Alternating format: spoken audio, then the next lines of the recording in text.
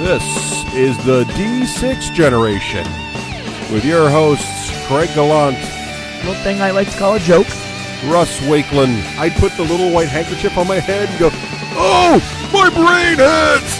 And Rafe Hollywood Granger. HD is in the house.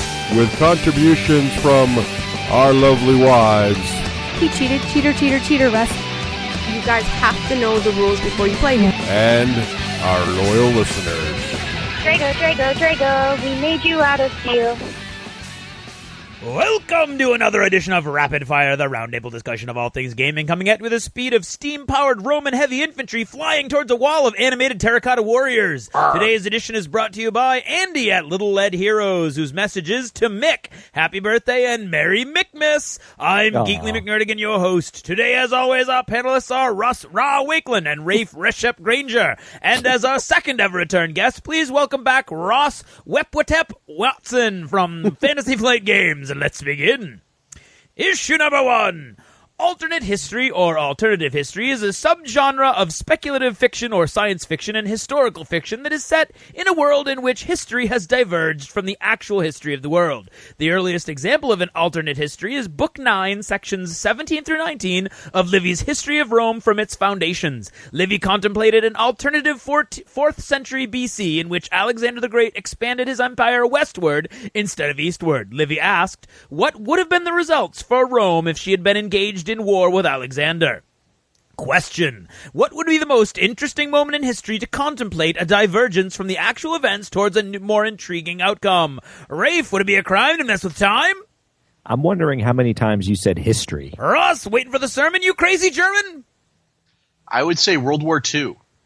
Ross, elementary to be complimentary. I'd like to change the Hindenburg disaster so we'd have airships flying around today. Wrong! If Doc Brown had stolen his plutonium from Israelis instead of Libyans, we'd all be driving around time-traveling DeLoreans. That's a no-brainer, guys. History, come on. Just watch it. One of the greatest tragic love stories is that of Mark Antony and Cleopatra VII, which brought about the famous and noble Roman general's downfall and disgrace and ended ultimately with the rise of the first Roman emperor. Although the addition of Egypt's power to Mark Antony's against Rome was, in real life, the downfall of Mark Antony, as the Egyptians constantly fled battle after battle, in many retellings, the Egyptian ruler's support was the only thing that gave the Roman triumvir hope of victory. Question. Can you give me one example in history where the aid of a woman has actually helped a force to victory? Russ, with a bite and a bark, could it be Joan of Arc? I'm going to go with Maggie Thatcher. Rafe, how much you want this could be Pocahontas? See, I'm always wondering if it's Mark Anthony or Mark Antony. Not the question. Ross, with all the stress, could it be good Queen Bess? I would say Helen of Troy, although the other side. Fair. How on earth could all three of you have forgotten Boudica, the female ruler of the Brittonic Iceni tribe, who led in a revolt against the Roman legions, even sacking and burning Londinium itself until her defeat at... Oh, yeah, never mind. Issue number 3. Throughout history, countries have depended on the services of merchants and explorers to push forward the boundaries of their nations and influences. Whether you're discussing the conquistadors of the 15th century or the Venetian trader Marco Polo, there are plenty of examples of adventurers and explorers in history who functioned in positions that would today be synonymous with a dealer. Question. What is the most innocuous modern occupation that you can see being considered exciting and adventurous in the past or in a fictional future? Russ, could it be the abuse piled on a produce? Marco. Oh, Nolan threw me a ball. Rafe, Polo there. exciting tale, apprentice to a dentist? A harbor master. Ross, a fleet leaner as a street cleaner? I'm going to say pie maker. Oh, ouch. Oh, very clever, but wrong! Think it through, boys. Once long ago, it was far more dangerous to acquire pig's feet than it is today. Imagine it. No iron, no knives, just you and that porcine delicacy walking around on your dinner. That's adventure, boys. Issue number 4. Anticipation, or being enthusiastic, is an emotion involving pleasure and sometimes anxiety in considering some expected or longed-for good event, or irritation at having to wait. Many different life experiences can cause this anticipation, but most of them only happen rarely in a controlled schedule, say, once every August.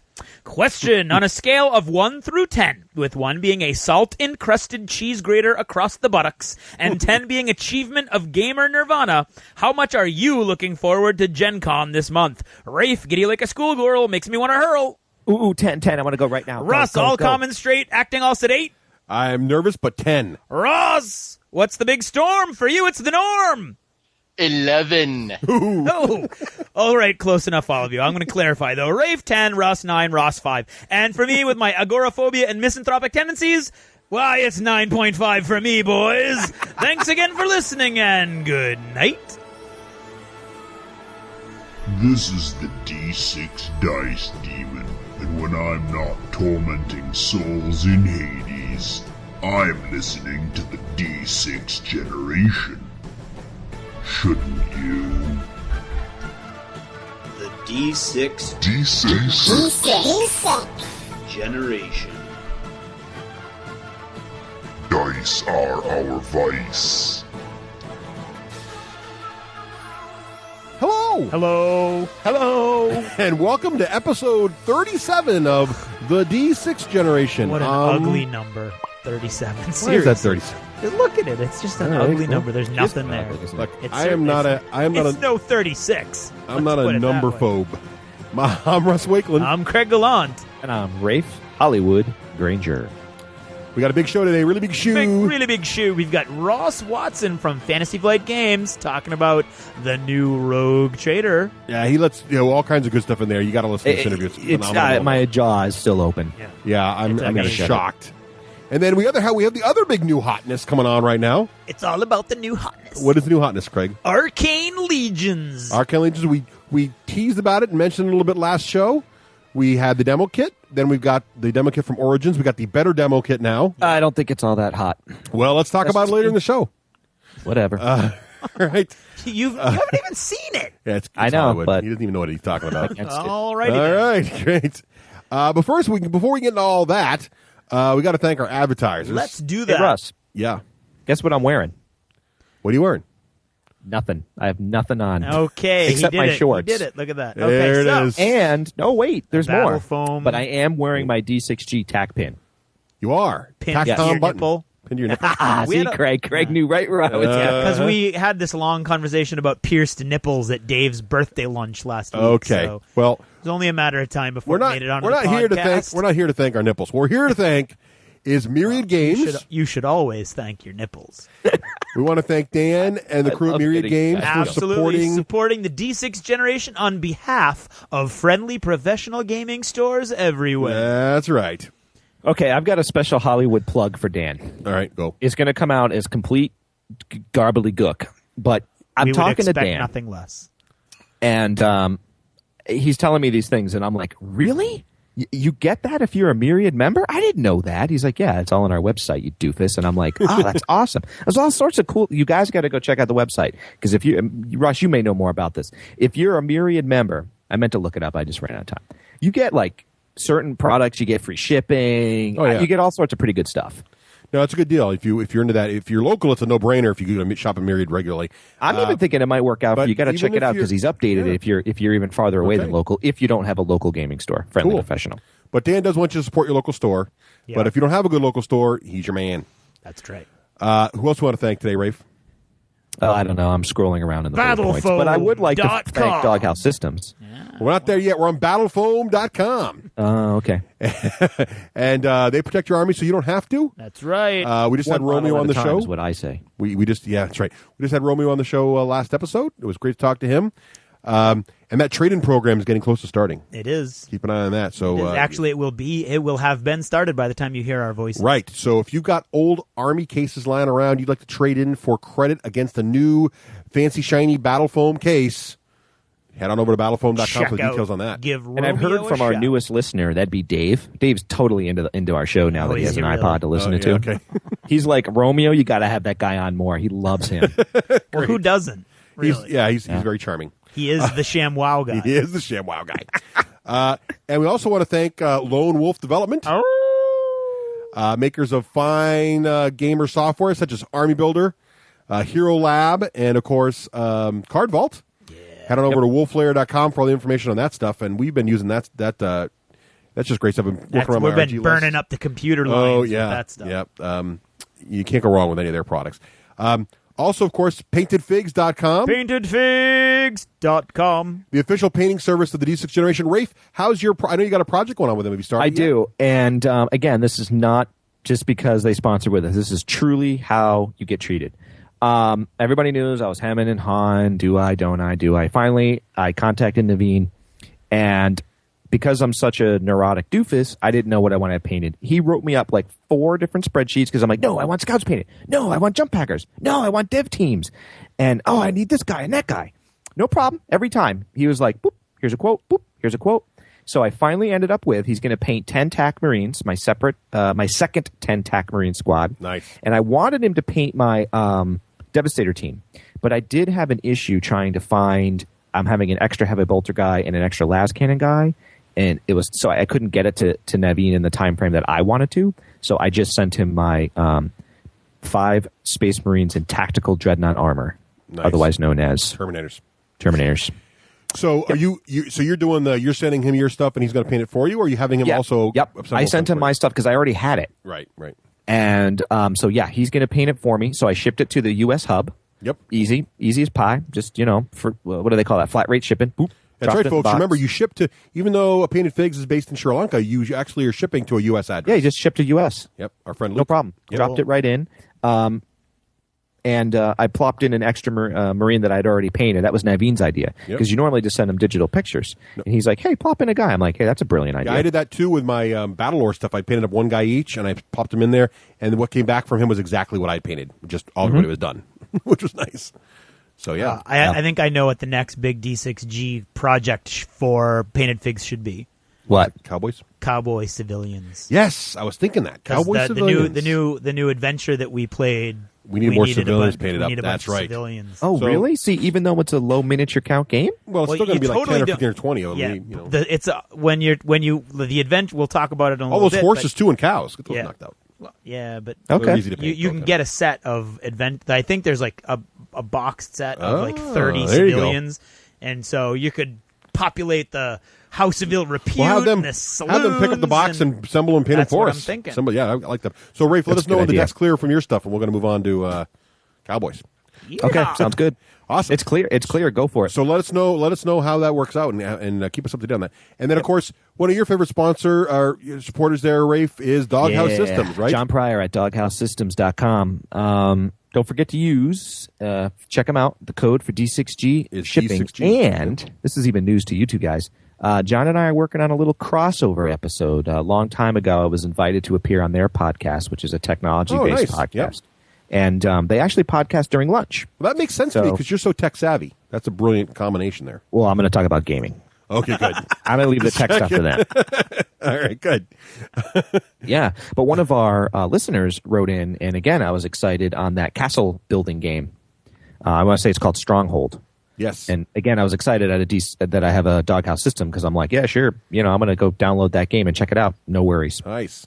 Yep. And remember that D6G code gets you free shipping in the U.S. So if you're buying a big old system from them or a little one, you get free Better shipping. than a sharp stick in the eye. Oh, yeah, hell of a lot better. And we also want to thank, in addition to the folks, our supporters there, we want to thank our sponsors who are listeners like you who come on and pay a small amount of money to have a shout-out right on the show. That's right. How does that work, Craig? That works by either you go to the d6generation.com and you find the little shout out button. It's a little megaphone, and you click on it. It brings you right to the eBay auctions, or you can just go straight to eBay and search for the D6 Generation, and you'll get our shout outs. And basically what those are is you've heard a couple of them already, or you've heard one so far. Yeah. The rapid fire one.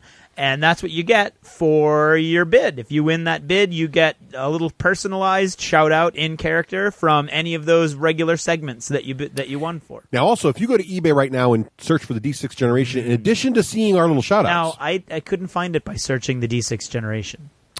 Oh, you know what? I meant to put D6 Generation I in the don't title. think you did. I'll have to change that. Well, if you click on the link on the show... You got to go to our website. Go to again. website, click on the link. We now have up some Gen Con fundraising auctions Yep. from our friends. A lot of Dwarven Forge stuff. Dwarven Forge terrain, and more is going up later this week. By the time you love hear that this, stuff. by the time this shows up, there'll be even more up there.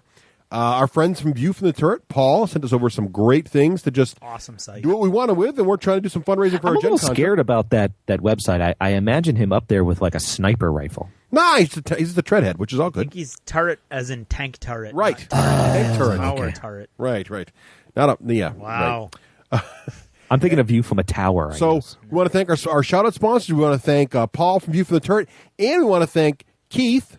Keith sent us a nice buddy. donation, and he said, I wanted to send you a donation because I was planning to buy you guys a round of drinks at Gen Con, but at the last minute, Keith couldn't make it. Oh, Keith. Oh. So we're sad we're not going to see Keith Thank at Gen you very Con. much, though, for the help. But thanks for the support. We do appreciate it. That $25 is going to go a long way to getting us there, so we love it. There you go. That's It right. absolutely will. Probably get us so we don't have to walk from the airport. Right, exactly. And another way you can help support us is get a little bling for your ka-ching. Bling for ka-ching. Right. You can buy some D6G merchandise. Right now, by the way, if you type in, if you go to the D6G merchandise, which by going to the d6generation.com website, click on merchandise, it'll take you there to our merchandise store. First of all, at Owen's request, there is now a Words from Wales mug. There is. Love it, I. We sold exactly one, and I don't know if you want to guess who bought it. But if you're interested in a Wales mug, now's your chance. That's right. Go show Owen how much you love him. Or We need an all of our- overseas shipping hub, though, because it looks like it's It tough does for those look- guys. Well, out it there is, on except right shipping. now, if you order $25 or more and you put in the code We Pay Shipping, you will get free shipping. Oh, wow.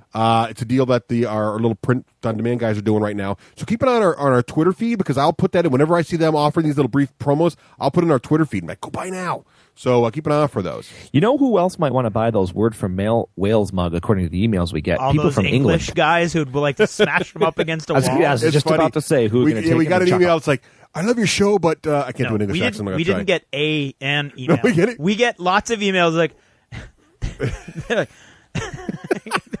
You're going to try the accent? Don't do it. Right. Just- hello for the D6G. I love your show, but I hate that man from Wales. And the best part is, it's like rapid fire, because for every one of those, you get like 30 that are like, Owen's wonderful. Like, my God, I must he go on and on about how the Still Welsh are better find than the him English? funny. And it's funny because the last email I got, I said, I appreciate your opinion, and the show's made of a lot of segments, so it's something for everyone. And, I just find it funny that the only people that have problems with Words from Wales identify themselves always in their emails as English. Exactly. It's Jolly good show. There's definitely except something for going on that there. Welsh chap. There's something going on there. It's hilarious. So that's really the reason we have Owen around, because he's funny as hell, at least to us colonials. And B, just to see the English reaction is pretty funny, too. So So you guys can all buy Wales mugs and then smash them And smash them. and then break them in effigy if you'd and like. record it and send that to Owen, Right, there you go. who will just be going, love it you for buying my mug. Right. All right. So there you go, Owen. We talked up your mug. Which All is right. a beautiful mug, by the way. It is. Maybe Oh, the you know English what? would like it better if we put. Oh, speaking of my Welsh bulldog, maybe the English would like it better if Owen's picture, his mug, was on the mug. Oh, I like that even better. There you go. A mug of Owen on a mug. There you go. I have to work on that. Owen, you have to send us a nice JPEG of yourself There to you do go. that. As a little shout out to Wales, I was over a friend's house this weekend for a little dinner, and they are avid kayakers, and they both got brand new sports car version kayaks. Yeah? They come from Wales. Apparently, the best kayaks in the world are made in Wales, and each kayak has that beautiful Welsh dragon on the nose. Oh, cool. So I it was did not know very that. cool Learn to see something every that. day. Yeah, So, Owen, let us know how the kayaks work over there. All right. And we have some contest information we're going to talk about. Yes, we do. So how's that Dark Heresy contest going, Well, Craig? here's the deal. Now, my bad math skills are your extra chance to take part in the contest. Because what I thought I had done, math-wise, was figure out 2 days ago, the date 2 days ago. Unfortunately, the date 2 days ago was not the date that I put and that we've been talking Right. up. So you get an extra week of Dark Heresy contest entry time. Right. Which is good. You should take advantage of that because we have broken the record. The record previously set by the Munchkin contest Right. has now been smashed by the Dark Heresy contest. And if you include all of those, emails that are even remotely close to 3 sentences long. I mean, we're talking some seriously. A lot of excitement about this, of course, because it's a quality product, a quality prize. It's an excellent, awesome prize. Very quickly, you're getting Creatures Anathema, The Inquisitor's Handbook, Tattered Fates Part 1, the Harlock's Legacy Trilogy, and Disciples of the Dark Gods, all supreme quality Fantasy Flight hardcover books, full color, how do I all enter? 9 yards. Except for one. No, they're all full. One's No, slightly used. my dog ate one of them really bad. Yeah. The dog ate it. Oh, great. There's a slightly Hollywood used book, Yeah. but the other Hollywood will owe you. Right. And I've signed every copy in silver ink. Oh, God. He has not signed them. He's not. I think he's kidding. I hope he's hope kidding. he's kidding. Okay, anyway. Write to us with Dark Heresy Contest in the subject line, a 3-sentence maximum for the love of all that is holy. Declaration of Exterminatus. And Russ, what's your explanation of that? It's like the thing the Vorgons would say to Earth. I think it's Vogons. Oh, Vogons. Sorry, yeah.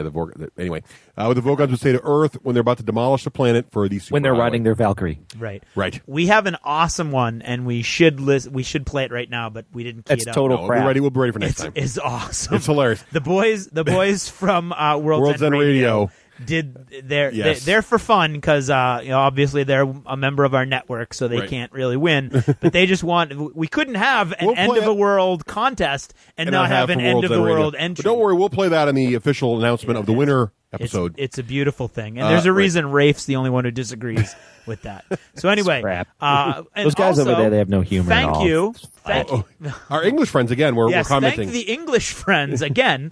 Apparently, there is no such thing during the summer as Greenwich Mean Time. No, there is GMT. You'll get more emails.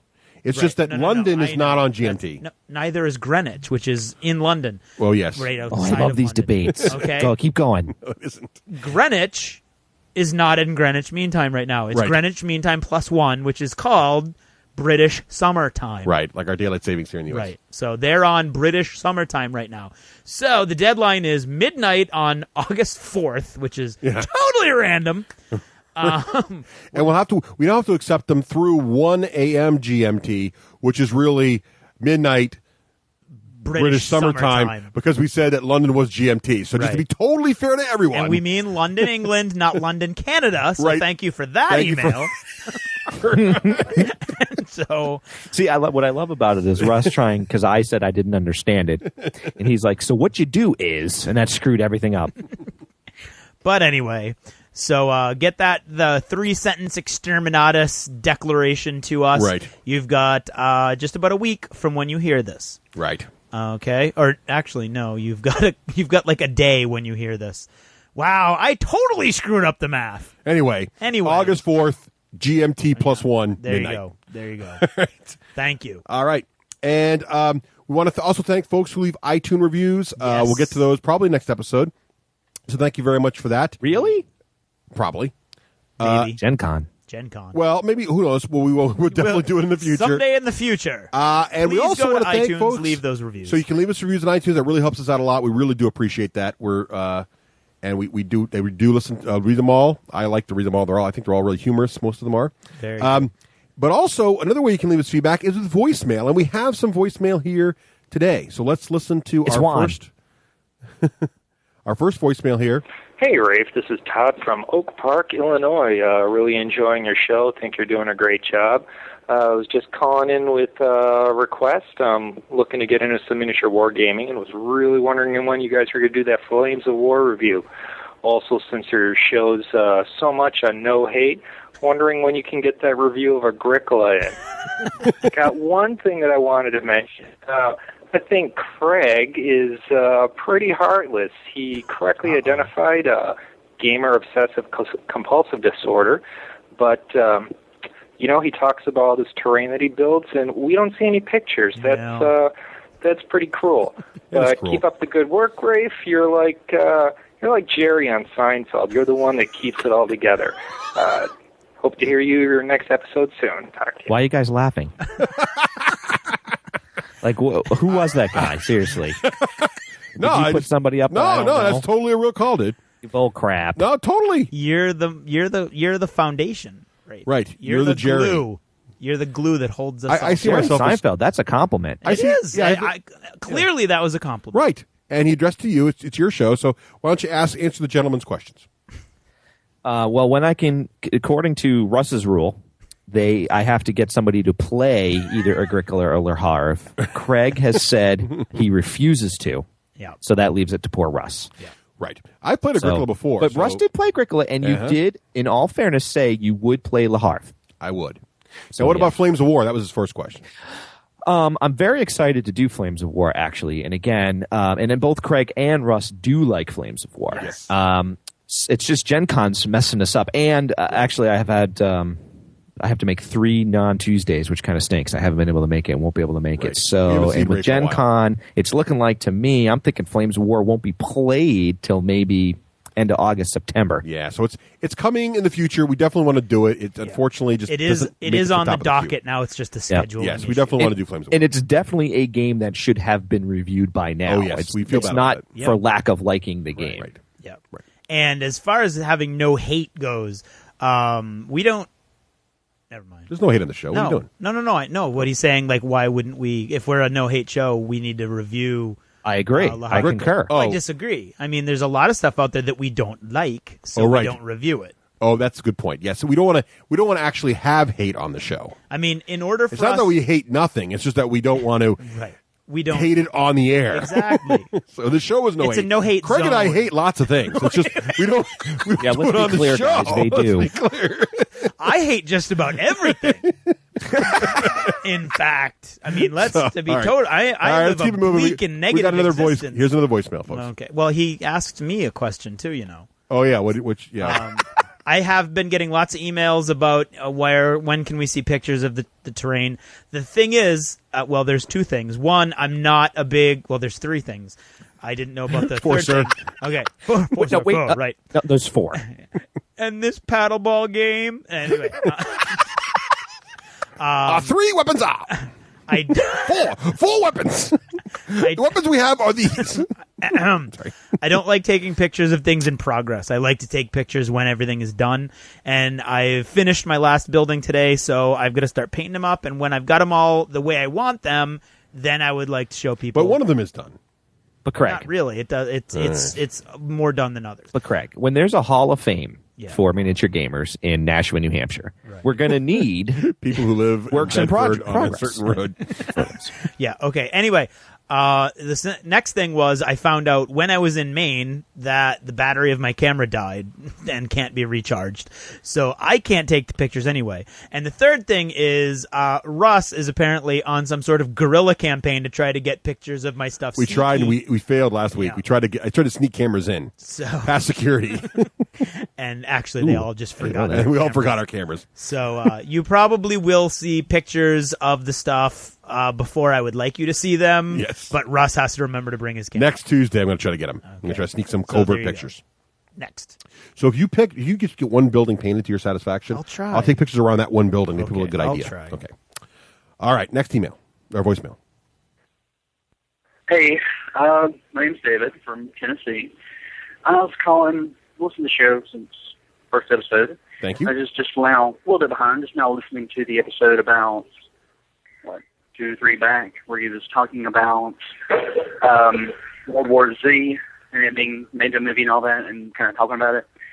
And I'm gonna go geek out on it. But but they're just calling. Well, officially, one thing Craig mentioned briefly, the audiobook version.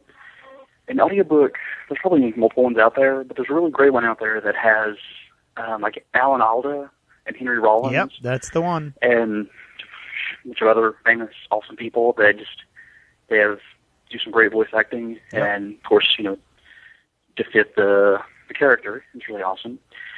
And just on the part about mentioning that the first book, Tommy Survival Guide, was kind of satirical. I don't know. I would argue that it was that reading it, I took it as it was all the point of view was all deadpan serious. That he seemed that he wrote about it with like a straight face, and that he was creating the history of these zombie outbreaks, and he wrote about the history as if it was fact. And when he was talking about various survival techniques, it all seemed to be that he was taking it as a very serious perspective, which kind of made it even more amusing. But for anyone out there that hadn't read like a Zombie Survival Guide, I would say definitely read it. And it's not, I don't know, if you're thinking for something more comedic or satirical, I think people might be a little bit more disappointed that it's just more almost completely serious, and that in itself kind of makes it a little bit surreal and funny. Alrighty. But yeah, anyway, I love the show, guys. Well, thank you. Hey, guys. So thank you very much. So that's okay. So basically, he was taking a little Zombie Survival Guide is apparently not a satire and not comedy, and I guess in his I'll opinion. have to go in his opinion. But it sounds like he knows what he's talking about, Yep. and so if you're interested in that sort of thing, go ahead and check that out. All right. This is Russell from Philadelphia. I can't hear him. Calling to say Russell. excellent podcast, and I enjoyed a great deal. I really like games, and something I like a little, maybe even more than playing games, is learning to play games.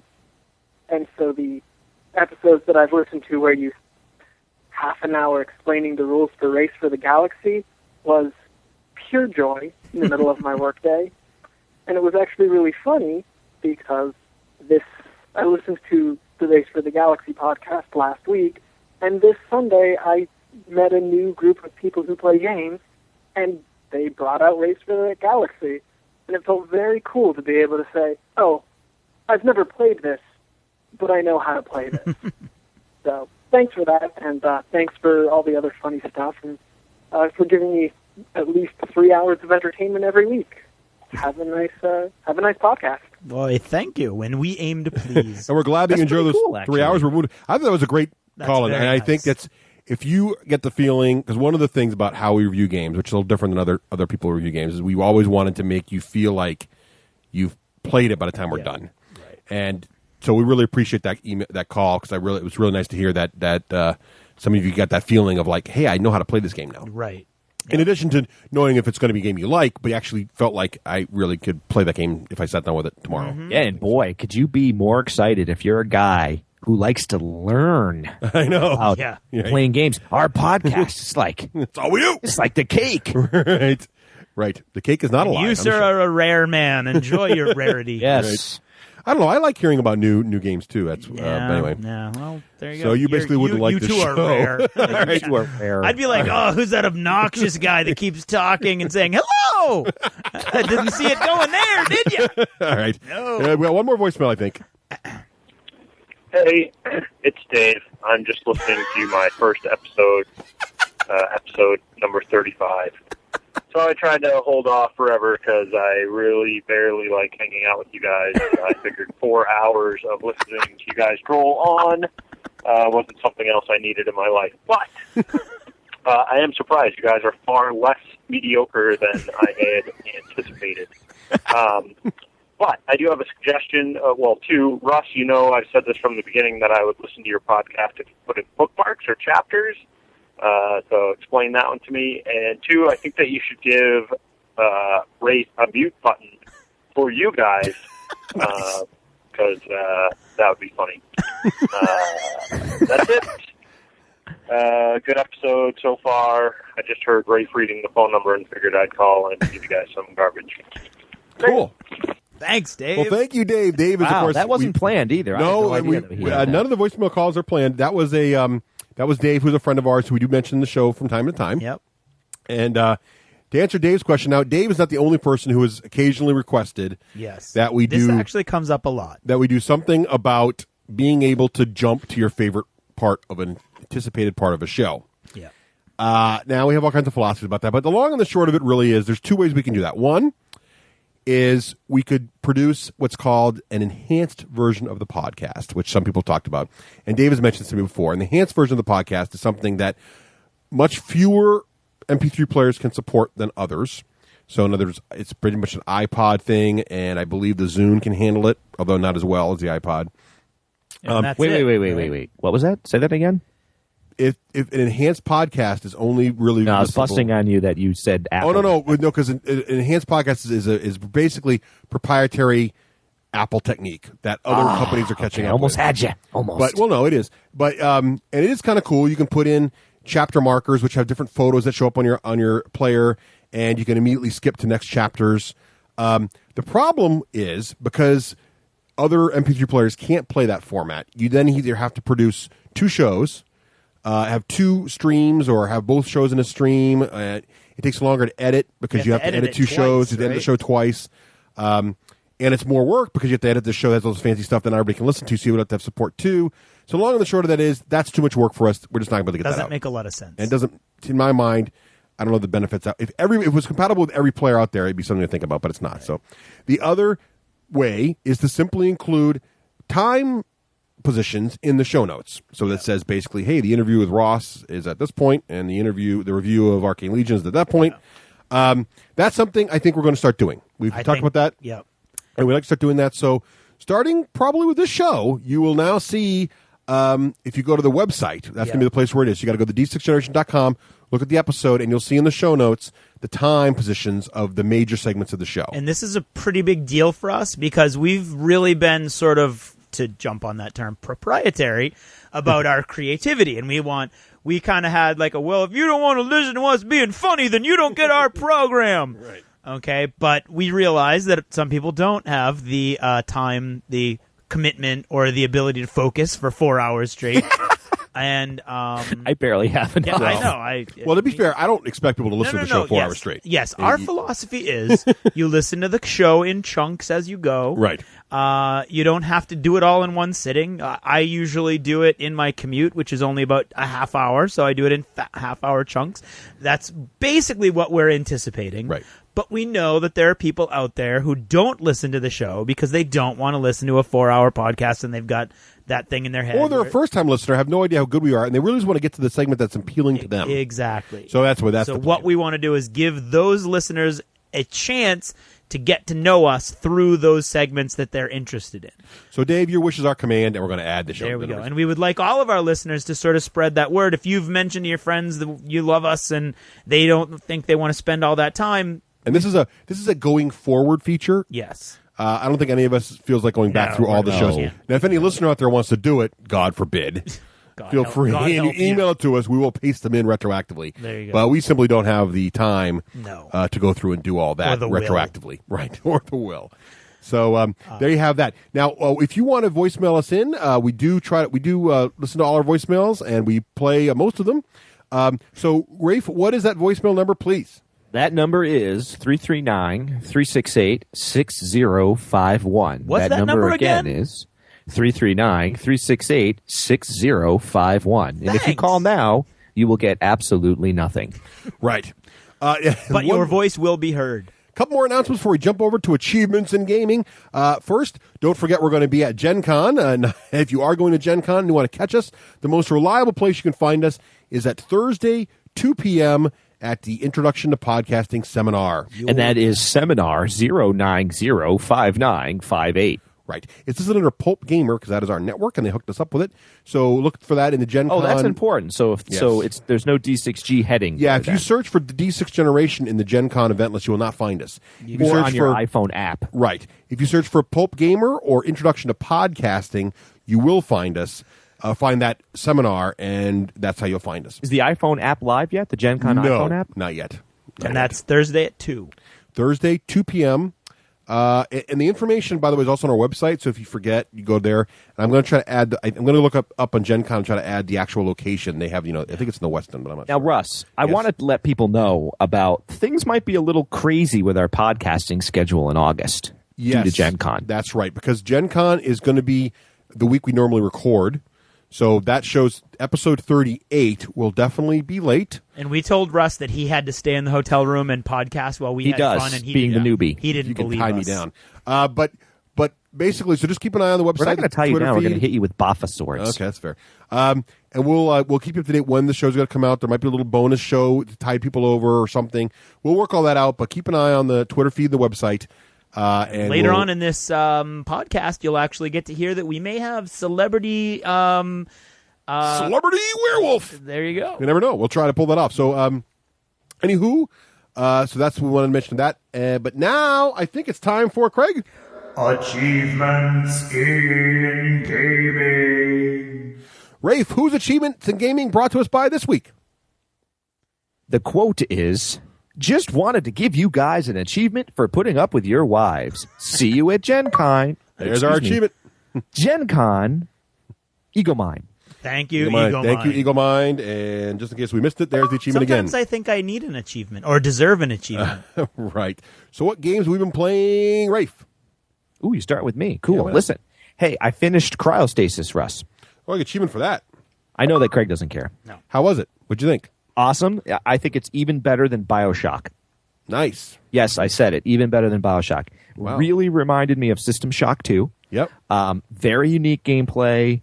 For people who might not have heard the blurb, Cryostasis is a PC first-person shooter. I wouldn't call it a first-person shooter like Halo. I would call it like a first-person mystery game, and you happen to carry weapons around. Okay. The combat was very easy, which gets a criticism on GameStop, but for me, I loved it because it didn't stop me from finishing the game. Right. And just a very different premise. You go through and you kind of warp between time, and it's a frozen nuclear Russian icebreaker.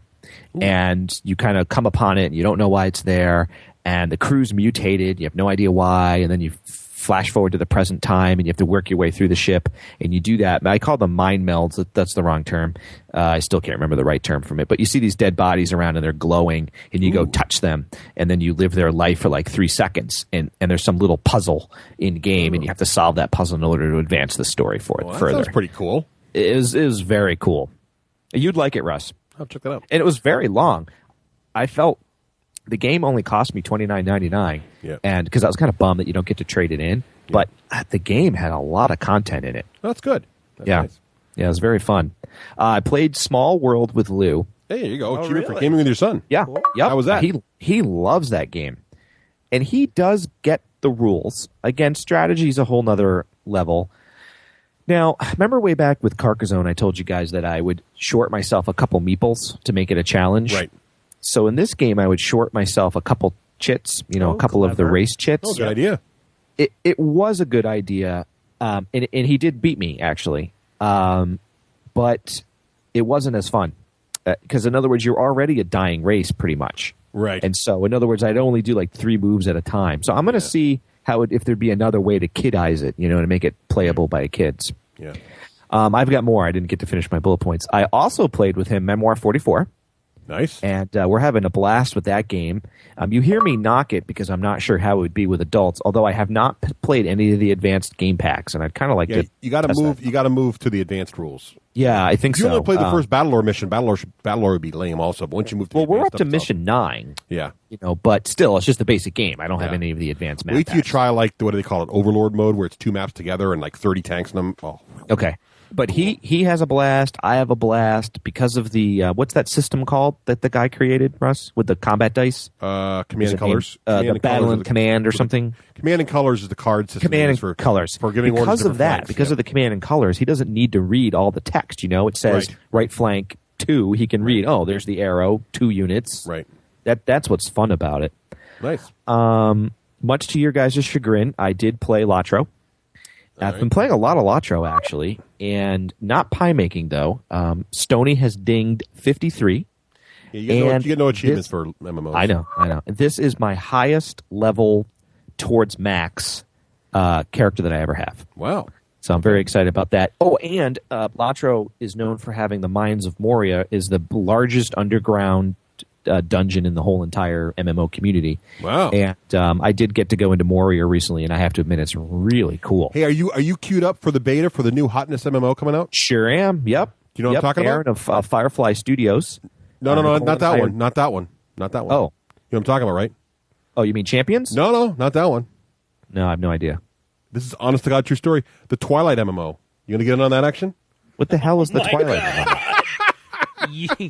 Honest to God, real story, Twilight MMO coming out. Is that the vampire thing? Just for saying. Yes, it is. Yes, it is.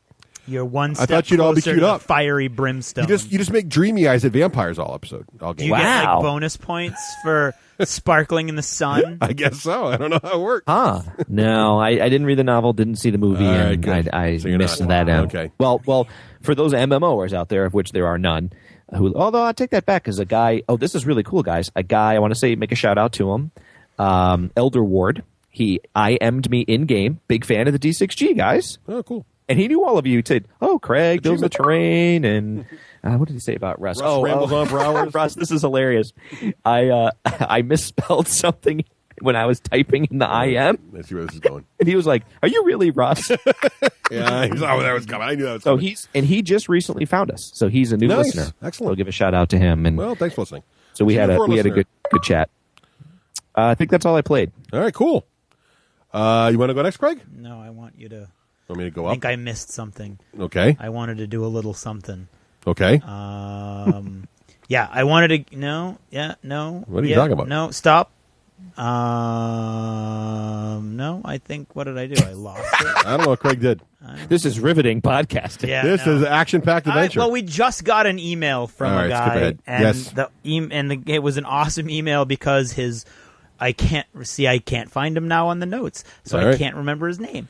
But Maybe it's elsewhere. he's from Toronto, and he just listened to episode 36. Yeah. Sitting in the maternity ward with his wife, Oh, waiting yeah, I saw for that. his daughter, Congratulations. Abigail, to be born. I didn't see that And email. I just thought must that have was missed that neat, one. and I wanted to congratulate him. Well, achievement for babies. I remember your daughter's name. You get 2 achievements for having a There, baby. That's what absolutely. we'll give you And 2. listening to the And D6 generation for yeah, right. in the maternity ward with your wife's Nice. permission. Nice. That is awesome. She's there. It's up breathe, here. honey, breathe. It's- Oh, rapid fire is hilarious. We gotta listen. What's his name, Rafe? Just Mark Harrop. There you go, Mark. Congratulations, Thanks, Mark, and your family. To his beautiful baby girl, Abigail. Yes, There right. you go. Okay, New daddy. You can go ahead and go, Russ. I'll go. Okay, so, well, I've been playing a few things. Unfortunately, on my vacation to Williamsburg, which was a blast, I did end up injuring my ankle. So I had to miss a week of gaming because I just need to leave my leg up. Did you get like some grape shot to the ankle? No, I just twisted it. It's not even that exciting. I was hiking at Bushkill Falls, which, by the way, are beautiful in Pennsylvania. But I did injure my ankle. So, but I did get to play. Why don't you make that a cooler story, like you were manning a cannon in a reenactment? Yeah, that would be cool. Although I must say, the reenactment of the reading of the Declaration of Independence was awesome. Anyway, so played Arcane Legions. We'll talk more about that later, obviously, in great detail. I played some Gut Shot with Craig, which I'm sure Craig will talk about more in great detail. I will. And I'll take 2 achievements for those. You bet. But then also, I got to play. Jeremy Turner basically tied me down and said, "You're going to try this game." He did. And he said, I know we're not going to time to play the whole thing, but Tales of Arabian Nights is one of the new hotnesses on Board Game Geek. Like, everybody's all talking about how great this game is. Well, I didn't think it was going to be a game I really enjoy because everybody talks about how it's a storytelling game. And what this game really is if you remember the Choose Your Own Adventure books, Yep, where I you remember read those. a little story and it says, you encounter a bear, what do you do? If you choose to run away, turn to page 35. If you choose to wrestle the bear, turn to page 83. Right? And page 83 says you die. But anyway, you can make your own little story. Well, these are very popular. And this game is essentially a giant one of those. And you each play different famous Arabian heroes, Aladdin, Sinbad, Alibaba, all those things. And you go around and you make the story, and basically you choose your own adventure. And we only played it for about an hour, and we didn't even... I mean, this game obviously is going to play a little longer than that, probably 3 or 4 hours, depending on the number of players. But it was interesting and funny and fun, but you got to go into it. So if someone's like, hey, let's play Tales of Arabian Nights with you, and you've heard mixed reviews about it, don't go into it thinking it's some kind of tactical winning game. Go into it thinking it's almost like a party game to just have fun and see what happens. If you go in with that attitude, I think you'll enjoy it. And the components are really pretty. It's very nice. It looked pretty. And the stories are humorous. Anyway, so just a little bit of that. Also brought on our camping trip to Williamsburg, I brought On Guard, which is a little card-based fencing game for 2 to 6 players, and played it with Nicole. She fell in love with the game basically the idea of this game is it's as important to look good while you're sword fighting as it is important to actually stab the guys. You don't have hit points, you have poise points. And there are cards you play like, tuck your shirt in. Don't they do a review of this game in When Wives Attack? They might. But I'll just do quickly, So they'll get it twice. yes. So quickly, these points. Guys are so Nice try, Craig. Nicole fell in love with the idea that, different cards. So I'll let her talk about it. I won't stop now because Craig's just picking on me. I'm not picking on I'll you. take an I'm just achievement for thinking, playing the game. God, these people have been sitting there listening for hours straight, obviously, because nobody listens to it in chunks. Right. All right. And I also been playing the Blood Bowl League with our local Blood Bowl League here on the So you guys software are still version. playing that. Oh, yeah. I am 1-2-0. But one of my losses was to Dave only because I didn't get my game in. So basically how it works in the league is if you don't get your game in by the end of the week, the system decides what to do with you. I haven't figured out exactly how it decides who wins, but somehow Dave won even though he didn't play. So I don't know how that works. That's the only part I haven't figured out yet. But I think because you forfeited. Yeah, but he didn't play me either. Like, we both tried to meet up on different nights, and one night I couldn't make it, and one night he couldn't make it. So I don't really know how it decides who wins. I thought we both got a tie, but anyway. And that's it for me.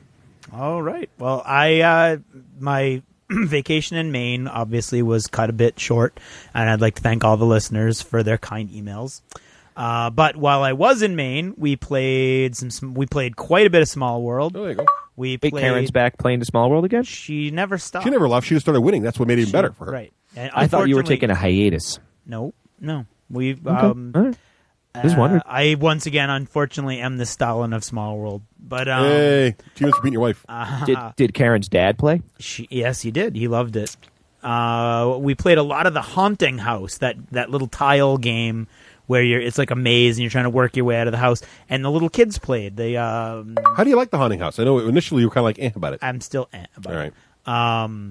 it. It's okay. Parts of it can be. You can have some really funny, hilarious moments, but the game itself doesn't have a mechanic to stop it from dragging on forever. I hate those games. To the point where I need a time mechanic in my the game. 8 and 10-year-olds loved it at the beginning, and then both of them independently at one time or another went, this game could go on for a long time. I thought we all learned that lesson with Risk, folks. And that's, yeah. So, and we played a lot of it. Yep. Played Last Night on Earth, the zombie game. That's always that's cool classic. that the Flying Frog games are still being played. I was just thinking about the other game last night. Oh, Last Night on Earth is a great That's game. a staple. Last Night on Earth. And Wings of War, Dawn of War played a lot. Actually, not Dawn of War, the World War I version, and I can't remember which. Have you seen the new mats for those? Yeah, what's the one with the three-dimensional flying stands and stuff? They all What's that? They all have three-dimensional flying They all stands. have three-dimensional flying Yeah, that's not new, stands dude. if you buy the models. We didn't have the models when I played it. Correct. Yes. Yeah, Sorry for not getting that memo. Yeah. No, Jeremy had them. We played with Jeremy. But no, I didn't. Oh, well, you probably... We played making just with the pies or cards, something. Rafe. Yeah. But you but can play with have you seen either. the new mats? Yes, they're beautiful. And there's an east map and a west map, and they go together to make a giant map. Yeah. What do the maps do? They're pretty. It's a But nice... you know what I prefer? What? I preferred that one that I painted for for Juan. I know that was a beautiful table, but the problem is where do you store it? These mats are... Okay, you know the mats from miniature train mats, Rafe, you roll out and they're like green. Well, this is one that's like It's pre-done, got like a World War I battlefield. but it looks like you're a few thousand From the feet in the air. sky. So as you so play, it's just for terrain purposes, right? But it's beautiful. That's pretty cool. It's like It 30. is. It's expensive. It's like $30, but it's really nice. No, it is very nice. All themed, the logo. I mean, and all everything. the games that we've played though, we've played on pretty big tables, and those are pretty small. So we'll put two together, you'll be fine. But I don't know. It's only $60. I know. Yeah, but they it's cool. They do look neat. If you're a hardcore Wings of War fan, you got to go. That's true. I remembered another game I played. Get your achievement button ready. I'm ready. I restarted the 40K Dawn of War campaign. Oh, you did nice. Yep. On easy. Yes. Putts. It's too good of a game to not finish. It is too good to get out to finish. That's true. That's totally true. All right. Back to me. Greg. Oh, sorry, I forgot. That's Back to okay. what's important. Last week we played a 9-player game of Gutshot. Woohoo! What's that game again? Gutshot. That would be the cowboy game. And Rafe's playing, he's pretending right now because Rafe actually played the game. Whoa! What'd you think, Rafe? I love this game. Yeah. Hey. Oh, and I loved it so much, I made a voice memo about it. Oh, yeah? You going to play it now? I disagree with Russ, and I now understand what Craig was trying to say about the book. What are we talking The about? book is not black and white, which Craig didn't say it was. And he said it's monochrome. I'm like, what the hell is that?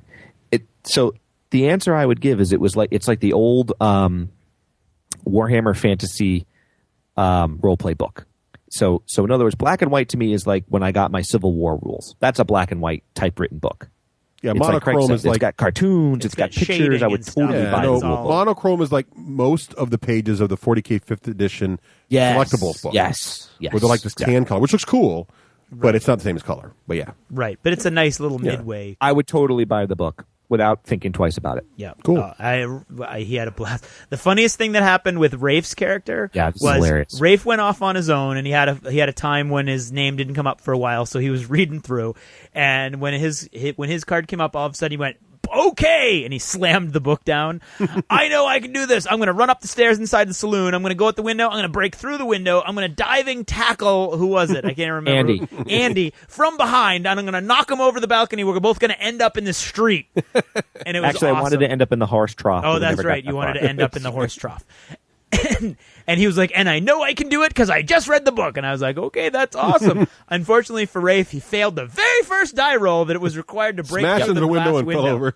So, and he was playing a Mexican bandito. So for the rest of the night, we were making jokes about how they didn't have glass windows in Mexico. Right. But it's true. It was so cinematic that I totally could picture my El Gato is what I named my Mexican bandito. You know, him slamming his head into the window frame. Nice. You know, knocking himself unconscious. Awesome. So we had a blast. Achievement for that. Good job trying the game, Rafe. And then it was so fun. Based on the idea that Russ had in our last episode, where it would be neat to have a campaign that lasted one night, which is actually which is now 2. End up 2 nights. So I'm sort of guilty of, but it's going to end because there's only 4 adventures and we've done 2. But anyway, we're in good shape. There's now 5 adventures though. But there is 5. Oh, now I'm even more angry. Yeah, you should be. Oh, you're missing a great one. Absolutely. I know. I really want to play. This Tuesday we played an 8-player game, and I played as the GM, so still 9 players total. And I had 4 linked adventures that we did the first 2 of them. And it was an absolute blast. I think it was an absolute blast for me, basically, because during the first adventure, the good guys were like, my gun blew up. Oh, we can't win. Oh. And during the second adventure, the bad guys were like, oh, we can't win. Oh. So everybody ended up pretty much even. It was hilarious because the good guys, at the very beginning, my gun jammed and sort of got screwed up, and then another player on our side's gun blew up. That's what I heard. But and you can't just get another gun. No, so in the second campaign game, we had to scrape together our meager winnings and bought everybody Derringers, which for those who don't are really a tiny little lady very guns, very short girl range, which have like 2 shots and you got to reload them. So, but what's funny was somehow we managed to win the second game with these crappy guns and killed their horse and caused all kinds of trouble. It was really funny. Well, I don't know how these guys. Is it Hogsmeade? No, that's Harry Potter. Hogleg. Thank you, Hogleg. I don't know how they blended miniature gaming and role playing. Like when Russ, I was listening to the review after I played it, and he's like, and you can tip your hat to a lady. I'm like, what the heck is he talking about? Now I get it. Yeah. And you would have even got it even more because the first adventure that we played had a bunch of civilians just wandering around. Well, they weren't wandering; they were frozen in horror. And we had to grab them and as lawmen try to get them to safety. It was really funny. It was great fun. And then the second game, it was just basically a giant bank robbery going on. It was fun. It was a blast. Yeah, it was. We had a really good time. So that's 2 achievements for that awesome thing. And your terrain is crazy. And Craig, the terrain and the train is GM it. Yo, what's that? It is fun to GM it. It was fun. It got a little tense for me, mainly because I didn't think some people were having fun, but they reassured me after the fact that they were having fun. And it's not easy having fun. Like Jill got run over by a horse. Right. And that's kind of rough because it did a lot of damage and knocked him unconscious. But the horse came up lame, which worked out pretty well. Exactly, but it really hurt the horse. Russ, I heard you guys were so pissed about that you went and killed his horse. Well, we did the next. But the funny thing was too. So Joel gets knocked down. He drops his shotgun. Right. So another guy on our team runs over, and Chris's plan initially is to pick up the shotgun and use it because Chris's gun is blown up. But then Joel's like, no, leave it there for me so when I get up. So the bad guys run over and pick the gun up instead. We're like, so after that's the first because game, of the integrated turn. Yep. Right. So after the first game, not only we lost our 2 pistols, but Joel has lost his shotgun. Yep. So we have like no weapons. The only good news was the horse came up lame and they lost their horse. Yeah. So we really had like no guns. Fortunately, my gun sort of repaired itself, but it was really a mess. It was and thanks to Josh, is a listener. He's a listener who also comes to the game night. Yep, and we first met Josh back at TempleCon. He played in the Uncharted Seas game with us. And wait, is this new Josh or old Josh? This is a totally new third Josh. This is like new Josh. Josh 3.0. Right. And so it was great because Josh was our savior. Because Josh was kicking butt and taking names. Like he was dropping guys like left and right and killing people. Yeah. He was the only guy on our team actually doing any kind of real damage. And he saved our bacon while we were too busy bumbling around. So thank you, Josh. Yep. Achievement for you, my friend. There you go. And I mean, to toot my own horn for a second, the terrain makes it so cool because you have all these options, these 3-dimensional options. Like Russ had a great position in the first part of the game because he ran up on a balcony on the cat house, but then he was out of range and there's a roof, a slanted slanted roof that comes off the cat house, and he was like, "Oh, I don't know if I dare like jump off onto the roof. I might be able to skitter a little bit closer." But and then eventually, what he did was jump off the balcony and run into the road to try to get more range. Yep. So it's really neat building the stuff and then seeing it all usable. Not like I wonder. That's a good point. I wonder if we would all love it as much if the terrain was I don't think we would. I don't think we would. I think you get as much out of it as you put into it. It's like any RPG, right? Yeah, because Russ said that in the review. He's like, because the terrain is so cool. There's a balcony, and and there's a right. But if you get the Whitewash City or some of that other stuff, the companies that do the PDF stuff that you print out, you're going to have pretty much the same 3-dimensional cool options that we have. And kudos to many of our players who all brought painted figures, because some of the stuff looked really good they had done too, and it fit right in. Oh nicely. yeah, Will in particular had some beautiful painted figures. So great stuff. So we got to keep moving because we're gonna run along. So then we go to modeling. Right, modeling. So I got in. Speaking of painted cowboys, I finished my weird WIRD miniatures for Craig's campaign game here. I finished Perdita, who is actually her name in the guild faction from Weird Miniatures, but I renamed her Perdita the Gunslinging Senorita. Yeah! And I was really happy with how she came out. And scale-wise, the Weird Miniatures fit right in. I was nervous about that, and they do fit. Scorpion, so I was excited about that. And I also finished one of the Death Marshals. If you folks familiar with Weird Miniatures know they come in packs of 3. I finished the one Leaping, who I called Leaping Larry or Jumping Jake, depending on who you asked. He ended up filling a role as a civilian, but he's pretty cool looking too. So I was really pleased with how they came out, and I was very excited they fit the scale. Yeah. And we want to give a shout out to our friend John over at Game On with Cody and John. Of course. Thanks to the might of Facebook, I discovered that John has already picked up the P3 DVD on how to paint. Yep. And is working his way into War Machine. Yep. And an additional shout out to him because he definitely. They're the ones who came to our defense at the Origins panel where they said, I don't know, can you do board games and war games? I don't think you can. And all these guys that are supposed to be on our side were on the panel going, gee, I don't think so either. And he was like, actually, I'm getting into miniatures because the D6 generation does it so well. Right. So thanks, John, for giving it a whirl, and best of luck to your War Machine adventures. It's unfortunate you went with War Machine. But, good no, job. he chose wisely. I'm kidding. All right. It's a great time to get into War Machine. What about you there, Mr. Gallant? Cool well, I just had a couple figures, Wild West figures that I'd collected over the last month or so. Like 22. And I painted them up just a little bit. I have all 22 finished except for some minor details left. So that made it a lot cooler because everybody had access to painted figures, even the guys who were just jumping in the game for the first time. And actually, I'm really excited because everybody's buying figures now, and they're all going with the 30 millimeter. So I feel like I made the right choice. You made the right call. Yeah. I finished my last building today. I actually put off the Mortician because I wanted to finish the cat house. Nice. And now I finished the Mortician today, and I can't do any more, or they're never gonna get painted. So I'm gonna start painting them up at my next opportunity. Okay, maybe I'm going to build a couple more, but they're going to be small, like an outhouse, and I want to build a gallows, and I want to build a building under construction, which I was inspired by first in Tombstone, but then a listener, Paul from Australia, sent me a little picture of one of his buildings, and it's a building in progress. Like you can actually see the frame coming up and everything. Paul. So that's all really cool. You're kind of getting me to try modeling. I want to try to build one of those buildings. I'm telling you, it's not that hard, and I am going to post on my website that I haven't visited in forever. I for a listener, I actually did a step-by-step on how to build these buildings, and I'm going to post that on that Ooh, website. I can follow that. You can. Nice. It's easy. It's some of it's time-consuming, but it's easy. All right. And okay, that's it. Me for modeling. Okay, hey, I'm going to be really easy. I don't have any modeling because Stoney made it to 53. Nice. No achievements for that. What do you got, Russ? What about other? Serious note here, Russ. Yeah. Let's say I want to listen to Game On with Zach and Cody. Cody and John. Wow, epic fail. Absolutely no Zacks You just involved totally in Game offended one of our best maybe not so bad because I'm on community. iTunes because I've wanted to listen to their podcast for a while now. So I type on Game On. How do we find our friends at the Pulp Gamer Network? You want to go to www.pulpgamer.com.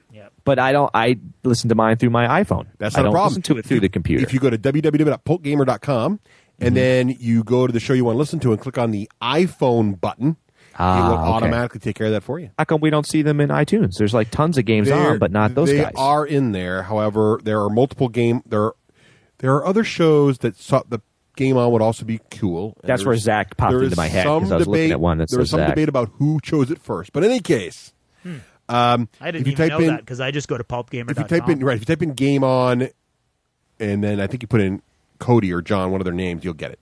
Okay.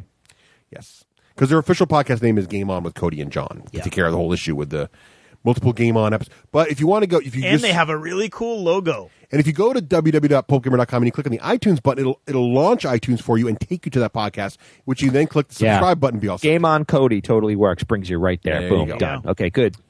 All right. So, now quickly on the other stuff, because I know we're running long. I had a lot in here, but I'm going to try to be brief. Yeah.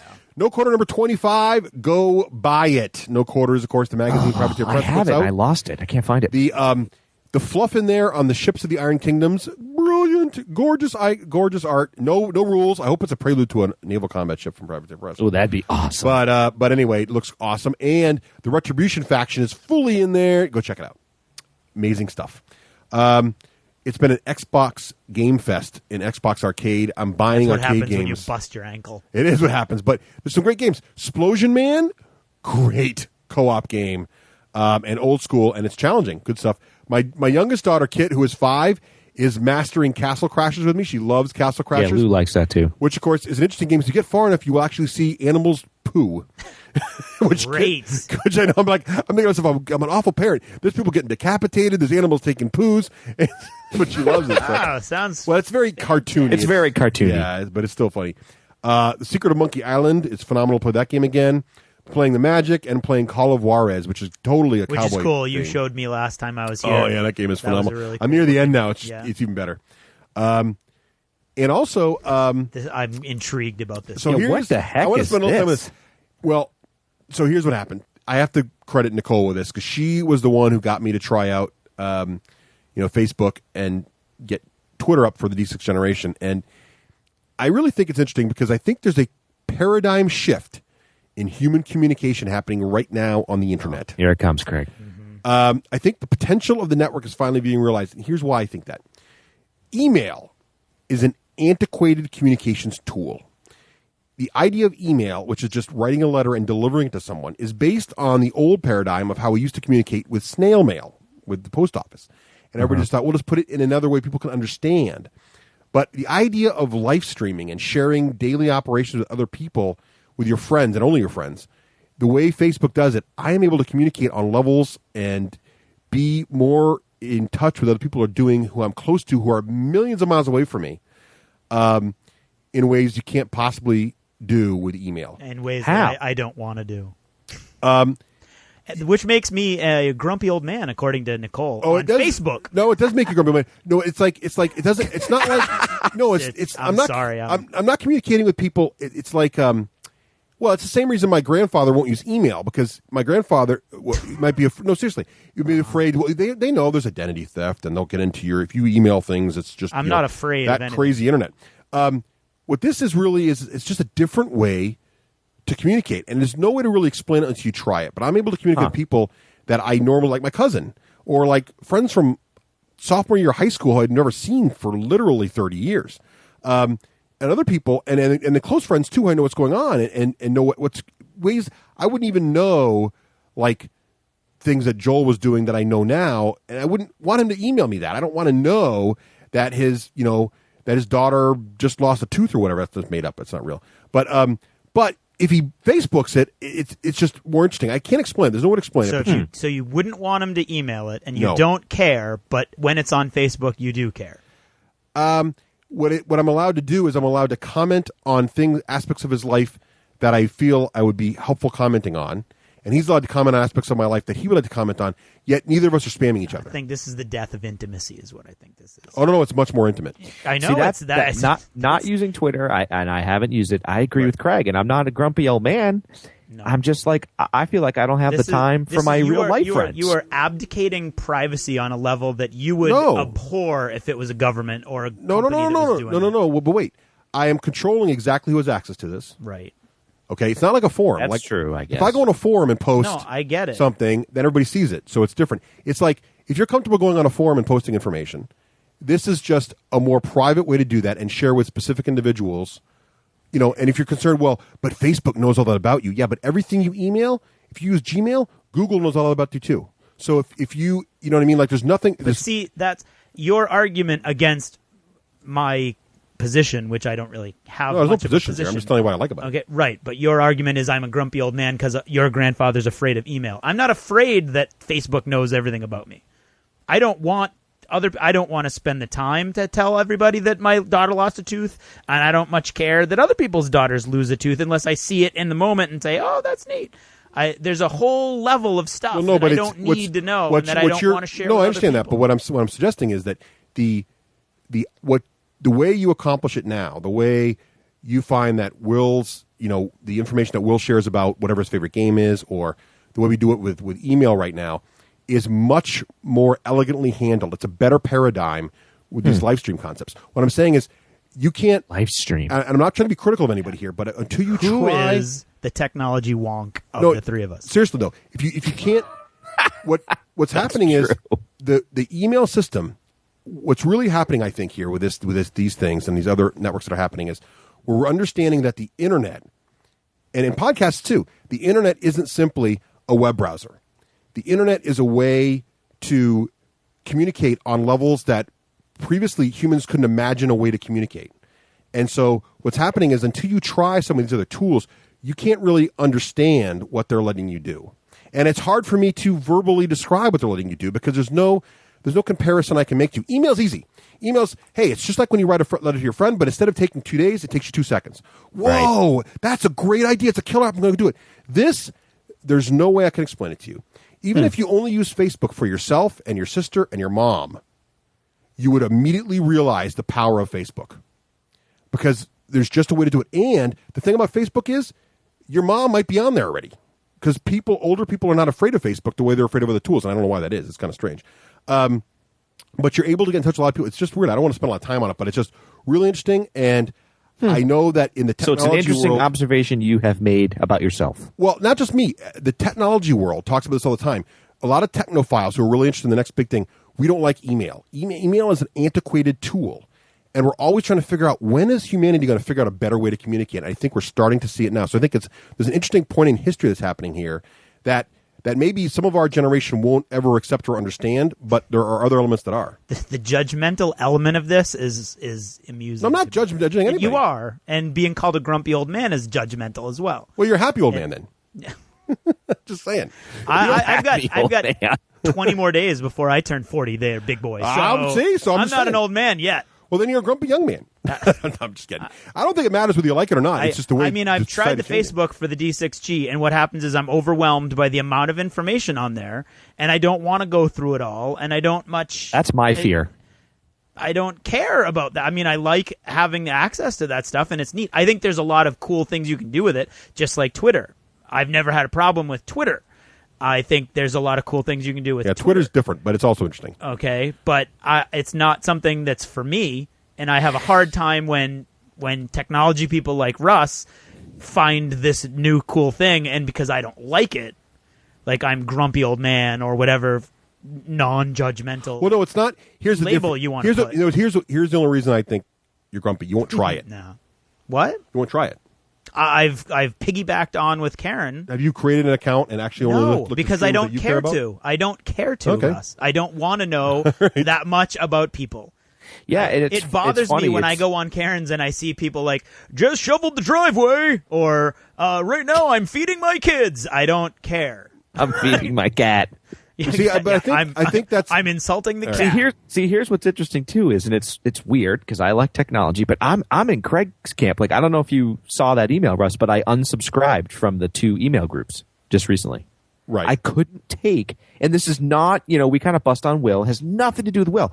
I was like fixated all day. I'm like, oh, another link. Oh, another thing to check. Oh, Arcane Legion. And I was like, I can't take this. I'm an information overload. Well, I have to wean myself off, and that's what I fear. I haven't tried it, and I don't think I want to try it because I'm kind of in Craig's camp. I'm like, I don't know that I want to know from my old high school friend that this, that, and the other, because then he's going to contact me, and then what am I going to do? Well, you only subscribe. I don't have time to talk to my wife, let alone talk to him. Well, it depends, and it really does depend. And it definitely depends on the kind of social person you are. You're right. If you really don't care what your friends are doing, and that's not to be a put down. That's not a put down. I mean, you've just said you don't. If you really don't care what your friends are doing, that's totally cool. But if when you see your friends, you're like, hey, how's your daughter doing? You know, how's she getting along right now? If that stuff interests you, you would already know that when you see your friend next time. It is a put down because you're saying, Greg, and I don't care what our friends are doing. If you know the definition of pedantic, please email it to Russ in that antiquated communications technique at russ@the d6generation.com. Just saying, if you want to know what the next, if you want to know the change of human communication, you're seeing it right now. The Earth is going to be changed in like 5 years. I'm not going to want to live here. Okay. No, the Earth's going to be a black hole less than that when they fire up the super colliders. Or it'll be a charred. It doesn't really matter. Global warming kills us. Or the robots are going to kill us because we've already got drones that now kill people at least with his own Greg's system. got the road trader writ. He can go to the edge of space. Don't worry. True. I can be around in 5 more years. I can leave the Imperium and go to the edge of known space because I've got the road trader writ. All right, that's my story. Oh, one more thing. Torchwood, Children of Earth, great sci-fi, and it's a damn shame because I think Torchwood is at an end. Because of that miniseries? That miniseries. Storyline? Well, 5 episodes was season 3. Oh, you mean... Yeah. Like... I think it's like Firefly situation. Programming-wise. Yeah, it turns out the BBC's running low on cash, and sci-fi is expensive, so they're kind of cutting it out. That sucks. I don't think it has anything to do with viewership. I think it just really has to do with... I hate when that great miniseries, though. Good worth watching if you're I interested. keep wanting to see it. All right, sorry, I didn't mean the paradigm shift to go that long, but there you have it. I like very it. It was quickly. good. I would like to make a shout out to Crossroad Games in Standish, Maine. They're a great game achievements company. for that. I think game store. They have a great gaming area, and the people there are so friendly. I brought my nephew Matt there for his birthday to buy him a game, and they actually set aside some stuff for us. We called ahead. And we looked at a bunch of stuff. I actually had a whole bunch. They have a nice selection of board games. We laid them all out on the floor for him. And luckily for me, he chose Wings of War. Good choice. Because I already knew how to play it. So thank you for all the guys at Crossroads Games. And go there if you're anywhere near Standish for your gaming needs. There you go. And then I had a blast building and developing the adventures for Gutshot, which are much more complicated than your average missions for like other. Because you got the little games. RPGs in there. You got the whole RPG. Yeah, you got to think of really cool things. That's awesome. Now, you did a good job. Those are real quick on that book again, because we've had some, like, if I wanted to get it, Craig, Gutshot. I get it through Dan. Call it Dan. You can get it through Dan. You can get it through Hogleg Publishing, and you can get it through even online stores. Now, why are our overseas listeners having a tough time? They're not. There's actually an international. In the back of my book, it says there's an English outlet now. Did someone mention they found that on Amazon? I can't remember. I don't know. I can't remember now. I wish I'd checked that again. Sorry. May or may not be on Amazon. May or may not. Well, I guess, too, if you're really having trouble, you can call Myriad Games if you don't have one local to you as well. Right. Or Hogleg Publishing. Yeah, or Hogleg. You can get directly from the publisher, too, if you want. Yep. But support your local gaming store if you can. Absolutely. They can get it for you. Yep. Cool. Is that achievements? That's achievements. All right. You're listening to the D6 generation. We just love playing around. Greetings from Myriad Games, your friendly professional game store. We hope you're enjoying our Myriad Games presentations. Each of our shows are topically titled so that you can see at a glance if there's something that piques your interest. You can subscribe through the links at myriadgames.com or through iTunes. Please email us through myriadgames.com with your comments, questions, suggestions, abuse, and general ridicule. If you enjoy our shows, we encourage you to post a positive review on iTunes. We'll even send you a free pair of Myriad Games dice as a token of our appreciation for your support. Myriad Games has been nominated for America's Favorite Game Store. Voting is open July 1st through July 15th at favoritegamestore.com. We humbly invite you to lend us your support in our ongoing efforts to be your favorite game store. Vote today at favoritegamestore.com. For more about a myriad of games, visit your friendly professional game store and be sure to visit us online at myriadgames.com. Myriad Games. So many games, so little time. So start playing. Okay, so it's time now for what's in the... Shove off, Wakeland. Ugh, what the... Get out of my way, Wakeland. You've had enough time with this news and you've ruined it. Now, by popular demand, I'm back. That's right, announcer. But it's my only segment. Move along, boy. All right. Now, by popular demand, thanks to our listeners like you, Announcer Man is back. And now it's time for... What's in the News? Sponsored by Andy of Boston, also known as AB5000 on Board Game Geek.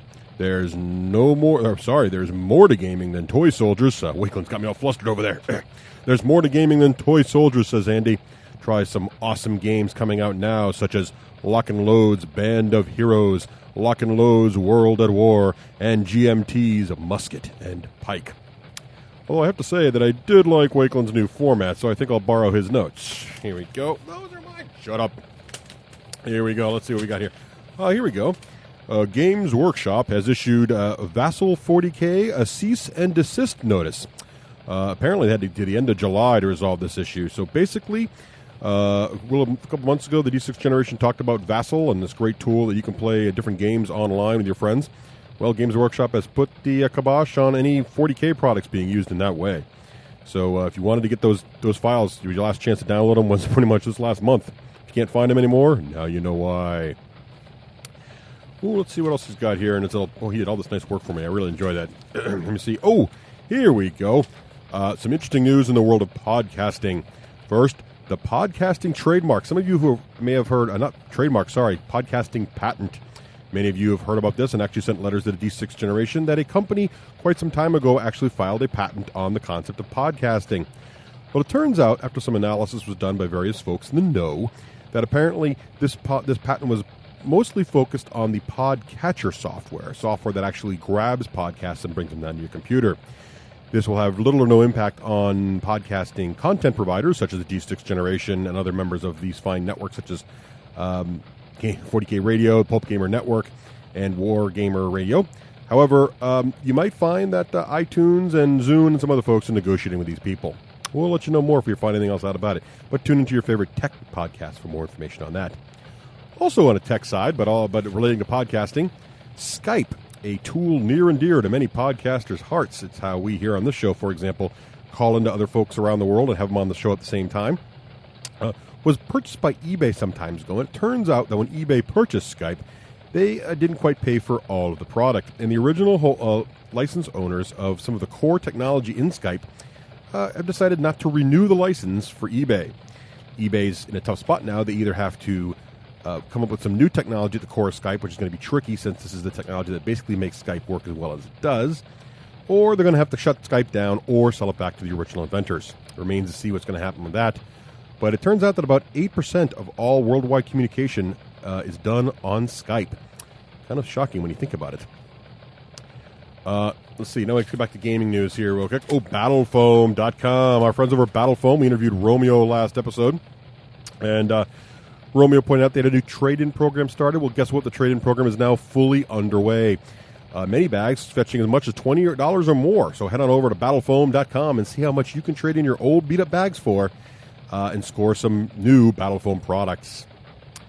What else we got going on here? Uncharted Seas news. We haven't spotted the new rule book yet, but it turns out in your friendly professional gaming store, such as Myriad Games, you might see some of the new Uncharted Seas fleets, including the new Shroud Mages and the Undead fleets. Take a look for those if you're still into some serious naval combat. The game still looks great, and here's hoping the new rulebooks will be out soon. What else do we have here? Page 7. Oh, here we go. This one looks interesting. News a little light this week because Gen Con's coming up, of course, and so a lot of companies are holding on to Gen Con for big announcements. However, Rackham announced this a while ago, but it's now looks like it's in production, or actually already shipping, and we should see some of these babies at Gen Con, I think. A game called Rush and Crush. Now, Rush and Crush, again, by Rackham, the guys that make AT-43, Confrontation, and other miniature war games. Rush and Crush, however, is a board game for 3 to 6 players. And think of this game as Formula D meets Car Wars. That's right.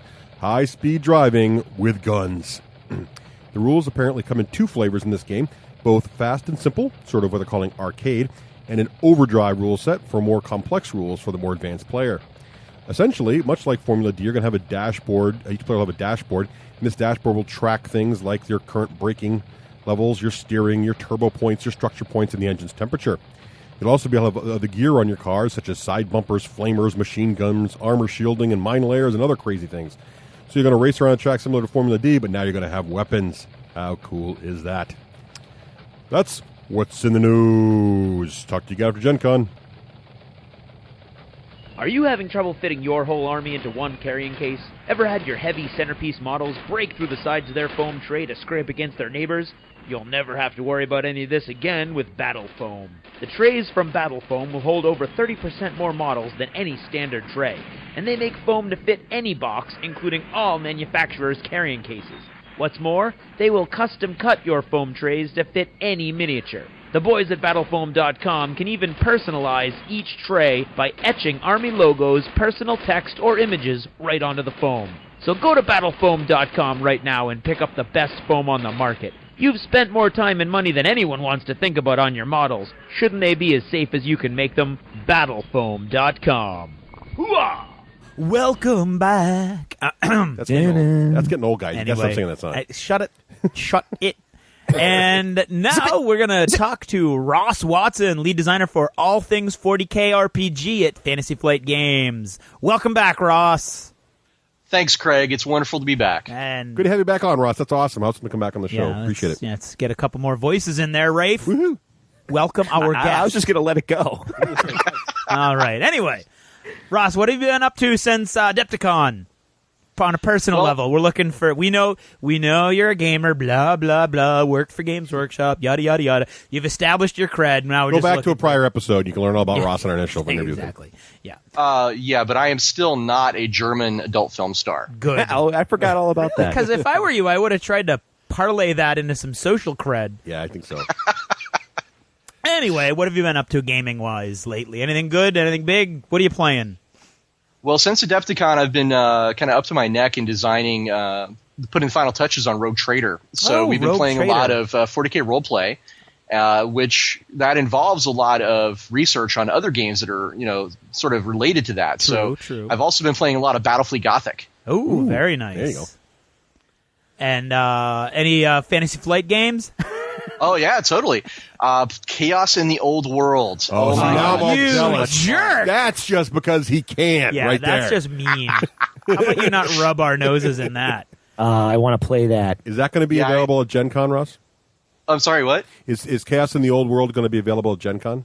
That is my understanding, yes. Excellent. Oh. Can we talk about that? I get to play as Khorne, and unfortunately, the guy playing as Slaanesh put all his guys right next to me, so it was kind of a slaughter right from the start for him, poor guy. Now I know that you're not on. You're here to talk about 40K RPG, which is awesome. But half our listeners right now are going, "Come on, Ross, you got to give us just a little more about that Chaos game." So can you give us just like a high level? I'm thinking me. High level, quick. How cool is it? How does it work? Chaos in the Old World is super cool. It's fantastic. You take on the role as one of the 4 main Chaos powers, Khorne, Slaanesh, Nurgle, or Tzeentch, and you're trying to corrupt and ruin as much of the old world as possible, and you're competing against the other Chaos gods as you do that. Corrupting the whole world. Who can't get behind that? Seriously. Right. In the game that we played, a friend of mine, Todd Gell, was playing Tzeentch, and he was kind of sitting back, and he was not really getting involved in too much of the other activities going on, but he was quietly placing corruption tokens on the Empire every round. And then all of a sudden he's like, I have just ruined the Empire! And we were like, oh, crap! Because Todd suddenly shot all the way up to the top on victory points. We were like, where did that come from? Wow. So it turned into kind of a scramble. Wait. Back the corpse cart up. Ooh, nice. Are we playing with little miniatures here? Are you rolling combat dice? Is it a small world mechanic? Like what's the overview? Okay, now just for your listeners to make sure this is clear right from the start, I am not the board game guy. No, he's not. So I'm just letting you know that this is not my area of expertise per se. This is just your excited remembrance of a game you played and enjoyed. Right. Fond remembrance of an excellent game. It does have plastic playing pieces for the greater demons and the lesser demons, and then your little cultist guys. That's cool. It has a ton of great tokens for all the different effects that can occur. Like you can have a hero that'll pop up in one of the provinces, and he can kill some of your guys if you're not careful. That sounds fun. Yeah, and there's little victory dials for each of the 4 gods, and each victory dial advances based on specific things that you do as your specific chaos god. Like when I was playing Khorne, I got to advance my victory dial whenever I killed more than one guy in the same area. So I would try to set up as much slaughter as I possibly could so that I could advance my dial and get more cool things to happen. It is blood for the blood god, after all. After all. Oh, totally. That sounds excellent. So that's coming out in the fall, That was a good explanation. Right? I have a way clearer picture. Yeah, so that's fall time, and early release of Gen Con, and you got to play it because you just happen to work at the right place. Right. Yeah, pretty much.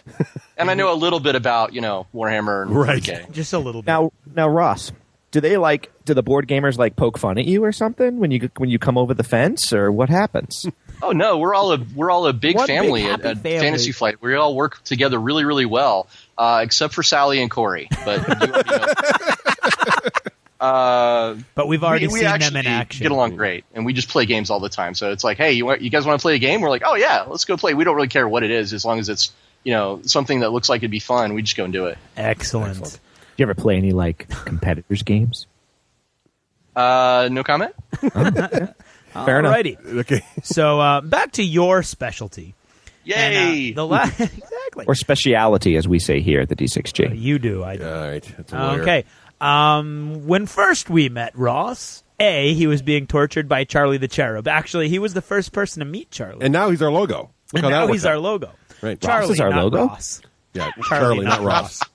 As much as Ross would be a cool logo, no, that sounds okay. Anyway, when first we met Ross, we were talking about Dark Heresy, the first RPG for 40K. How's that going for you guys?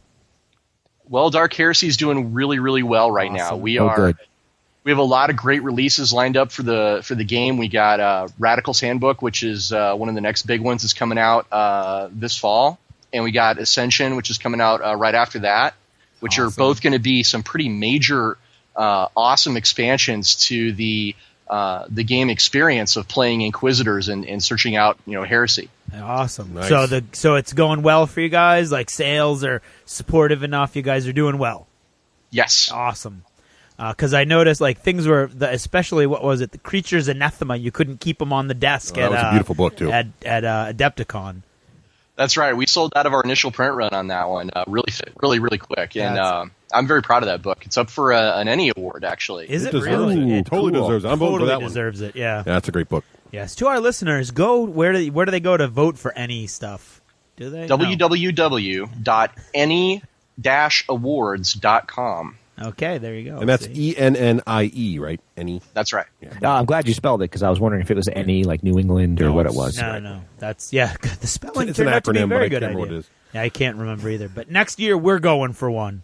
Oh yeah, whatever. next Good to be year. nominated. It's an honor just to be nominated. No, you're not nominated. You joined. Indeed, it is, Russ. Oh, You're it is? correct. Yeah. It's the icing, on the cake is getting the award, but just to be nominated is an honor. It's a and beautiful thing. we were deeply honored. We got nominated in, I think, 8 categories this year. Oh, That's wow. awesome. Dark Heresy got nominated in 8 categories. Oh, wow. That's great. Well, that's good. This guy is doing well. Ross. Wow, That's you're like the great. Friends of the role-playing world. Very, very nice. So this is the one where we got nominated. Nice. Excellent. Awesome. So you've got a whole bunch of stuff getting set up. So that is not going away. Dark Heresy is not going away. Big plans for Dark Heresy. But Indeed. the big thing this month is Rogue Trader. That's and we've right. been waiting for it since we dragged it out of you in the last interview.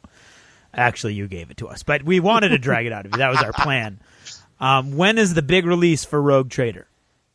Well, we're going to have the first look at the book is going to be at Gen Con, which is the weekend of August 13th to 16th, I believe. Yep. Mm-hmm. And we are going to have a limited amount there for sale, so definitely show up early if you want to get a copy. Oh, yes. And then we will be sending it out to retailers very soon after that.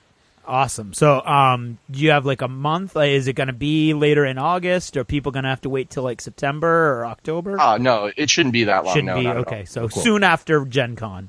That's right. Awesome. And so just like with Dark Heresy, starting with the basic book, and then I would assume a little bit after that, you're going to have some supplements start coming out? That's right. We're going to have a Rogue Trader GM's toolkit coming out right after that. And we've got more products lined up, which I can't talk about. Well, we'll wait. Of course. Charlie's probably over there just charging up, so we'll wait a little bit later to ask you those questions. You just keep sipping that drink we sent you. So can you give us the high level overview of Rogue Trader for those who aren't familiar with it? upcoming release? Is it an add-on? Is it a whole new system? Is it just a supplement, or is it like a parallel product? How does it relate to Dark Heresy? I was just thinking that same thing.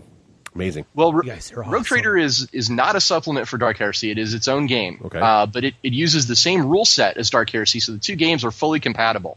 Cool. Now, Rogue Trader takes the game in a new direction. If you remember, when we last talked about Dark Heresy, I described it as a narrow but deep slice of the 40K universe. Yeah. Right. Rogue Trader is a much broader approach because the core experience of Rogue Trader is that you're taking on the role of this privateering merchant prince, and you're going out beyond the borders of the Imperium to wrest profit from the stars and explore the uncharted regions of the galaxy. So that means you're going to be going to some places that have really never been seen before, or very rarely been seen before in the Warhammer 40,000 universe. We have a setting called the Coronis Expanse that actually is outside of the borders of the Imperium, and it's in the Halo Stars region. So you're really kind of blazing a trail. Very cool. So let me ask you this. So because as you know, I like Dark Heresy, but I had some issues with Dark Heresy, and so Craig. Now let's pretend, Ross, you and I are in an elevator. So Rafe, can you play the elevator music, please? So we're in the elevator, and it's like Mass Effect. We've got like 20 minutes in the elevator, and I ask you, I say, Ross, I love Dark Heresy, but it feels like I'm always playing a little weedy guy who has no power. How is Rogue Trader going to change that for me? Give me your elevator pitch. Rogue Trader is totally going to change that for you. One of the things I approached this game with was the idea that the name on the front of the book, it was going to do exactly what it says on the cover. So you are the Rogue Trader. You are the most important people on that spaceship. When you play the missionary, you are the spiritual leader for thousands of people aboard that spaceship. Oh, cool. When you play the Explorator Magos, you are the most senior tech priest aboard that starship. When you play the Arch Militant, you are a veteran of 100 battles. You're all very capable, very experienced examples of your career. And those characters are definitely a much higher step up than starting Dark Heresy characters ever would be. Cool. That's very cool. Now, if you're starting as the Arch Uber Mega guy, what kind of advancement do you have in the game system? Well, we are looking at Dark Heresy kind of as tier 1 of power, and Rogue Trader is basically step 1.5 or 2 on that progression. Gotcha. So there's plenty of room past this. I mean, the Warhammer 40,000 universe is kind of renowned for having a scale that goes all the way up to 11, as they say. Right. Yeah. So there's always going to be many higher tiers than where you are. Yeah. So that being said, you start off, your example was the Arch Militant. I think you said something like that. Yeah. If you're the Arch Militant, right, that means you're a badass warrior. But you have room to grow where you can gain a lot of, really cool abilities. You can gain bionic implants. You can, learn how to command your men in a boarding action. And there's just a lot of places you can go with that. We just wanted to make sure that it wasn't a book about waiting to be cool. It was a book where you are cool. Awesome. There's your. I am a happy camper. Yeah, there's your pitch. There's the elevator pitch. It's not a game about waiting to be cool. That's right. So now I have to go to the FFG booth right off the bat. Or right over there. You could just say, you are Hollywood. And then it's the same thing. I see. Now, Ross, to steal one of your terms, and you went right where I thought you were going to go. When Craig asked that question, which I thought was like, yeah, where are you going to go if you're already at the top? I wondered if you were going to say where Dark Heresy is a narrow but deep cut of the universe, and this is a broad cut. I was thinking, well, that's cool. You're going to be the ship's, it's the person who guides people through the warp. You're that guy. Navigator. Yeah, the navigator. Ooh, damn it, but you level broadly. So instead of becoming 12th level or 15th level, you just level across the spectrum of your abilities. That's what it sounds like to me, anyway. Each of the careers does have a lot more choices, I think, than the Dark Heresy ones, because we tried to make it to where there's a lot of places to go and things to do. Now, obviously, as a core rule book, that means we set up kind of as a baseline of like here's what we're going to establish as at the start, And then we're going to have source books that later on they're going to expand on those things even further. Wow! So just to give you an idea, you do have some sort of basics laid out for you in the core rulebook, and lots of places to go with that. And there will be even more later. Wow! Cool. Now, this is using the exact same core system, or did you tweak the system a little bit with this game? Well, the answer to that is both yes and yes. It does use the same rule set, but what we did is we went in and we used as much as we could, in terms of clarifying how things work, using a lot of examples. We went in and we put a lot of the things we learned from being in charge of Dark Heresy for a year, and we built that into the rule set, so you can do the same things you can do in Dark Heresy, but you can do them easier, more smoothly, and in some cases there's a little more room for doing dynamic stuff, like firing your bolter on full auto and walking behind cover while you do it. Cool. And you said they're fully compatible, right? So if I'm the GM and I've got my crew on their spaceship and I want to have an orc stowaway in the hold, I could go to Creatures Anathema, look up the orc, and have all the rules for him right there. Is that going to work? Exactly. Awesome. Exactly. You can just plug them right in. And then to follow up on Russ's example, would you flip over to your combat system in the core rulebook of Dark Heresy, or is it different because it's on a spaceship and it's Rogue Trader or something? Well, there are some rules. Obviously, Rogue Trader is going to include some rules that are not in Dark Heresy for exactly things like starships and fighting in zero gravity. Stuff that really wasn't as central to the core idea in Dark Heresy is going to be in Rogue Trader. So, if you need a specific rule, I guess that would be where you would have to use the one instead of the other. But all of the base rule set is the exact same.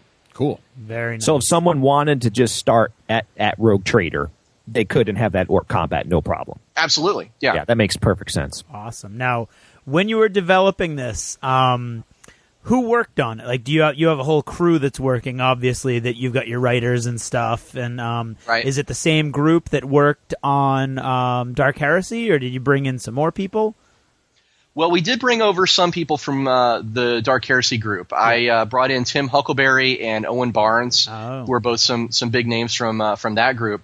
And I also reached out and I grabbed some names you guys should know from Games Workshop, like Andy Hoare. Oh yeah.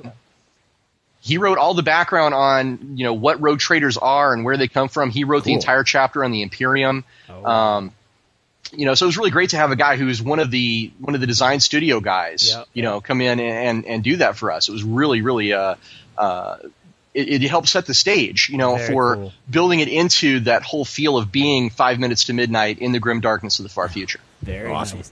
And so you had a lot of cross-pollination, I guess, with GW then?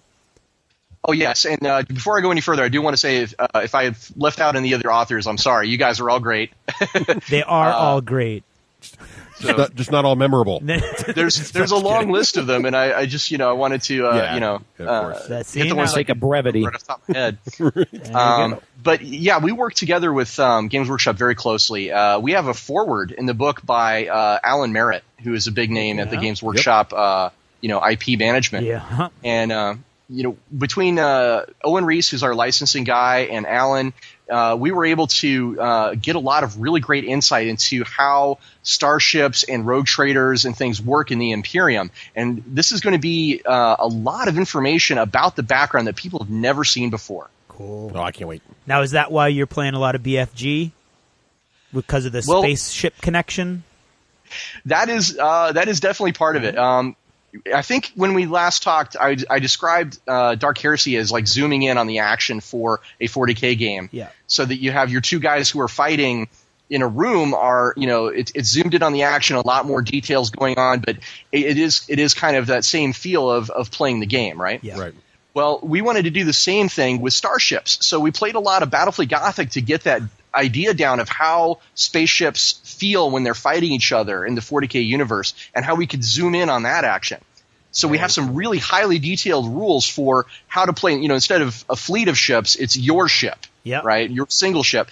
But that allows you to get a lot more into the nitty gritty. And there's some really, really cool stuff with spaceships that you can do. Like one of my favorite things is there's a thing called Murder Servitors, where you can just teleport over a bunch of skull-faced cyborgs onto the enemy ship. Awesome. And there's a thing called the Tenebro Maze, which is where you set up the interior of your vessel with a lot of holographic screens and hidden passageways. So if anybody tries to board your ship, they're going to be in a lot of trouble. Nice. Stuff like that. That's awesome. Do you get to shout "brace for impact" a lot? Because that pretty much covers the whole Battlefield Gothic experience, right? For Russ. There are some. The ship combat rules are one of my favorite things, really.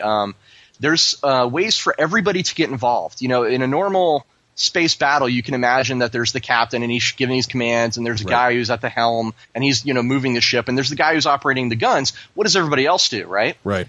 Well, we came up with an answer for that. There's these extended actions that you can take where you can have somebody can go down to the gun deck and be like, "Put your backs into it, you scurvy dogs."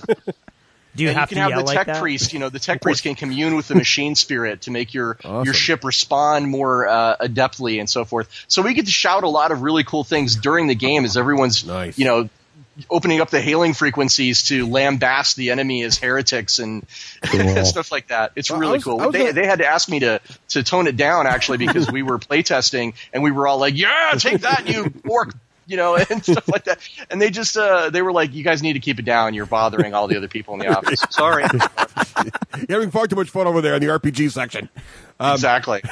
But I was going to ask you about the space combat, and it sounds like it's really interesting because, it's been handled different ways in the past where you get very, very granular and crunchy with like Traveler, where it's going to be a really detailed combat, but it's going to be 40 hours. And then you have sort of the other game systems like Serenity and stuff where the ship combat's very light and fast, but then, a lot of characters don't have a lot of input. So how did you? So it sounds like you've got the solution where the ship combat is going on, and every character can contribute in some way based on their skill set to the success of the battle. Is that sort of how it works? Yeah, that's exactly the approach we took. We wanted space combat to be a group effort, not where you're just sitting back and watching one or two people do everything. And, doing a lot of research with Battlefield Gothic kind of gave us the idea of like, okay, well, if we want our ships to move and fight like this and have that sort of old Age of Sail feel, how can we replicate that in the rule set? Now, you bring up Traveler, and that's a really good comparison. Now, Traveler is a hard sci-fi game, and it deals a lot in hard science, which that is really not what Rogue Trader is about at all. Right. This is a game where you have space elves with guns that shoot ninja stars. Okay, so just so we get that out there, it is a sci-fi game, but it has a lot of fantastical elements to it, and that means you got to kind of put yourself in the 40K universe, not the real world's outer space. Yep. Right. But that allowed us to be more cinematic and have the combat flow, I think, a lot quicker because of that. Right. It's closer to Star Wars than Babylon 5. Absolutely. If that's even. Although Babylon 5 is awesome. No, it totally is awesome, but it's more realistic than Star Wars is all I was going for. Right. If that was even remotely comparable, I was like, whatever you talking about, Wakeland. All right, next question, Craig. Go ahead. Anyway. Okay, so because of the whole Rogue Trader connection, you're obviously reaching way back to the actual very beginnings and the core of the 40K universe, right? That's right.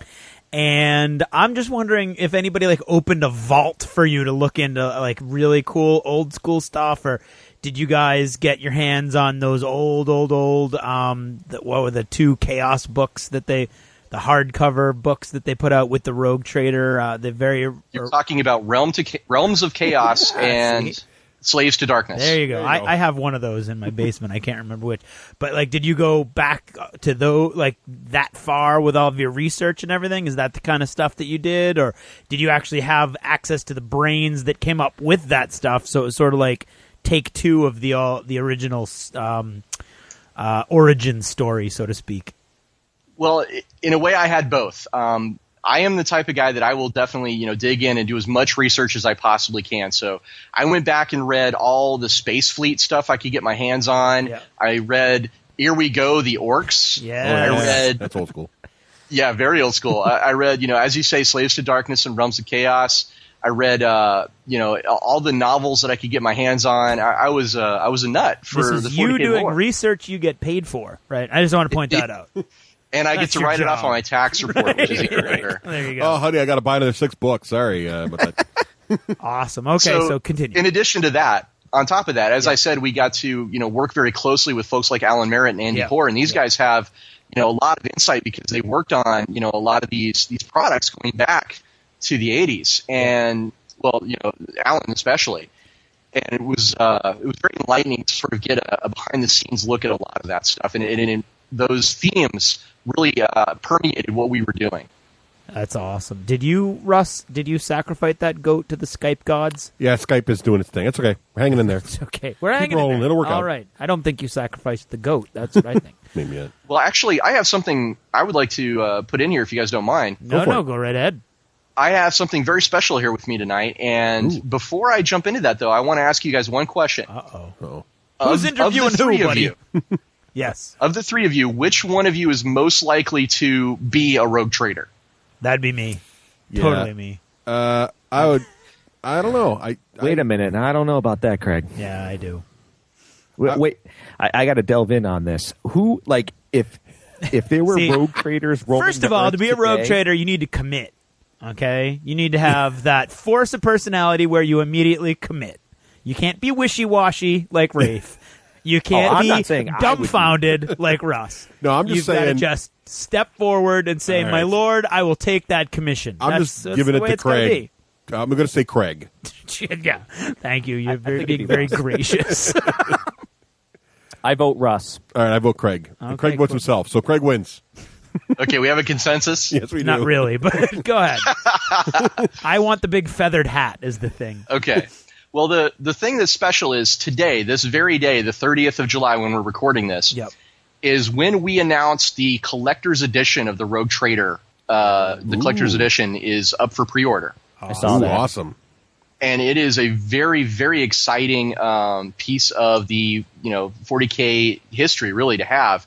And it comes with a warrant of trade that's personalized to your particular rogue trader. Oh, that's awesome. Now, what I have that's special for the D6 generation tonight is I brought that warrant of trade with me, and I'd like to read it on the air, actually. Oh, go for it. Cool. That'd be great. Quiet on the set. Ross is going to read. Okay. Shh. Resolved henceforth, in the name of the most beneficent God Emperor of mankind, the High Lords of Terra grant this warrant of trade to Craig Gallant, and to all of his line from this day unto the end of time. The bearer of this warrant of trade is granted the inalienable right to go forth beyond the sacred borders of the Blessed Imperium, to contact such benighted civilizations as he may encounter, and to make war for the glory of the Emperor as he deems necessary. By the authority of the Senatorum Imperialis, this warrant places the bearer as a peer to the great powers of the Imperium, inter alia, Imperial Commanders, Chapter Masters of the Adeptus Astartes, and the Masters of the Holy Orders of the Emperor's Inquisition. The authority this warrant grants begins where the Imperium ends. Beyond the extent of imperial rule, the bearer of this warrant speaks with the voice of the Emperor himself. It is the bearer's right and his responsibility to claim whatever worlds, resources, or privileges he may obtain in any manner he chooses, by writ of seal of Holy Terra. Cool. So you guys have to call me Lord Craig from now on. That was excellent. That was excellent. Well read, Ross. Very well read. It's the coolest thing ever. That was awesome. Seriously, those things are going to fly off the shelves just to have that. That was That was very cool. I want a color photograph of that, Craig. Now, how limited are we talking about here, Ross? How limited is this edition? We have 1,000 copies, but the ones that you can get personalized through the pre-order are limited to 500. So if you want really one of the personalized copies, you need to get in on that first 500. Jump in on that now, and now that's going to come with that with your name and everything printed out on that document that you just read. Hand calligraphied on that document I just read. Wow, nice. That is just unbelievable. So if you're a hardcore 40K fan, the clock has started now. That is just only 500 of them. Only That is 500. awesome. Oh, Craig, where are you living? Where are you going, Craig? Craig, come back. We got a show to do. Craig? see you later, guys. If I can just say really briefly, to pre-order it, you need to go to the Fantasy Flight Games website, which is www.fantasyflightgames.com. And that's all I wanted to say. Cool. Wow. That's awesome. That's awesome. Well worth the saying. Oh, yeah. That's cool. This is going to be phenomenal. Again, it's going to be one of those books you have to have, even if you're not, you don't play. You just got to have it for the I like Dark Heresy. Yeah, but I this is about think to eat Rogue it for Trader breakfast. is what I was hoping Dark Heresy was going to be. But see, you're going to need. What's great though is the supplements, because I love Creatures of Nethema and those other. The supplement books. Absolutely. So now it just adds to your collection. And it's got that whole Fantasy Flight game, all color, full color. Yeah, thing hardcover going, thing. But yeah. Ross, what's it go for? I'm looking at it on the web page, which, by the way, it looks like it has a raised wax seal. Does it just look that way on the web? There is a raised wax seal, and it is imprinted with the seal of the Lords of Terra. Yeah, that's just cool. That's okay. How much does it go for? It is $120 US. Nice. That's my. I got the 40K 5th You edition did collector's, get the same 40K thing, except the big 5th wax edition seal on it. wheel. It doesn't have my name on it though, except for the little part I wrote in pen in the corner. I don't know Yeah, which I thought was a bit of sacrilege myself, What are you writing gonna do? on that. But what are you going to do? Actually, that was one of the things we looked at when we were designing this. We looked at the special edition of 40K. Oh, because I 5th like that edition. book. They did a good job with that. So if it's like that, then you're in good shape. Yeah, we incorporated a lot of the coolness from that. Cool. So there's like a. Well, I could do a whole show on this collector's edition, so I'm just gonna say it's got a lot of really packed with great features. So go check it out on the website. So suffice today, if it's the kind of thing you think you will like it. Yeah, that's just. I mean, just based on all the other stuff that Ross and the team has done, that's just you're starting from an awesome spot. So, Craig, why are you thinking this is scratching that itch more than DH? Why? Yeah. It's basically exactly what Russ said, where I felt like the Dark Heresy, you're starting out. Well, actually, what it's very interesting to me is if you look at like D&D 3rd edition was much more you start off as a peon and you earn your way up. And then D&D 4th edition is much more, hey, you're starting out as kind of a hero. And I think that's more the tendency now. We're all in an immediate, instant gratification society, and we want to start our RPGs as we're already cool. Just like Ross Can I said. address that really quick, Craig? You sure can. That exact feeling is one of the things we talked about, I think, in our last session with me here. Mm-hmm. And as I said then, we were looking to address that, and we are. The two books that are coming out next for Dark Heresy, the Radical's Handbook and Ascension, are both going to really give you a lot of interesting options for playing characters that are really, really cool. In the Radical's Handbook, you can play a guy who's been possessed by a demon and exorcised, right? Cool. So the Inquisition is like, well, we need you because you know what these demons are thinking. You've been there. Creepy. Yeah, but cool, because that's what Radicals very do, cool, is they use the weapons of the enemy against him. Craig's Theoretically. character's possessed, but he does. Oh, shoot! I just let that out. He And doesn't on know top it of yet. that, My character was on top pure. of that, we got Ascension, which is going to be near the end of the year. And Ascension is going to be the book where it takes you from that, tier 1 to tier 2 in Dark Heresy. So you're not playing Acolytes of the Inquisition. You'll be playing the Inquisitor and his buddies, right there on that same level. Now we're talking. In fact, I'm writing, material for that book as we speak on the Vindicare Assassin. I hear his keys clicking now. Click. The Vindicare Assassin. Oh, nice. Yes. Is that Vindicare Assassin as an NPC or Vindicare Assassin as player character? I can't talk about that. Well, that pretty much answers it. One visor, please. Yeah. Well, So I I have hope to that say, gets- I mean, I know you guys aren't saying. I know what you're saying, but I have to say too, for listeners that haven't looked at Dark Heresy, I don't know. The characters are very vibrant to me. They didn't seem weedy and small and boring to play, and I don't think Craig's going to say that they were. I know that this is being a Rafe. more broader brushstroke. Rafe, you bake pies, dude. Let's just ask Craig. And you're absolutely right. And once we got into it and playing it, those characters were cool, but they were also getting their asses kicked by one random demon that you put in a basement. But to be fair, I know I've been very vocal with this, but to be fair, there is a place and a time and a fun factor to being the little guy. If you do I that agree right, with Russ. Totally agree. you can do that. Yeah. But there's also nice to have the option to go the other way. Right, And now well- what you have is Dark Heresy never really gave you the option B, right? Right. I mean, now there's option B. Yeah. Either Rogue Trader and with the new expansion. That's true. So that's what you have. I have to say though, it's fun as the game master to have your characters be like, "Oh crap!" over everything. Yeah, Right. No, it is cool. I mean, I remember I played a D&D campaign for like a year and a half where we never got past level 2. Right. Back in Hey, Hollywood. Yeah. Hollywood, this is the 40K universe. There's going to be stuff that says, oh, crap, Right. even to an Inquisitor. Oh, yeah. Oh, good. Here's a bloodthirster. What are you going to do now? Inquisitors are going to like go, oh, my God, what is that thing? Right. Oh my God, what is that thing? Right. Exactly. That's awesome. Now, speaking of the nitty gritty, and you mentioned an assassin, and we'll pull back from that right now. But can you give us like what are some of the examples, or you actually talked about a couple of them, the career paths that are open to you now in Rogue Trader? Rogue Trader has 8 careers in the core rulebook. There is the Rogue Trader himself, and he's the merchant prince, so he has a lot of skills about dealing with people. He's a good sword fighter. He has a lot of skills and talents that relate to being in command. There is the second career is called the Archmilitant, and the Archmilitant is the combat master. They're the veteran of 100 battles, and they have a special ability where they have a particular chosen class of weapon that they're really, really good at. So you could be a gunfighter or a sword master, those kinds of things. The next one is the Astropath, and the Astropaths are psychers who are soulbound to the Emperor. So they're they're a little more stable than the Dark Heresy psychers are. Hey, what are you trying to say? They're also a little more limited in what they can do, though, because they're focused around astrotelepathy and some of the more subtle uses of psyker powers than you would find. Then there's the Navigator, and the Navigator is a special kind of mutant that uses his third eye to see into the warp and steer. He basically steers the vessel through the tides of the warp when you go on an interstellar journey. Cool. The Navigator can use that warp eye to do all sorts of crazy powers. They can teleport. They can kill you by looking at you. They can, sort of stop time for a few moments. They can do a lot of strange and unusual things with their third eye.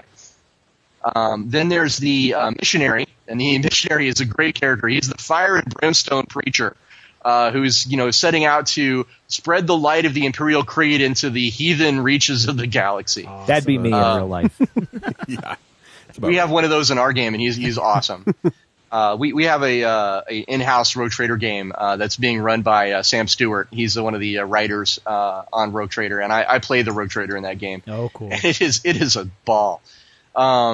So we also have the Missionary. We have the Navigator, Astropath, Archmilitant, Rogue Trader, and the Explorator, who is your tech priest, who's kind of a maverick tech priest. These are the guys that they look at on the Forge world, and they're like, you guys need to go explore things elsewhere. So we're going to put you on a ship. And so they're the ones who are sort of always on the quest for knowledge, seeking out the archaeotech from the past, and Xenos equipment is always going to be of interest to them and things like that. They get to start out, controlling a servo skull and with special bionic parts and stuff like that to sort of represent their tie to the Mechanicus. Excellent. There's also the Seneschal. The Seneschal is your go-to guy for anything regarding knowledge or espionage. He's kind of a cross between James Bond and Indiana Jones. Oh, cool. This is your guy to go to when you need to decipher an alien language, or when you need to purchase a rare part for your vessel, or when you need someone to go down into the Underhive and find out exactly what one of your rivals is up to. That's what this guy is going to do for you. That would be me in real life. There's also the Void Master. Now, the Void Master is one of your most experienced, what they call spacefarers. He's a guy that has been out into the void, and he's seen how to work a ship, how to fly the anything from a shuttle all the way up to the capital ship. He can fire the ship's guns. He has specialties where he can basically be like, okay, I'm going to be a master of sensors, or a master of piloting, or a wing commander, and he's going to lead all your fighters into battle, or he can be the master gunner. Those are the kind of things that he can do.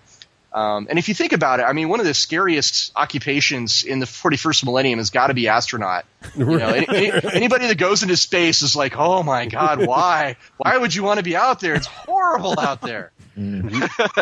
All the nasty, terrible things that lurk between the stars. Why would you want to go see that? But the Void Master is the guy who's got the stones to say, I'm that man. Right. Very nice. Plus, if you play BFG, half the fighters never get back to the ship. I mean, let's be honest. Yeah, but you've got Unlimited on, so you can probably just beam back to the ship on your own. The ones that get back are flown by Void Masters. Right, there you go. There you go. Perfect answer.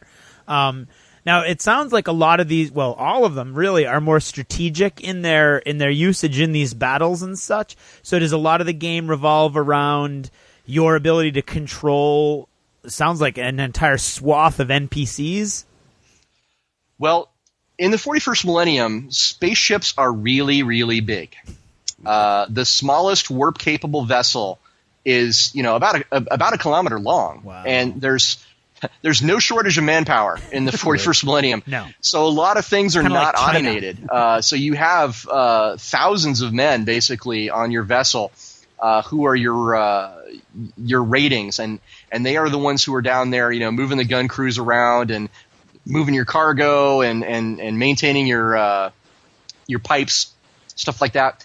And you are, by being one of the head guys on the Rogue Trader ship, you have a certain amount of authority over those guys, and so you can kind of imagine yourself as being the chief engineer, or being the spiritual leader, or being the head of the security forces and things like that, head of the Marines. Yep. And so you have a bunch of guys who will be reporting to you as well, and there's lots of ways to use those guys in the game. Awesome. Okay, I was wondering that. Now, so let's say as a possible scenario, we're all on the crew, we're going in a battle, and what might happen? All of a sudden, gun deck B, all the guys start to freak out and they stop using their weapons. So maybe we need to send down the missionary to try to bolster them up, or is that the kind of situation that would occur? That's not a bad way to think about it. Now, you're talking about a spaceship battle between spaceships, right? We do actually have some rules in there for mass combat. For basically if you want to lead a boarding action and be in charge of Now we're talking. 200 guys, you lead over on the boarding pods. Yeah, You can do breaching that. pods. The chaos ones that drill right in there, and you got to deal with them. Dreadclaws. Dreadclaws, right. See, he beat me again. You can't beat Ross, man. The guy's like No, a master. I know. I'm not even trying. I'm just thinking. He's like a Jedi master. He is. You're just a Padawan. He I is, am. totally. When it comes to 40K fluff, man, you're not going to beat Russ. Have you guys All ever right, tried to you're an imagine? apprentice. You're a little bit above a Padawan. Okay, thanks. Go ahead, Ross. Ignore I was Ray. gonna say, have you ever tried to imagine what it would be like for a Jedi in the 41st millennium? I don't imagine they'd last long. I have sensed 1,000 voices crying out at once and were suddenly silenced. Oh, there goes again! They would go mad very quickly, I think. They would. That is funny. That's too funny. That's a very T-shirt funny. right there. All right. There it goes again. There it goes again. Wow. Touche, my friend. Touche. Now, what are your when you worked on this, right? Obviously, there's going to be some things that are near and dear to your heart. What are some of your favorite parts of? What are some of the little pet pieces of the Road Trader project that you really are proud of? Well, I'm really proud of the way it all came together. We had some very talented writers working on this project, and we ended up creating some really interesting, I think, game mechanics revolving around the Endeavor system. Now, I'm not sure if I talked about this last time or not, but Endeavors are a really cool way to sort of open up a dialogue between the game master and the players as to what they want to do.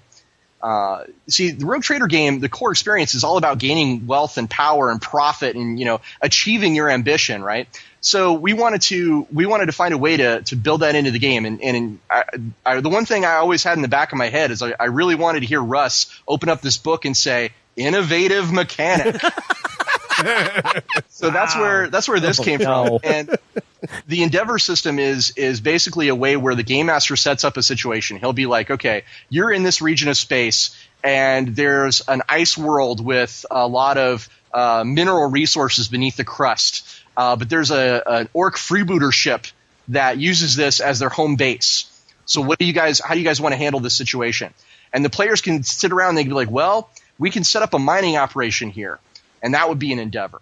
Or somebody would say, well, no, let's cleanse this of the orcs, and then we can open up a trade route, and that's an Endeavor. Or somebody else can be like, we're going to sell the location of this to someone else, and then we'll play that off against our rival so that he runs into the orcs, and while they're fighting, we'll come in and clean up. And that could be an Endeavor. Cool. And basically the game master is going to provide this situation and the opportunities for the characters to sort of drive the story by being proactive and being involved in what they want to do and leave their own mark on the 41st millennium. Okay. That is pretty innovative. Hold the Millennium Falcon here. Wrong universe. Yeah, but he was a rogue trader, wasn't he? Okay. Han Solo was totally a rogue trader. Yeah, okay, All right. that's fair. Hey, Ross, was this ever done before? Because that just sounded like the coolest thing I've ever heard in a role-playing game. Well, I don't know if it's ever been done before. I don't think I've ever seen it. Because I sure haven't heard of it, but I haven't heard of everything, that's for sure. Yeah, I'm with you. I don't think so. Well, I'll put it that way. It's kind of like I've always thought that when I play my games like Le Havre and Agricola, the Euro-style games that are more economy-based. I was like, that'd be kind of fun, but how the heck do you role-play that? That's not fun. But the way you just described it, I'm now suddenly with Craig. I'm like, screw Dark Heresy. I want to play Rogue Trader. Well, what we wanted to do was kind of, we didn't want it to revolve around, taking spice from planet A to planet B. We wanted to automate all the mundane stuff in the background and just focus on the really cool, exciting, dynamic parts of being a merchant prince in the 41st millennium. So we have this stat called profit factor, and this is a representation of your wealth. And we're talking about mega wealth here because the starships in the 40K universe are nearly priceless. So you can just about afford, almost anything if you have the right amount of profit factor. And the way we wanted to keep the Rogue Trader and his group, sort of hungry. We want to keep them, always striving for a higher piece of the pie, the bigger piece of the pie. So endeavors are the way that are set up to really grasp the largest chunks of profit. I mean, if you want to, it's entirely optional. If you want to, you can sort of just fly around the galaxy and go, woohoo! We're going to fight some orcs over here. We're going to, get involved in this trade war over here. And if you want, you can just play it like a normal role-playing game, and you will still gain profit. But if you want the really big, significant advances in your wealth, endeavors are the right way to do that because the game master will set it up to match the reward with the risk. So it sounds like, I've been involved in, campaigns and other game systems where the players and the GM, players will approach the GM and say, hey, we're going to have this long-term goal of X, Y, and Z. But it sounds like the Endeavor system gives the GM and the players a more structured way to do that, right? Where you're going to set the milestones, and I'm guessing now maybe the GM says, well, if you get the milestone A, that'll give you X amount of experience points and profit, and if you get the milestone B, and if you get is that sort of the way it works, and she's some sort of negotiating system where you build this Endeavor? Russ, you're reading my mind. That's exactly how it works. There are the milestones are called objectives, and they carry a certain amount of what are called endeavor points, so that you achieve for accomplishing each objective along the way. And once you achieve all of the objectives that are required to complete the endeavor, you can add up those points, and you can see did we just barely succeed? Did we succeed by a mile? And that can have an impact on how much profit you make at the end. And on top of that, the endeavors have these keywords that are attached to them that are related to some of the things that you have on your ship. Like if you are involved in a trade endeavor and you have cargo base on your ship, you're going to gain additional endeavor points because your ship is configured to carry stuff from point A to point B. You see how we automate that? We put that in the background, but it's still part of the game, and you don't have to get really involved with putting together a lot of numbers or playing commodities trader. That's cool. So based on your character skills and your ship configuration, you're going to be predisposed to be better at certain kinds of endeavors than others. You could try anything, but of course you're going to be like, well, yeah, we can leverage our extra guns and really, make that move and take out that orc trader kind of thing. That seriously sounds really cool. Now, is that in the core rulebook? Because I'm sitting as a GM, I'd be clueless on how to set that up. That is in the core rulebook, and we do provide a number of examples on how to approach it. Okay. See, when I was designing the game, one thing we realized early on is that if we wanted to really bring across that feeling of freedom and opportunity that would a rogue trader is unique in the 40K universe for having those things, we would have to be able to accommodate a wide variety of styles of play. Some people might want to be conquistadors and roll in and conquer planet after planet. Some people might want to be smugglers or traders. Some people might want to be diplomats. Like you said, like merchant princes or something. Exactly. So the Endeavor system is a way that, as Russ was saying, it structures the dialogue between the game master and the players to let them be the kind of traders that they want to be. If they want to be a certain way, they can optimize their ship and their character skills towards that and leverage those abilities to gain profit that way as opposed to a different method. And here's what I really like about it is it's a different game. Now, I know we said that early on, but this isn't just Dark Heresy with a different skin and, you can be a rogue trader. It's an entirely different role-playing game, it sounds like to me. Well, yes. But compatible. But it is fully compatible. I just want to stress that. Fully compatible with all their products. Right. I guess what I'm saying is kind of like what we were saying with Romeo with the foam. Is like I'm not feeling that screw factor from Fantasy Flight Game, which I never do with any of your products, frankly. But where I'm like, I'm gonna buy the Rogue Trader because I like 40K. It's like, oh no, this is a whole different game. Well, yeah, and again, that's cool. And again, to go back to the idea that because Rogue Trader is you're basically more heroic characters, you need Dark Heresy if you ever want to play sort of the not heroic characters. So they are complementary. They're not. Your point is well made, right? If you're not buying the same game again with they're totally different genres in the same universe. If that makes any kind of sense. And it also seems like you're getting a totally different game out of it. Also, right. That's what You've got that macro RPG thing going. Is what it sounds like to me. Yeah, it sounds like there's some macro rules, some metagame in the game. Exactly. Yeah. I love it. Yeah, that's cool. Yeah, it sounds really cool. Sounds really neat. Now, having gotten that much out of you, Ross, we would like for you to Charlie should be there now. If you can just grab those paddles again. We're just wondering. You've hinted there's some supplements maybe in the works. Can you just kind of peel back the curtain just a little bit? Well, I already talked about the Radical's Handbook, and I talked a little bit about Ascension. Yep, we're talking Rogue Trader here, buddy. You got the Game Master kit. Sorry, that's okay. Sorry, you go. For Rogue Trader, we have Forsaken Bounty, which is the free RPG Day booklet, and you can go to our website and download it. And just this week, we released a sequel to that, which is called Dark Frontier. Ooh. It's a free 12-page full-color adventure that follows on from Forsaken Bounty, uses all of the pre-generated characters and quick start rules from Forsaken Bounty, but it can also be played with Rogue Trader, the full core rulebook. Oh, cool! And it is a really exciting game adventure written by Owen Barnes, and I think you guys should totally check it out. It's really, really good. I gotta go check that out. So let me ask you this. No, I'm sorry. We'll grab those paddles really tight because here's I gotta ask you this question: do you ever foresee a time where you'll be able to play a non-human character in this universe? I do. I totally do. And are we talking like 2 years from now? 1 year from now? How far in the future? Now, this is just so people know, this is kind of a tentative thing, but it is most likely early next year. Ooh, that's much sooner than Charlie, you've done well, my friend. Good cherub. Awesome. And so, well, I'm very excited with how you've taken this and made it a new product that at the same time is compatible with the last product. Looking forward, I know you told us in our last interview that this was part 2 of a trilogy, basically, of game systems. And game number 3 was going to have something to do with Space Marines, I believe.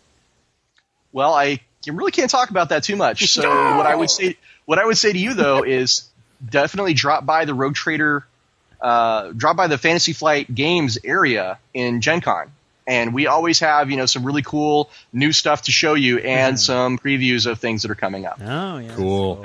That's where I would go if I were interested in that kind of information. You can't go on record, it would be well, without putting too fine a point on it, like last time when I saw you at Adepticon, you had that little binder of stuff. Might you have a little binder of stuff at Gen Con? Is that what you're saying? I will have a binder of stuff at Gen Con. Cool. So if you are going to Gen Con, you got to stop by the FFG booth. You got to find Ross. Yes. We actually have. I'm sorry, I just want to break in really quick. We have 2 Dark Heresy seminars and 2 Rogue Trader seminars on the Gen Con schedule. So if you guys want to, you want to talk to me, or you want to ask questions, or you want to find out, what's coming up, those are also a really great place to go and engage in that discussion. Fantastic. Awesome. That sounds good to me. And I hear you guys have a seminar. We do have a seminar. We do. It's just introduction to podcasting. We're hoping 6 people show up. That's our goal.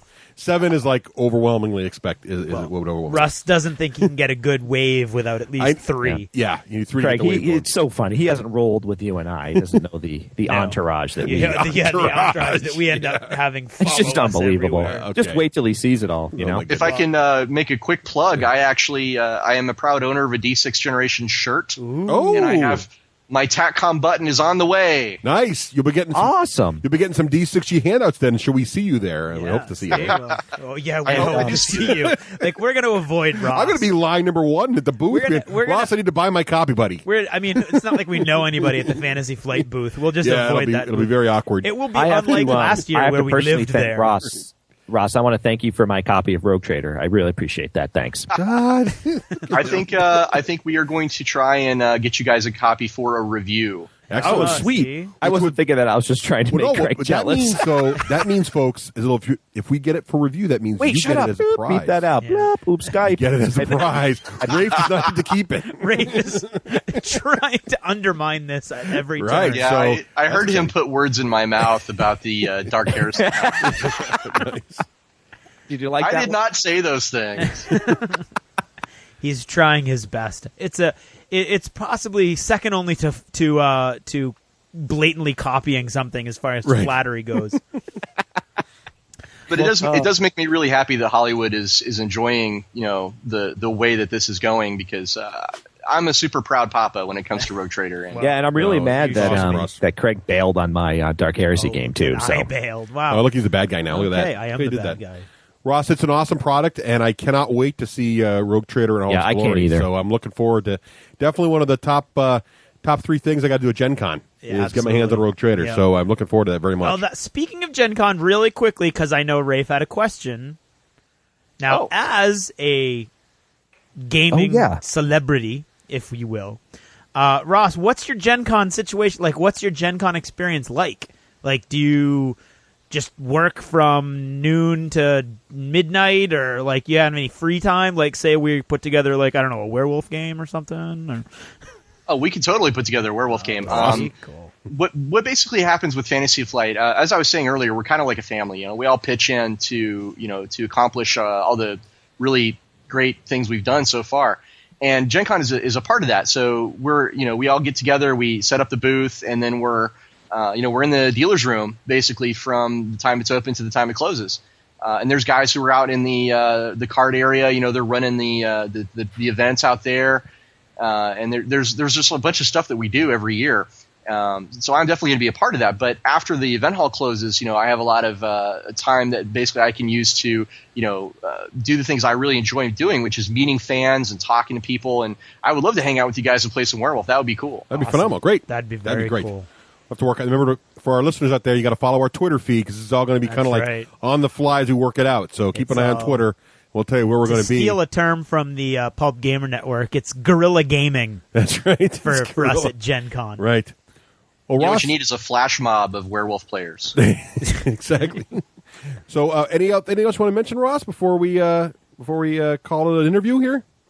I would say your listeners should definitely go check out that pre-order for the collector's edition if they want one, because 500 copies I think are going to go pretty fast. Yeah, I'm actually kind of concerned that by the time people hear it, there'll be even few less. Well, yeah, when you hear this, remember that it's going to have been up for 3 to 4 days. Right. So, so Rafe has already actually gone and ordered his. Like, pause the show now and go order it if you're really interested in it. Seriously. What I did was order 500, and then I'm going to double the price.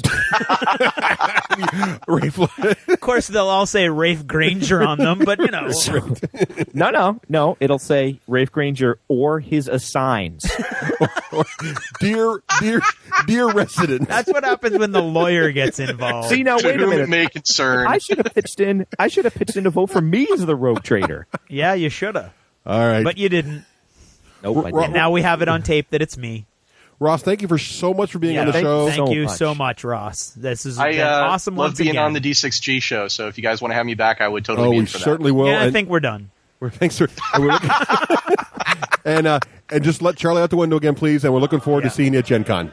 Yeah, awesome. Me too. We'll see you there, Ross. Take care. Okay. Bye-bye. We will pass through the American patrols, past their sonar nets, and lay off their largest city, and listen to their D6 generation while we play our Russian board games. Dice are our vice.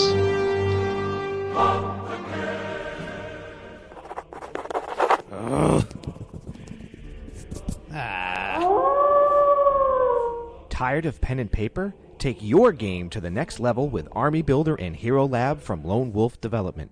Army Builder has been the standard for army construction software for miniature gamers since 1998.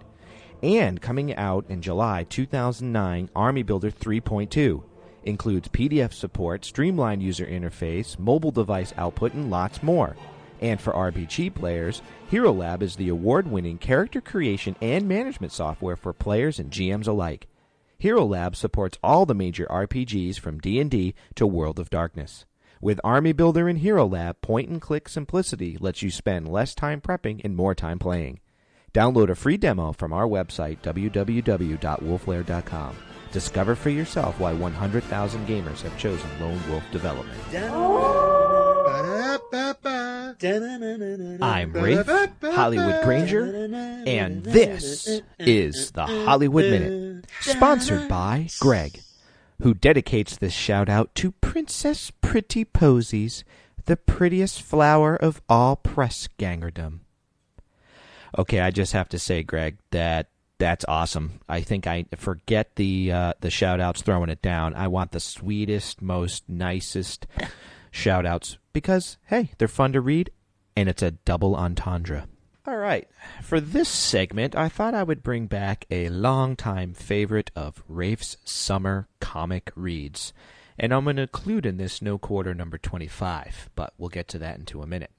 Okay, so I had been staying away from my comic store for a period of time because I was swamped at work, and when I got there, I had a stack of comics about as wide as my hand, other than forking over the cash for that, which I was hesitant to do in this economy, but once I did it, I was happy because I was in Glee for about... I still am in Glee, actually, because I'm still reading them.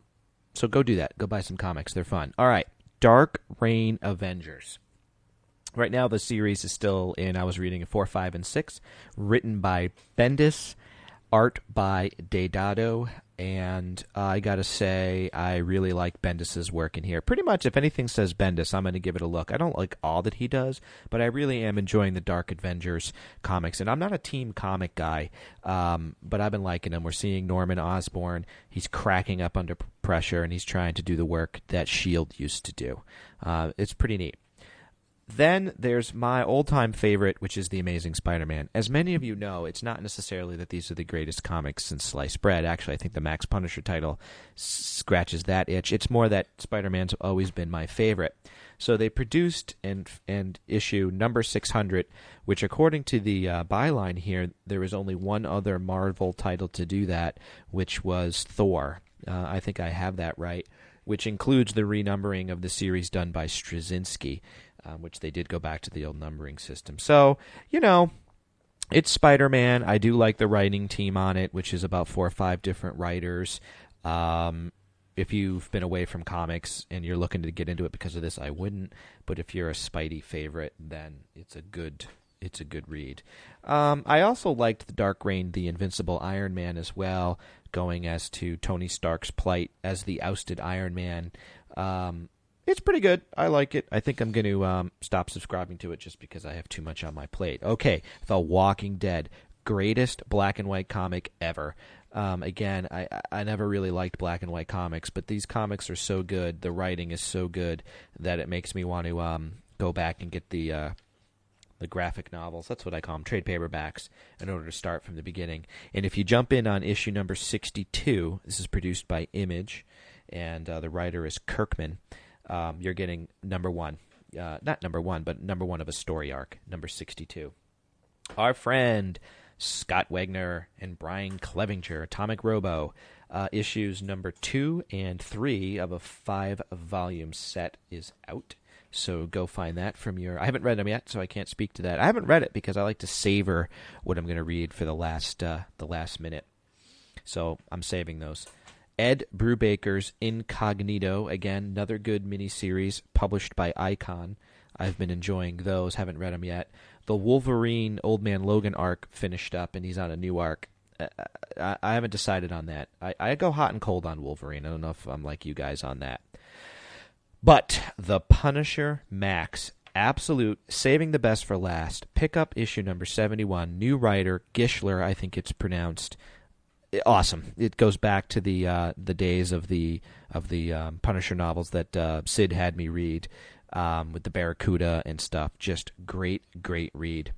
So anyway, that's my summer read. I agree with Russ. No Quarter number 25. The naval combat stuff in there, exquisite, as well as the new faction.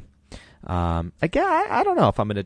I like the fluff of the new faction, but I'm not sure if it's something I'm going to run out and play. But I can't wait to see it being played. Well, that's my story. Enjoy the summer.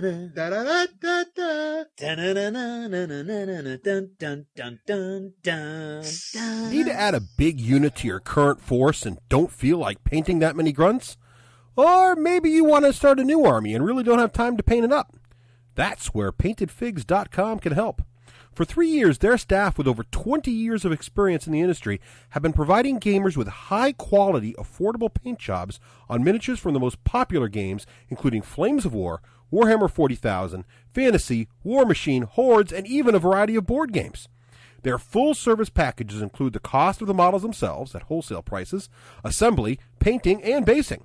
Because they're able to get the models wholesale, you end up with a package appearing on your doorstep full of ready-to-play models at only the fraction over their retail price. Their name says what they do. PaintedFigs.com. High-quality miniature painting at the lowest rates on Earth, even with shipping. Be sure to let them know the D6 generation sent you. When wives attack.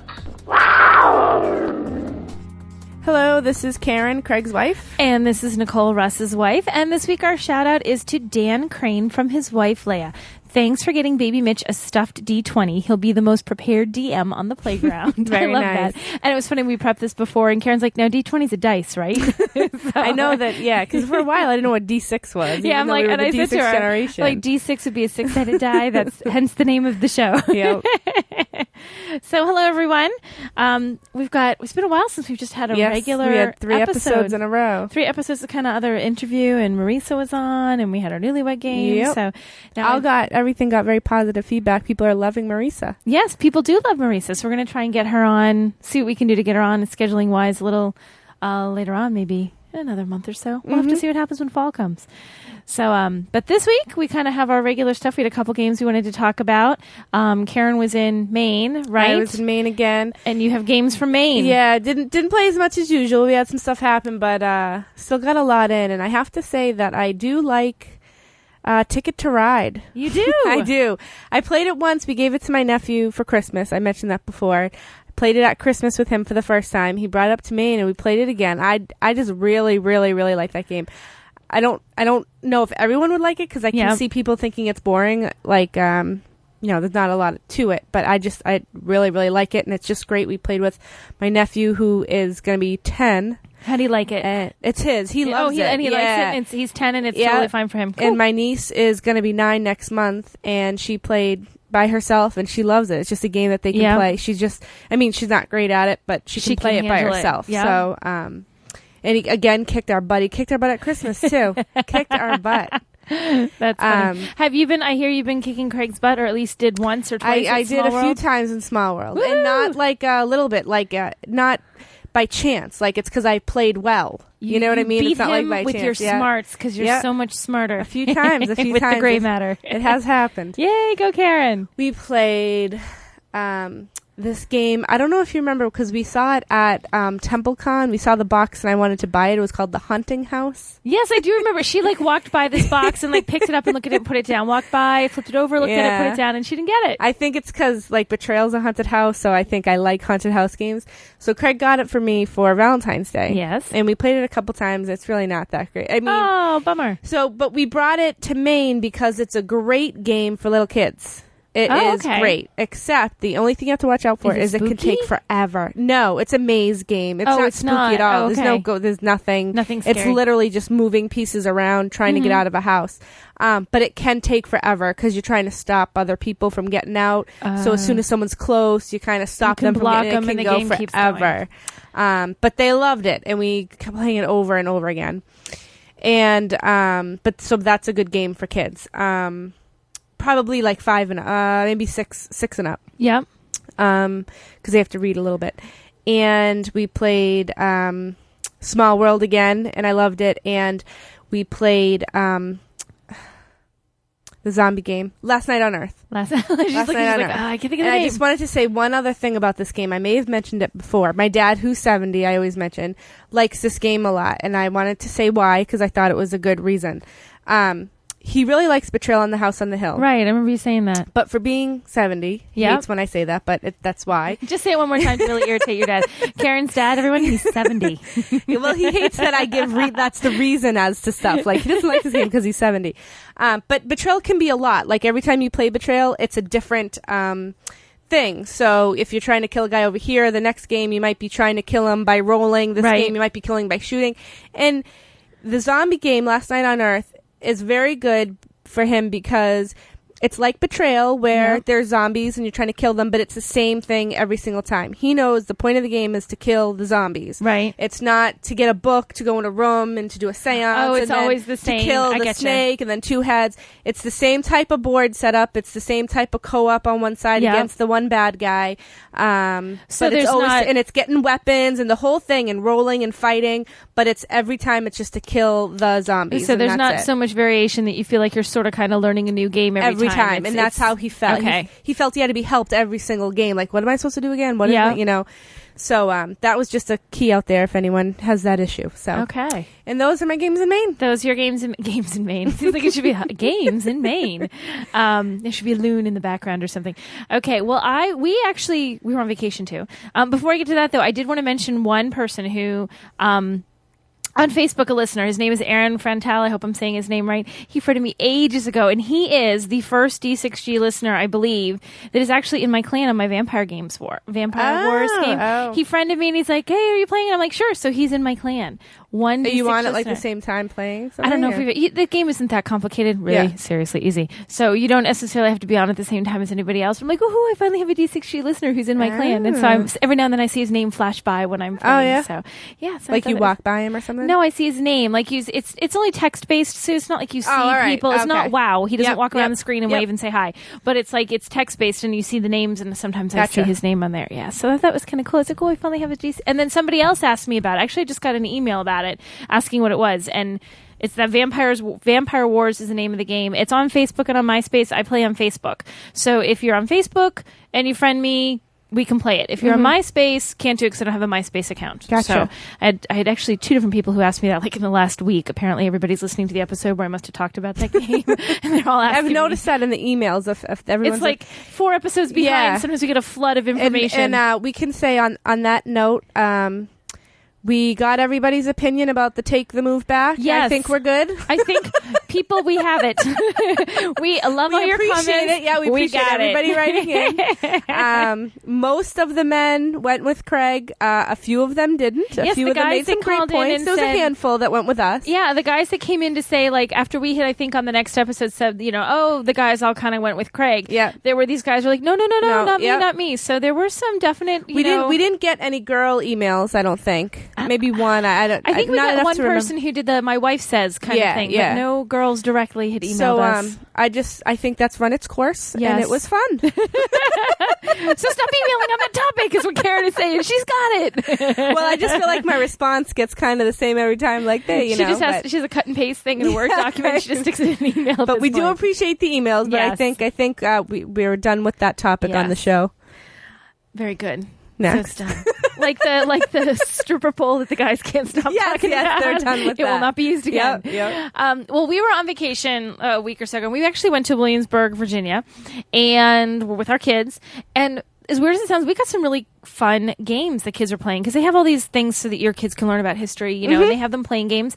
And there were a couple games there that they really liked. Some of them really basic games, where you catch the ball in a little cup that's attached to the string. You try to catch the ball, things like that. But there's this one game that my kids loved, and I actually can't. I found a version that's like a Las Vegas dice version that's like $80. I'm like, oh, not the version I'm looking for. It's called Put and Take. And it all is about, you have this little, you could use anything as your tokens. You can use pennies, you can use quarters, you could use pieces of paper, you could use marbles, whatever you want. You put them in a bowl. And then you have a dice that really, the spinny thing that they had in Williamsburg kind of almost looked like a dreidel, if you know what a dreidel looks like. But it had like a number on each side, and you either were putting one of your tokens in, or you'd be taking one of your tokens out. Then there's one where you put all of yours in. Then there's some where you take all of them out. And the objective is to make your other players run out of their little tokens or their little pennies or quarters or whatever. Really, really easy. Like rudimentary math. I think it went from like 1 to 4, and then there was, put in all and take out all. Rose and Kit played that game forever. Oh, they wow. love that game. Yeah, and I find it online, and it was like a Las Vegas poker gambling site, but a really basic game. But you could actually just play with anything with a D6. Remember D6, the 6-sided die, Karen?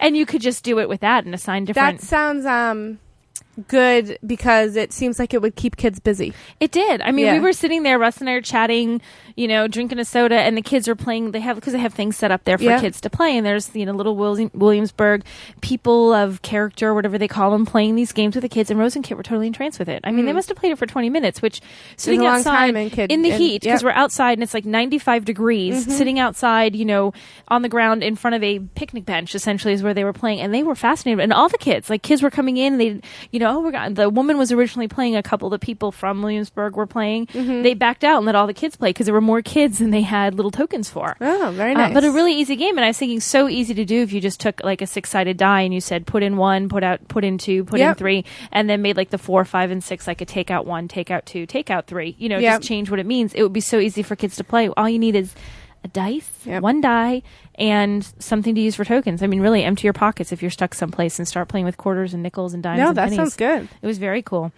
So that was a fun one. There was also, Russ and I played a game one night because we camped there, so we're outside camping, and the game, and we only get to play it a little bit, but it's called On Guard.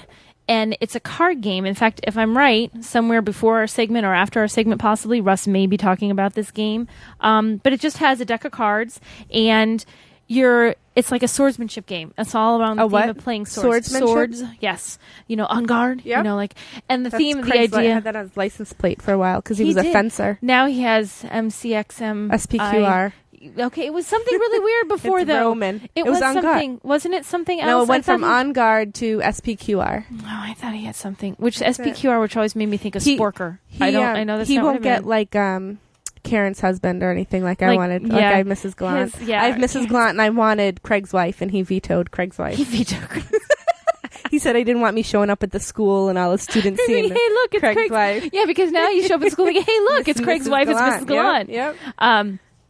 I met somebody the other day through a friend of a friend of a friend who knows Craig, and said it cracks him up because he thinks that Craig is Craig, because he first met Craig through, introduced to Craig as a human being through the podcast, knows somebody that was one of his students and keeps calling him Mr. Gallant. Yeah. He's like, he's just Craig. It's not Mr. Gallant. That's weirding me out. Just call him Craig. But, so anyway, so this card game, On Guard, it's really cute. You're trying, you have what they call poise, and when you fight, you either gain poise or you lose poise, and you can have, fancy attacks, and you can have lunges, and they cost you so many. Poise is like your structure or whatever. Yeah, well, almost not even poise like in you have the right form, but poise is I am a pulled together swordsman and I am not losing my cool. An overall. Yes, sportsman. Overall I am looking snazzy and doing a good job and maintaining my cool as I am fighting this that's good. horrible guy. That's a good message. And there's parry and strong arm are some of the things. There's ripostes. There's some moves that are fancier, and they have fun names, and this made me fall in love with this game. Okay, I pull out this card, and you kind of have to be a moderate geek to immediately read this and think this is funny, but it gets you 3 poise. You gain poise back, which means if you lost some, you get 3 points back, and you only have 10 altogether, so you're getting 3 back, and the name of the card is just I'm Not Left-Handed. Do you get that, Karen? Did you ever see The Princess Bride? Oh, no.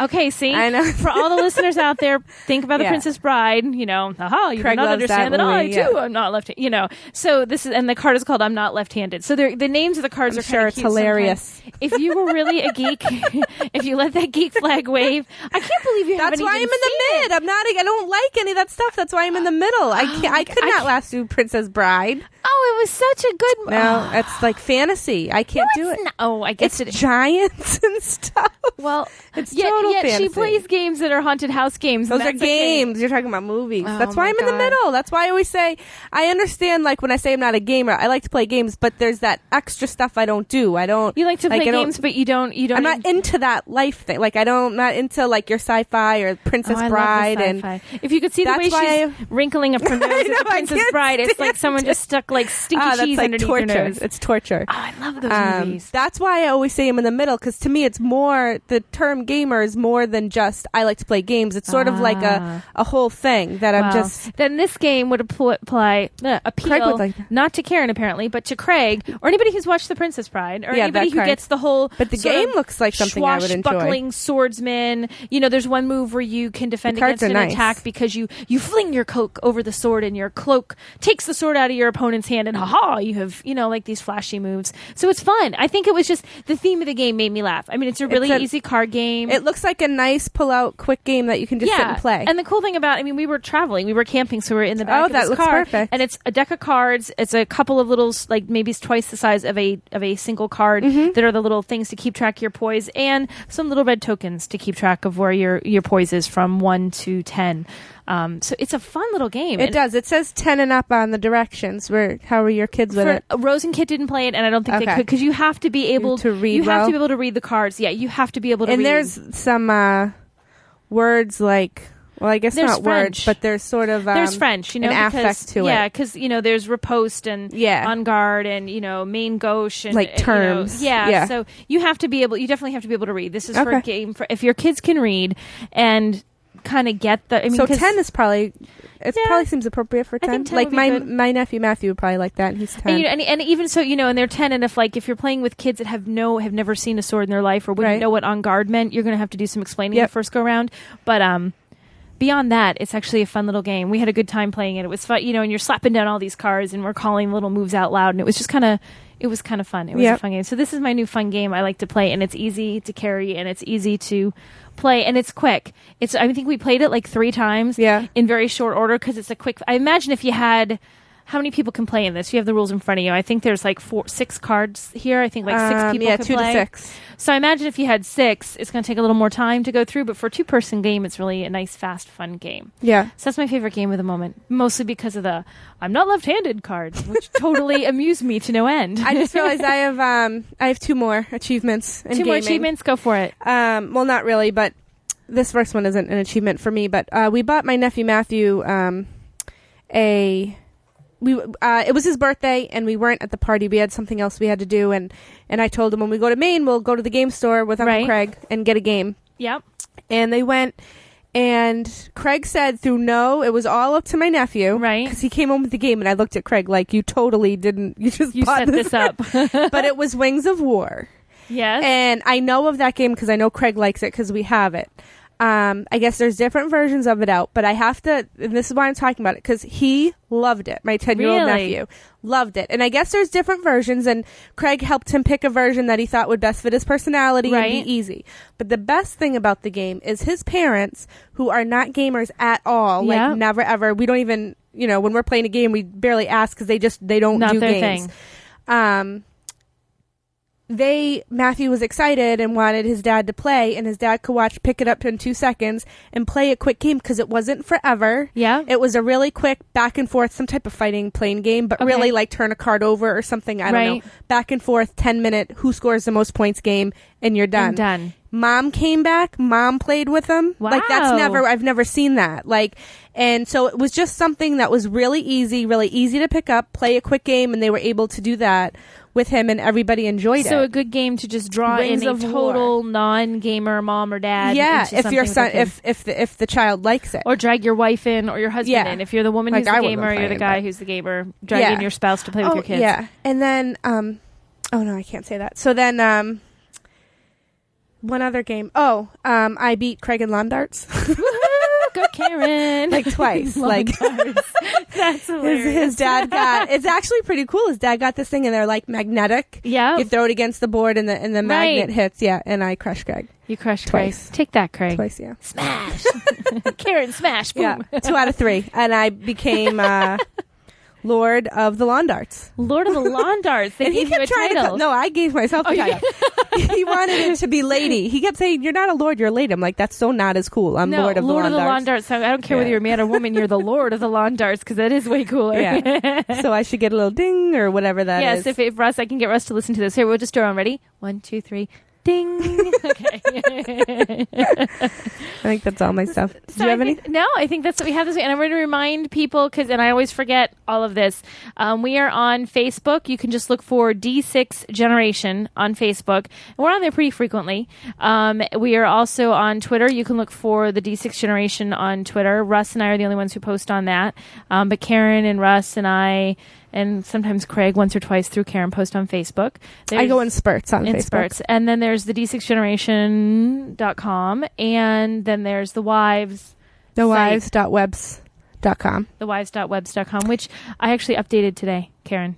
Oh, did you really? Yes, yeah, I know. did. And a listener wrote in and was like, it's actually not doing the blog anymore. I know, and I'm like, oh, okay, yeah. taken care of, done it. So I'll be on there more often now, I promise. But I wanted to mention for an upcoming episode, for whenever it is, we would like listeners to write in any questions you have about Russ, Craig, or Rafe that we could answer. It can be of anything you want to know. I would gaming like to see related, especially gaming related. I'd like to keep it more gaming related because this isn't the Russ, Nicole, Karen, Craig, Marisa, yes. and Rafe show. I'd like to keep it gaming related. And Marisa will pop back in for that episode when we answer the questions, so she can answer the questions you have about Rafe. Which will be sometime. We don't know when we're going to air this episode because we're trying to get things coordinated. We for need the a fall. couple weeks to get the emails in Emails. sort through them and figure them out. Or you can call the voicemail. I know I wrote that too, and I don't know And the I number. forget, yeah, but it's on the website. Yeah, and the boys will say it on the podcast. Yes, they've said it sometime before or after we have aired right now. So you can call also on the voicemail. Yes. And do it that way. And I think, is that it? That's all we got. All right, we will see you next time. See you next week. Take care. Bye.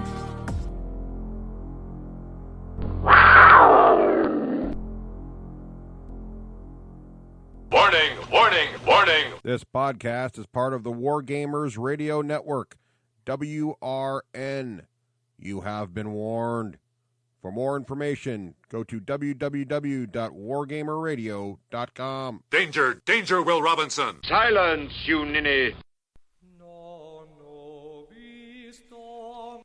Then shall our names, familiar in his mouth as household words, Ken from the score, Wakeland and Hollywood, Karen and Nicole, Staten and Gallant, be in their rolling dice freshly remembered.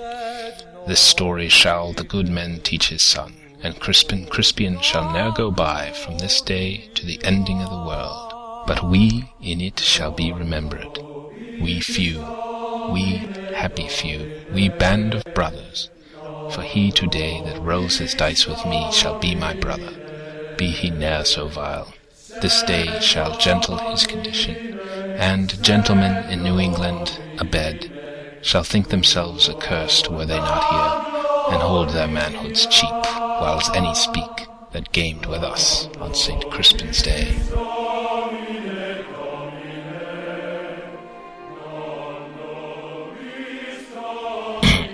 Excuse me, I couldn't resist. I'm Ken Whitehurst. Welcome to Score the Fifth.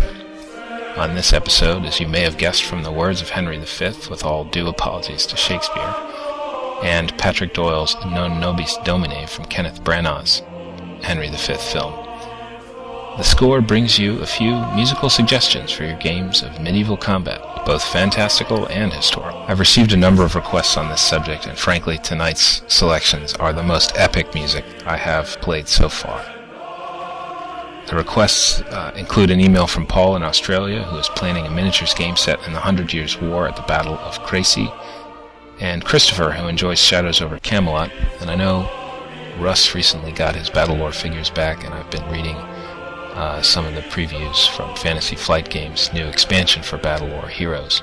So, given the groundswell for this, it seemed appropriate for episode the 5th. If you're looking for something other than Carl Orff's Carmina Burana, which you've probably heard a million times, especially if you've seen the movie Excalibur, which plays it about a million times, pick up your longbow and join me as the score scratches the surface of music suitable for medieval combat. And Craig, don't worry, I will not play any music actually from the 15th century because I, like you, have been to Renaissance fairs and I don't care for the recorder and I don't care for the lute, or the tambourine for that matter. The three things that really are necessary to me for medieval combat music are a heroic theme, a giant choir, and an occasional single voice, usually a soprano or a boy soprano, to give you that feel of one innocent, pure purpose against a whole mass army, which really is the heart of medieval combat. A single hero with a sword and a suit of armor versus just an unimaginable mass of power. And so that will be the theme for the music in this episode of The Score. The piece you've been hearing while I was describing the three elements I find key in medieval music is, of course, entitled The Battle, and it's from Chronicles of Narnia by Harry Gregson Williams. Although I have to admit the Chronicles of Narnia score, like the films, is nowhere near as good as Howard Shore's score to Lord of the Rings. It does convey mass combat very well, and it has a wonderful heroic theme.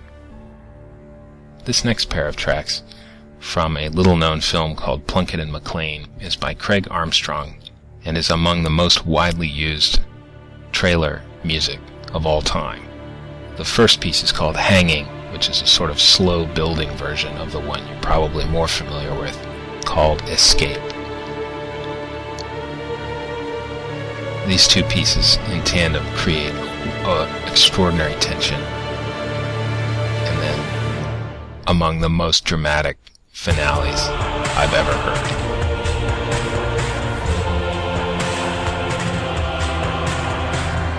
I cannot recommend this album highly enough. It has a whole variety of types of music on it, some of which I'll probably play on other episodes of The Score. Some of it is appropriate for medieval combat, some of it is appropriate for futuristic combat, some of it's appropriate for both, which is kind of amazing in its own right. But it is one of my favorite soundtracks. Plunkett and McLean. Following on from that, I have chosen one track from each of the films of the trilogy, The Lord of the Rings, by Howard Shore. This piece, Bridge of Khazad-dûm, is from the first film. This one piece of music has all the elements that I was discussing before. It has a heroic theme,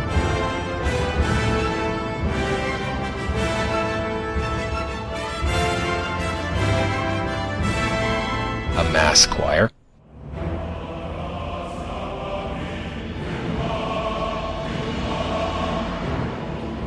and then, to me, the most compelling part, the soul soprano solo.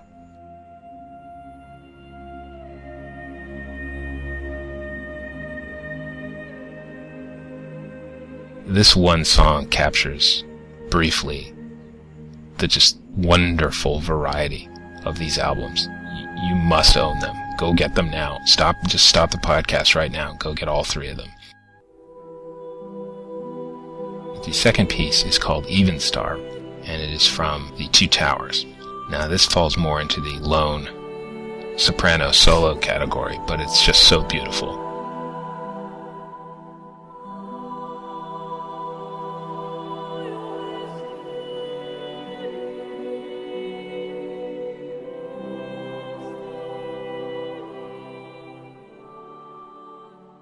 And finally, appropriately perhaps titled The End of All Things, from Lord of the Rings, Return of the King, which is just huge. Again, as I said before, I think one could write a dissertation on the three soundtracks to these movies, and it is hugely unfair of me to only play three tracks in the space of a few minutes on this podcast. I can't recommend them enough. They really are wonderful. Finally, I'm probably going to draw some flack for these two, but it seems to me strange that I've gone 4, now 5 episodes without mentioning John Williams. Those of you who know who I'm talking about know that John Williams is the most nominated person for an Oscar in the history of the Oscars. He's created almost every memorable film score you probably know, including Raiders of the Lost Ark, Star Wars, Superman, Jurassic Park. Those are just the ones I can do off the top of my head. I picked these two tracks because they're from Star Wars 3, Revenge of the Sith, which to me, and you send your email to thescore.d6g@gmail.com, but to me, the Star Wars movies really are just medieval fantasy movies that happen to be using science fiction. This song is called Battle of the Heroes, and as you can hear, it's just a giant choir and a heroic theme, and it's just wonderful. This next piece is called Anakin's Dark Deeds, also from Revenge of the Sith. I am a huge science fiction fan, and I have to admit, I never liked any of the Star Wars movies, but so much, in part because I think they really are fantasy movies. And while I like fantasy, I don't like it as much as science fiction. And if you listen to these scores, you can hear what I'm saying. When I'm not paying attention, sometimes I think this music is from The Lord of the Rings. Revenge of the Sith is, I think, the best of the Star Wars soundtracks for gamers. I shy away from playing Star Wars music in games because it's so easily identifiable with Star Wars. I mean, the main theme from Star Wars is just Star Wars. You know what it is the moment you hear it. These two tracks, unless you're a pretty hardcore Star Wars fan, which I guess most gamers probably are, you won't immediately identify with Star Wars. Well, that's enough epic music for one episode of The Score, and probably enough for 2 episodes of The Score.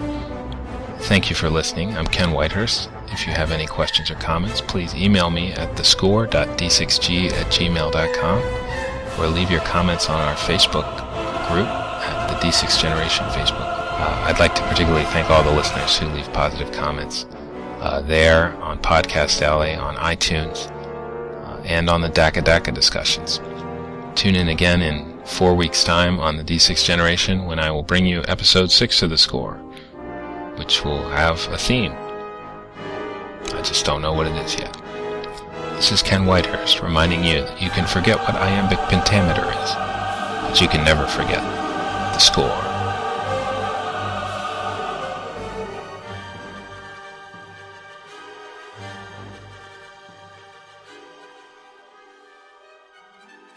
This RVR is going to be great. I can't wait to show this Chaos Scum the might of my Ironbreaker. Here I go. I've got him targeted. That Black Ark is moving way too fast. There's too many people on my screen for my ancient PC. Oh, no. I'm screen locked. Now I have to reboot. I'm just going to bed. Don't grip your pillow at night in PC frame rate paralysis. It's time to level up. Level up? I can't. My damn computer's too slow. That's the point, doofus. With a Doghouse System PC, you can have just what you need for the best in MMO play. Play your game at the highest settings, experiencing the very best frame rates available, and all at an affordable price. Now go back to sleep. When I wake up, I'm going to www.doghousesystems.com. It's time to get in the house and level up. These fine shows are brought to you by the Pulp Gamer Media Network at pulpgamer.com. Out of Character covers all the latest news from the gaming community in a casual morning show format. The D6 Generation bring you topical, controversial, and hopefully entertaining conversation about miniature war games, board games, and more. The Game Kennel helps you find good homes for great games by delivering reviews of board and card games. The folks from Fear the Boot bring you weekly shows about tabletop role-playing games and a little bit more. Join them each week for irreverent roundtable discussions, debates about game-related issues, and advice for improving your games. Family Night helps you bring your family together by sharing the value good games can bring into your lives. Game On with Cody and John, the Uncommon Podcast for the Common Gamer. Join 2 self-professed game geeks for regular segments including the Game On Inbox, The Big Deal, and Buy, Try, or Deny. On The Game's the Thing, hosts Ron and Veronica Blessing discuss role-playing games and board games with industry professionals and friends from their personal game table. Watch White Glove Movies as Glover shows you new games up close with video overviews of board and card games. Myriad Games presentations feature a wide variety of shows for everyone, including session impressions, game gab, table talk, and advice from Gamer Angel. For all these great shows and more, stay tuned to the Pulp Gamer Media Network. PulpGamer.com. Welcome back. Hello. Welcome. Ooh, he got us. Fooled you all. Now we want to talk about new miniature game called Arcane Legions. The new hotness in miniature gaming. Apparently it is. It's not out yet. It actually is going to be released this fall. It might be as early as August. Yeah. But it's going to be the first time you'll be able to buy it for real is at Gen Con. But we were lucky enough to get 2 different demo copies. First, there was an early version of the demo copy of the game released at Origins. And Dan from Myriad Games brought us one back to put it with. There were some issues with it, and we were sent a new one from Wells Expeditions, which is the official demo pack in the best quality they're expecting to have. Correct. So we're able to also assemble work with that. So this review, we're going to be talking about what you get in the demo pack, all the mechanics of the game, how it works, and what it's going to be about. Craig. So yes. Why is it the new hotness, but don't answer yet? Is it the new hotness because it's a new format, or is it the new hotness because gamers love anything that's new? I think there's a combination of that, and I think it's the new hotness because they've hooked onto a cool new angle for their storyline. Yeah, there's a lot going. In this review, think about it. That's a great question to start with, Rafe. Think about it as you're listening, and we'll try to bring it up when we think they've got a little bit of lightning in a bottle here because they hit a lot of different areas, I think, that are going to interest people. Yep. So let's talk about it and see if it interests you. First of all, here's the brief. Because I'm not interested as we start. Okay, so I'm going to be that person that's like, whatever. Get her on. Let's see if we can gut shot you. All right, there you go. That's what I was interested in. No, that's and now look at you. There you go. So here we go. So let's talk about the overview real quick. The official tagline for this thing is collectible mass action miniatures game. That's a mouthful. Whatever that means. Well, let's talk about what that means. Basically, the fluff here is, Craig, you want to read the fluff? Is it too small for you? The greatest armies of antiquity battle for control of a magically altered world. The year is 37 BCE if you're like a stick in the mud, or BC if you're a traditionalist. The Roman Empire, Egyptian Imperium, and Han dynasties converge in epic battles across the Middle East. Their legions are full of men and monsters, warriors and sorceresses, undead and gods. This is epic war like none seen before. All right, that's officially from their website and the intro. This is a 2 to 6 player game, according to the press release. We played it 2 player, but I guess they're thinking you can somehow jam 6 around the table. Well, if you've got the missions, you can do it. Yep, we'll wait and see on those. It's a tabletop war game. So you've heard us talk about Warhammer Fantasy Battles and Warhammer 40K and Privateer Press and War Machine and Hordes.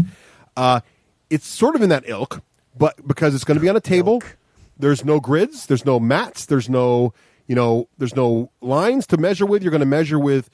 They're actually going to use the bases of the game to measure. Which, if you remember, the Pirates of the Spanish Main collectible game had these the edges of the cards. Yep. They got that idea, and we'll see why. We'll know why they got that idea from that game in a little bit. Which you're going to basically have these plastic movement trays full of models. They're going to be in different formations, and the formations are going to matter. And you're going to move these trays around the table, try to engage each other in combat, and beat each other to a pulp. Yeah, that's basically the overview. And the fluff is this is alternate reality where you're Rome, Egypt, or Hans, and you've got different magic. And the Han, of course, being the Chinese. Chinese, right? Questions? Yes, sir. On the movement trays, 3 models, 5 models, 100 models. Depends on the tray. Probably between 8 and 10 on most trays. On the big trays. And on the small, there's 2 size trays. There's what they call the formation trays and the sortie trays, right? Yep. And the formation trays come with the game? They do. We'll get into that in more detail in a little bit, but the trays are about 6 by 4. So the little ones, well, not quite. They're not quite as thick. Because the sorties are perfect squares, and they're exactly half as wide as the formation. Right. So if you took 2 sorties, how and put them many together. trays on your side? In the demo, you got about 6. I think you've got 4 or 5 of the major formation trays and 1 sortie tray. Let's put it this way: the starter set comes with 120 models. Yeah. Wow. Okay. And that's going to be 3 factions right there. Are the models like playing with Axis and Allies type of figures? No, let's get into that, but they're more detailed. But let's get into that. So, it's like playing with this miniatures. is still the overview. Well, it's like playing with miniatures. There's going to be some 25 millimeter models. Yep, 25 millimeter. Some are pre-painted, some aren't. There's some are required. No grid. They snap into their little base with little pegs on their feet. You remember El Gato? El Gato, the model you played with last week? Yeah. That's a 25 millimeter model. And you do need 3D terrain. Terrain is... you need some kind of terrain. You can make your own. You 3D, you can work with paper, or you can do whatever you want. Terrain is one of those new mechanics, or I would say an abstraction that we'll have to deal with later in the... We'll talk about all that, but basically you got to be at a table with terrain and miniatures. Yeah. Basically. It's enough we need to know for now. Yeah. The guys making this, the name of the company is Wells Expeditions. Okay? And these guys, it's a new company, but the designers are not necessarily new. I think there's some new folks in the team, but also many of them are veteran game makers and they created classic games you might have heard of, like Heroes Clicks and Mech Warrior and Pirates of the Spanish Main. I like how you respected their IP. That's very cool. Yeah, it's because I cut and paste from the website. Yeah, I was gonna say. Yeah, and they show That's those what I photos thought of at the first too, and then I trademarks. thought he must have cut. And I just cut. So Russ has the little R symbol next to Hero registered Clicks. I'm trademark. like, wow, Trademark. Russ, really paying attention to detail there. Thank you for the lawyer for that. So anyway, these guys know what they're doing, and you'll see the influence, like they're using the bases themselves to measure distances. You'll see influence, as we talk about this, from other games. And one of their goals for this game is they're trying to make it very affordable. They're trying to it is a collectible game, but they're trying to reduce the pain of collecting as much as possible. And they're trying to give you a mass army game fast and cheap. So in their head, you're going to have 100 or so models per side, or maybe 200 models per side, going at it and getting done in like an hour and a half. And if you don't believe me, listen to the interview with Myriad Games. They talk to one of the designers at Origins, and he says almost exactly those words. So that's what they're trying to do. And as we go on, what Craig and I will try to talk about. We will eventually have an interview much like that because we've been in constant communication with Wells Expeditions. Yes, we're very excited to deal with We're very excited to meet them, and I'm not. And except for Rafe. Okay. I'm just kidding. All right. Okay. So how is this stuff being sold? We said it was collectible. Does that mean it's going to be like a normal collectible thing? Well, here's how It's sold in really cool boxes that have really cool artwork on them. They do. And also, so here's what comes. You can buy a starter set, okay? Here's what's in the starter set. Yeah. Now, Rafe, don't look at the notes. Okay. All right, I'm not going to look at the notes. I want to ask you what you'd pay for everything that's here. It's going to be like an infomercial. I've shut down my notes. Get a look. And I'm baking Do you know pie. the price of the Go starter ahead. set? I've ever told you what it was? Do you remember? Nope, I have no clue. Here we go. So the set includes 120 plastic miniatures, 25 millimeter. They are, there's 40 guys per faction. So and there's 3 factions in the box. Okay. The shields. Wait. So I'm buying a whole box. I get 3 factions? Yes. Starter box. 120 models. Starter box, right. Okay. Starter box. It's got 3 factions in it. 40 models per faction. So you got 120 of them. Their shields are pre-painted. The models are unpainted. Most of the models are unpainted, but each guy's got some commander figures that are all pre-painted. So there's 3 commander pre-painted commander figures. Are those the heroes I've heard about? The heroes. 1 per faction. So basically the rares in this game are pre-painted. But in the starter set, there's 3 of the guys are pre-painted. Most of them are unpainted. The shields are all pre-painted. You're going to get 10 of those plastic formation bases, the big ones. Which is enough to play all 3 factions at the And same time. You're going to get 3 of the sortie bases. Same thing. You're going to get 21 formation cards, and these are things that snap onto the bases, so they give you the rules for the stuff on there. Well, along with the special ability cards, 7 of those per faction. You're going to get 3 of the sortie cards also, so that for that faction. You're going to get 3 victory cards, which we haven't seen yet, somehow related to mission objectives. You're going to get 2 control terrain markers, which are places you move to. You're going to get a plastic movement tool, which helps the unit's turn, which we'll get to in a bit. You're going to get 36 dice, and you're going to get the rule book, which has the core rules and the fiction. How much would you pay for that? Rafe, what would you guess? That's a tough one because I'm not interested, so I'm going to answer it a little differently. If that was $79.99, I would think that was a pretty good deal. You would? Yep. What if I told you I think that was a really good deal. What if I told you you were over double the cost of this? Holy crap. Then I would think it's an amazingly good deal. $35, dude. No way. Yeah. $34.99. No. Yes. Because what sold me on it was when Craig said they were the 25 millimeter, not the dinky dots. So these are, when they're on their trays, they don't look that different from Warhammer Fantasy Battle in terms of the model count. They're not as many. That's amazing. They're not as many in each base. It is amazing. And that's absolutely amazing. Don't forget it's 3 factions. So if you and your friend go together on this, you only have 1 rule book and 1 turning table. I was thinking that. That's why I picked the 80 number. I thought because you'd go in with a couple people, $40. And that's fixed content. So you know exactly what you're getting. And we played the demo with this. We'll get into that more in a minute. But you get a good little variety in this thing. You really get to feel how the factions what the goal would be is find 2 other friends, each that want the other 2 factions. You each buy one. And at the end of that, you each have a rule book, the movement tool, and 120 models for your faction. Yeah, at that price, you should just buy 3. Exactly. So now they're also going to do. So that part's not collectible, and that game right there is a pretty fun game to play. We'll get into more of that. It is. That's all we've had a chance to play with right now. I was wondering that. That's basically what we started with. Now, also though, what they're going to do is you're going to be able to buy additional packs of stuff. The first one is going to be the infantry pack. Now, my understanding is this is not blind purchase. The contents in the infantry pack is fixed. And there's a different infantry pack for each faction, and it's labeled, so you know what you're buying. You're going to buy the Egyptians, the Romans, or the Huns, the Han. Chinese. Third try's a charm. Thank you. I keep calling them Huns, which are the guys the Chinese fought, which really Right. confuses And me. then you call them hands. Which I are the do, guys which in is the guy that fought the Carbonite. Millennium Falcon. I get all confused. So, infantry pack. The infantry pack comes with 4 of the formation bases, the big ones, 4 of the little bases, and it's going to come with about 40 figures. Again, 25 millimeter, and they're going to be faction specific. So if you buy the Han one, you're going to get a bunch of Chinese. And I believe this is fixed, and it's $14. I just ate Chinese tonight. $15. So $15, you're going to get 40 more guys to add to your collection, and that's going to give you all them. You can also then buy a cav pack, cavalry, and a cavalry. Am I saying that right? Cavalry. Cavalry. Thank you, Craig. You bet. Cavalry. That is also the same price as the infantry pack, $14.99. I also believe it is fixed contents, and there's a different pack per faction, and that's going to have 3 of the big formation bases, 4 of the sortie bases, and about 14 of the larger. All right. Slow down there. I know you're excited because we're running long. Yes. What do you need to play a game at our advanced miniature gaming level? Well, all you really need is a starter set, I think. No, come on. We'll You be mean bored of that. if this is going to be your miniature game, like instead of 40K? No, I'm really into this. I'm like Will. I'm Shifty. I'm Jeremy. Well, I'm I'm you guys. I'm getting there. Hang with me. He's I'm actually got it all set. I've got it all worked out. So You do? I got to Oh, tell you all right. what's available. So you got the starter set for $35. There's an infantry pack you'll want to buy for your faction, There's which is one per $14.99. faction. There's a cavalry pack you'll want to buy for your faction also. There's only one of those per faction. If you're trying to get everything, right? This is if you want every model they make for your faction. Here's where it gets tricky. Then there's these booster packs. Now the booster packs come with none of the bases.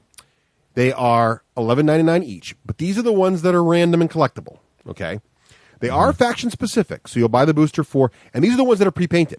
Okay, so these guys are pre-painted. You're going to get some rares in there. You're going to get 8 combat units with at least 1 pre-painted rare figure in there. You're going to get the base cards that go with them. You're going to get some uncommons in there.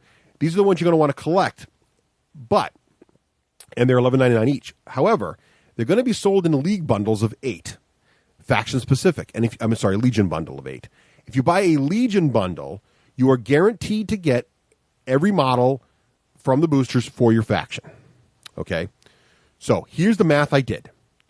Assuming that there's only one type of infantry pack and one type of cav pack for the faction, if you wanted to get everything you needed, I feel like I'm in math class. Here we go. This is it. It's called Russ's It's math. going to keep getting better. So here's we go. Math-wise. Assuming the train is traveling at 30 miles an hour. I know this sounds complicated, but basically, if you just want to start the game and try it out, $35 for the starter set. If you want to have, once you get into it and you love it, and you're like, I want to own everything for my faction. I want to be the Romans. I want to own everything Roman. Okay, you get the starter box content. You already got that, $35. You get the infantry pack, $14.99. You get the cav pack, Roman cav pack, $14.99. Then you're going to buy the Legion bundle. This is the expensive part for the Romans, which is going to be 8 boosters, which is $11.99 each. So the grand total, $160.90 for everything Roman, basically. And at that price, you still got the extra stuff from the starter pack you haven't got rid of yet. What if you're me, but I don't need to have everything? Well, then really, that's hard to answer because I haven't played. It's going to depend on the army you want to design. I want to design Romans. Okay, well, no, but I mean, it's going to depend. You want a Roman. If you want a Roman army with no cav, you never buy a cav pack. You know what I'm saying? If you want a Roman I see. Okay. heavy infantry, you might try 2 infantry packs. So now you're getting into army theory, and I don't know. The tricky bit's going to be if you're really looking for that one particular piece in a booster, you might want to buy the whole booster bundle. That's the thing that's going to be the question mark. So it's really a weird model, though, isn't it? It is. It's sort of collectible, but you can definitely find what you're looking for if you're careful. That would be the theme for this review. Right. It's hard to define. And I think the other thing, too, is when we talked about the introduction of miniature war games, we had a trouble identifying some games. We couldn't reach a consensus among the 3 of us as to what was a hybrid game between sort of more classical games and not collectible, but miniature war game hobby games. I think this game truly is the hybrid. I think it would have to be the definition of hybrid between collectible, not collectible, sort of simple, fast board game, also complicated miniature war game, pre-painted, and pre-painted, unpainted, some assembly required, no assembly required. It's got it all. So this is the hybrid game. If you get into this game and you like it, you'll be able to gateway into a lot of crazy stuff. Yeah. And even if you're already into some of those crazy games, you might come back and enjoy this simple game. So let's get into it. So that is what you get, how you can buy this stuff. So let's talk about the components a bit and the quality of this stuff. Because you're thinking, $35 for 120 models, how good could these things really be? Well, I don't know. Let's talk about it. So we can't really comment on the rule book because we got this demo book with the thing, which is basically a leaflet. It's black and white. It's clearly not the actual book. So All I can say is the demo book's functional. It's 26 pages. We got the rules, but it's really obviously It's just bare bones. Yeah, it's not the real book. It's the book that's supposed to go to dealers, right? So that they can learn the game and teach talk it about to it. their like we're their doing customers. Like so, we can't comment on the actual rule book. No idea how that's going to look.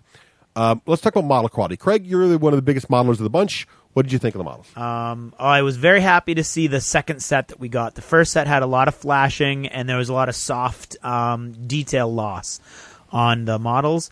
However, this second set is very nice. It's very crisp. It's that rubberized plastic, so it's still that sort of collectible plastic. It's sort of soft and rubbery, right? But a lot of detail. Which I was very happy to see. Very little flashing on the final set that we got. And that the snap together elements really do, for the most part, snap together. I would recommend using some glue because we did notice that some of the stuff popped out again. But all of the ball and socket joints fit in perfectly. Even the shield snapped on. The shield snapped on really nicely. And we did this. We when we got the new set, the latest set, we sat down and wanted to see how fast we could put it together. Yep. Using no glue, just clippers to clip off the sprue and just snapping it together. Yep. And what did we do? We got it to... we did 2 whole factions in about a half hour. In about a half an hour. And then we were playing. So we opened the thing up. And that was only with one set of clippers. We could have done it a lot faster. We had 2 sets of clippers. And then we had 3 people doing it. I was clipping. Craig was sort of snapping things together. And then Jeremy was organizing them on the trays. And we then played with them snapped together. And it worked. The very little things fell off. A couple things did. I would glue it personally. I think especially when you store it, it's going to fall apart again. So definitely glue it. But you don't have to. And here's a tip. If you are going to paint the guys, the shields are pre-painted. Don't glue the shields in the guys before you paint them, because that'll be a mess. You won't be able to prime them. And or they're anything. very nicely painted. They are. Each one has a very nice, crisp design on it. If you just leave the shields off, or just snap them on, snap them off, then spray the guys and dry brush them and snap the shields on, you're going to have a pretty good looking unit. Oh yeah, with very little effort. Because the shields are the key. Anybody tell you speed and you're paints. going to need to use super glue, not plastic glue. Right, because it's not true. It's that rear rubberized plastic. Oh, that's a good little tip. Yeah, that's an important tip. So the bases were very, very heavy duty. And the card stuff that goes into the bases are nice, shiny, cool looking, nice artwork. The basic deal is it's probably 4x8 or close to 4x8. The formation tray, very thick, like maybe a half-inch thick, maybe almost. Very, very thick plastic, sturdy plastic, and just it's like a pegboard. There's just all a bunch of holes. And what you do is you get this nice full color, shiny cardboard overlay that goes on top of the pegboard, which blocks out most of the holes and leaves the holes in it that are options for that unit. Right.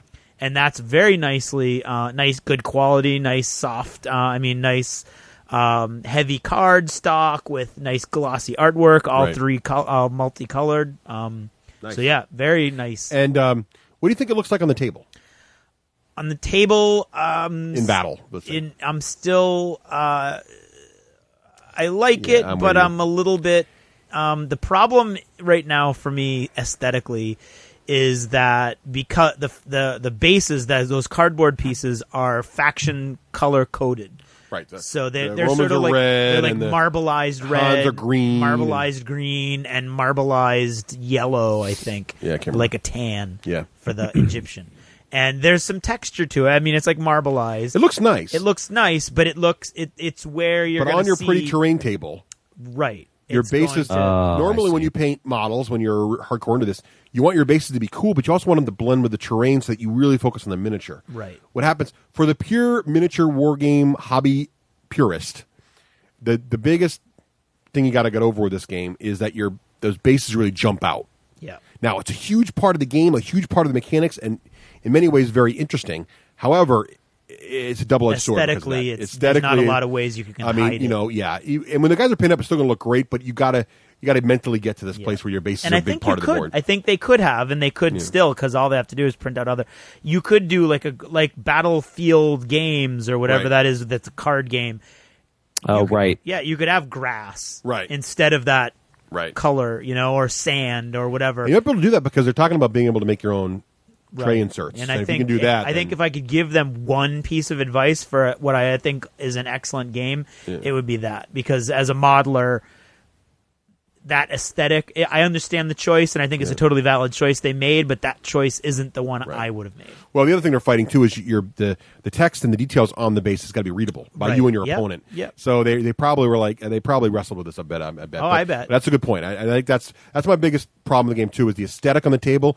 It does look cool, but then it doesn't because of this base thing. It looks cool. It looks different. Is the thing. It doesn't look like Warhammer army where the movement trays are all made to blend. Bother board gamer folks because they're not coming from that exactly. place. Right. Yep. So, but anyway, it's from that's that's interesting. Negative there.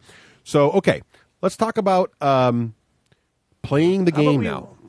Well, we talk about the rules. Yes. So we've snapped our guys together, and the other thing too, in the interview with Dan on the Myriad Games podcast, they mentioned how there were some people are going to be put off by you go to assemble and stuff, but it's not any worse than punching out all the cardboard in like Android.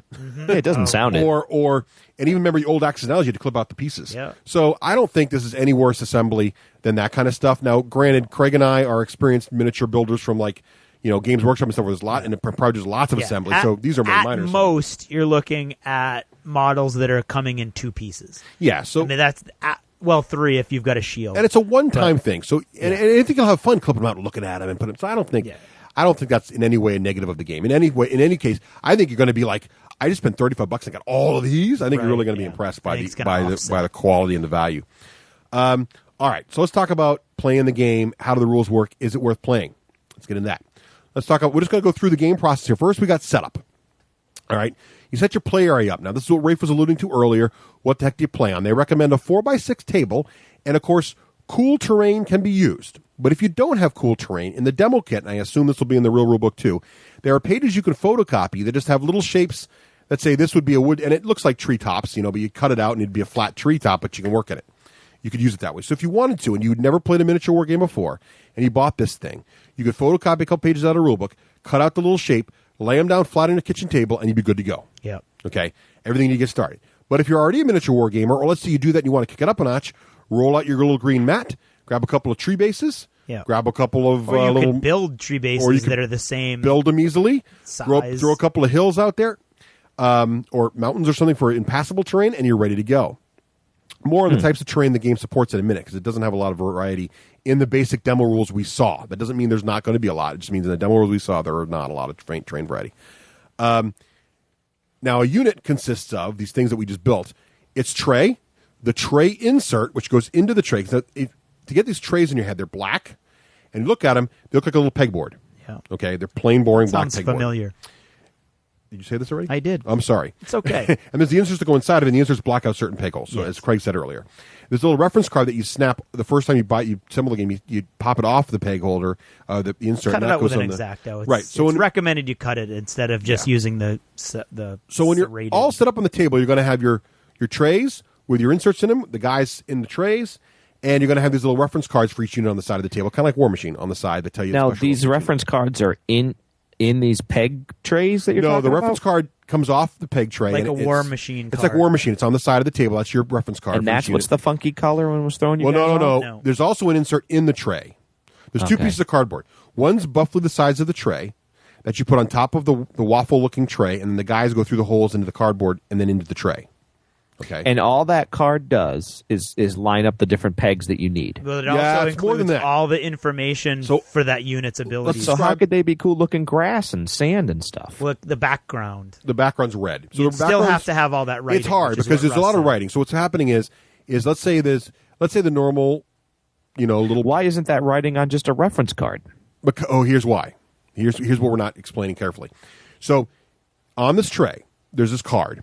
The card has maybe 10 circles spaced out roughly in some kind of strange pattern. Each circle has got a circle around it, and in the circle there's a number of dice symbols. Okay. If you've got a model standing in the circle with a blue die, he's going to contribute one kind of way to the battle. Like one ranged attack. If he's standing in a circle with a white die, he's going to contribute defense to the unit. And if he's standing in a circle with a chevron in it, then he contributes to movement, right? So what the insert is doing is it's telling you where you place your models, what game effects they have. So you need that insert in there, and the guys have to be in their spots. And more on this in detail in a bit. But basically, the insert's going to tell you where you have to start the models. So on the base of each model, there's a number, and on some of the circles in the insert, there are numbers, and you push the matching model numbers into the spots on the bases. So the insert covers up some number of holes in the base. There's maybe 10 holes left. That part I got. Okay, but you may only have a 7-man unit. So some of the holes will not be filled when you start. Some of the positions will be empty. Okay? Yep. Some of the guys are going to be in spots. So there's a lot of information on this little card. So you put your guys in their starting positions based on these numbers, and you're going to deploy them on the table. You're going to we'll get to that in a little bit. And there's different size units we talked about earlier. There's the big ones, the formation ones, and there's the sortie ones, the little small half-size ones. And we're going to roll for who's going to deploy first. And kind of like some of the games we've talked about, the guy who wins the roll gets to choose to be player 1 or player 2. Player 1 chooses his side, makes the first deployment, and then player 2 is going to alternate, but player 1 will have the first turn. Half turn. It's a half turn, right? Yeah. And when you deploy, you basically put a unit against the edge of the table. Yeah. And then you sort of stack them out. But like it sounds like there's just two different types of units. Sounds like there's just one big stand full of guys with sizes. That's sizes. Within the size, there's lots of different types of units. Right. So, like, I might have a unit as of dictated archers. by the card because we're only getting Yes. 40 of the miniatures from the starter box. Right. But what's going to happen is like, okay, there's one large unit. Let's give the example of the Chinese. Okay, their sortie unit is a foo dog with 4 archers standing around him. Okay, he's in a small square. Then they've got a large unit of archers. Okay, they've got another large unit of terracotta warriors. And do those come in the starter box? Yes, they've got another large unit of terracotta warriors, and then they've got a unit of hero with some guys. Yeah, hero with his. That's all in the starter box for the bodyguard. Chinese. Okay, so when you said 40 miniatures, I somehow just thought they were all swordsmen or something. No. I see. Each faction's got a bunch of different molds. I mean, and not only that, in the same unit, they're not all in the same pose. It's like fantasy. So like the terracotta warriors, some are thrusting forward, some are holding their spear straight up. So it's really nice detail. And then but it's even more complicated than that because not only are you have a unit of terracotta warriors, which have their own special rules, but then how the terracotta warriors are positioned on their base dictates the kind of abilities they have. And do you get that choice? Yeah, not in the beginning, not in the first turn. In the first turn, they all start in a fixed position based on the numbers on the bases and the base. All right. Which does give you abilities. Right. Like it might be. It gives you sort of the default formation. Exactly. To give you the start. But it's not like building a 40K army where I'm saying these guys have bolt pistol and close combat weapon. No. I don't get to choose if they have extra attack or not. Now, in the starter set we had no choice of what the factions start a specific way, and that's all you have. However, once you collect stuff, you're going to be able to choose, do you want 2 units of terracotta warriors? Or think of it like War Machine, Rafe. In War Machine, you're picking Unit A or Unit B, but there's no customization on the unit. Okay. It's like that. Okay, so you're going to pick. I thought somehow the card, I understood the pegs, I got that, but I thought then there were choices beyond that on the card. Not in army building. Here, their shield rank. If I put them back here, their spear rank or something. Well, that does happen, but that's not an army picking issue. That's a gameplay issue. That's a gameplay issue. Right. All right, so I'll wait till you get to that part on that. All right. Whew, we get set up then? Yeah, I think so. Well, it's a tricky game to explain. It's kind of like Race for the Galaxy. Unless you see this, it's kind of confusing. Because it's very different. It's very innovative mechanics. The whole game is innovative. It really is. These guys have really been thinking about this. Let's talk about the turn. Okay, I'm going to give a brief overview of the turn to keep it simple, and then we're going to go into the details. So the turn. Each player normally gets, and again, these numbers are for the demo game and the demo scenario, which only had 1. There's going to be much more options in the future. You're going to get 8 orders a turn. Now, I'm sure when you go to different point values or different larger armies, you're going to get more orders per turn. But in the game we were playing with the default army size, you get 8 orders a turn. But as Craig said earlier, player 1's first turn is only a half a turn, and it gets 4 orders. That kind of helps offset the whole player 1 turn advantage thing, right? Then you're going to basically issue these orders to your units. Now or spend them as a currency, as a commodity, okay? Right. Not unlike Focus, but like a resource. Like a resource, exactly. So there's resource management in this game. You've got 4 order types you can issue. You can issue a move order. Now, the number of order points it costs to issue a move order depends on the size of the base you're ordering. So if it's one of those little small sortie bases, right, Rafe? Which is true of most of the orders. Right. If it's a small base, it's going to cost you 1 order to make a move order to that guy. And if it's a large base, it's going to cost you 2 orders of your 8 orders to move. You can also give a close combat order, which is, again, 1 for small, 2 for large bases. You can issue a ranged order, which again is 1 for small, 2 for large, which basically means shoot your bows. Or you can issue a regroup order. Now, this is only one order point, regardless of the size of the unit, and this is where you get to move your guys around in their base. Okay, this is where you're going to decide, hey, the default formation means my guys move okay and they attack okay, but they don't defend very well. I'm going to reorganize them in ways that now show that I'm going to have more defense and less attack, but I want to be in defensive for whatever reason. Okay, this is turned out to be a huge part of the game, as Craig and I discovered when we started playing it. Yep. The other thing, kind of order you can give is a special order, and this is going to be on those little quick reference cards we talked about. So different units, it's not in the core part of the game, it's just that you look at your unit card and it's going to say, this unit's got a special order. Here's what it does.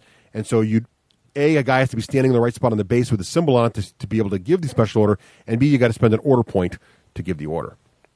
Now, what's interesting about the game is, kind of like HeroScape, you can give more than one order return to the same unit.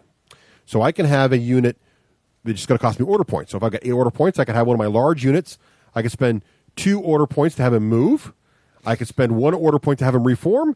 And then, so maybe he starts out in his best formation for movement. I give him 2 order points to have him move. I give him 1 order point to reform for better range attack. And then I give another 2 order points to have him shoot.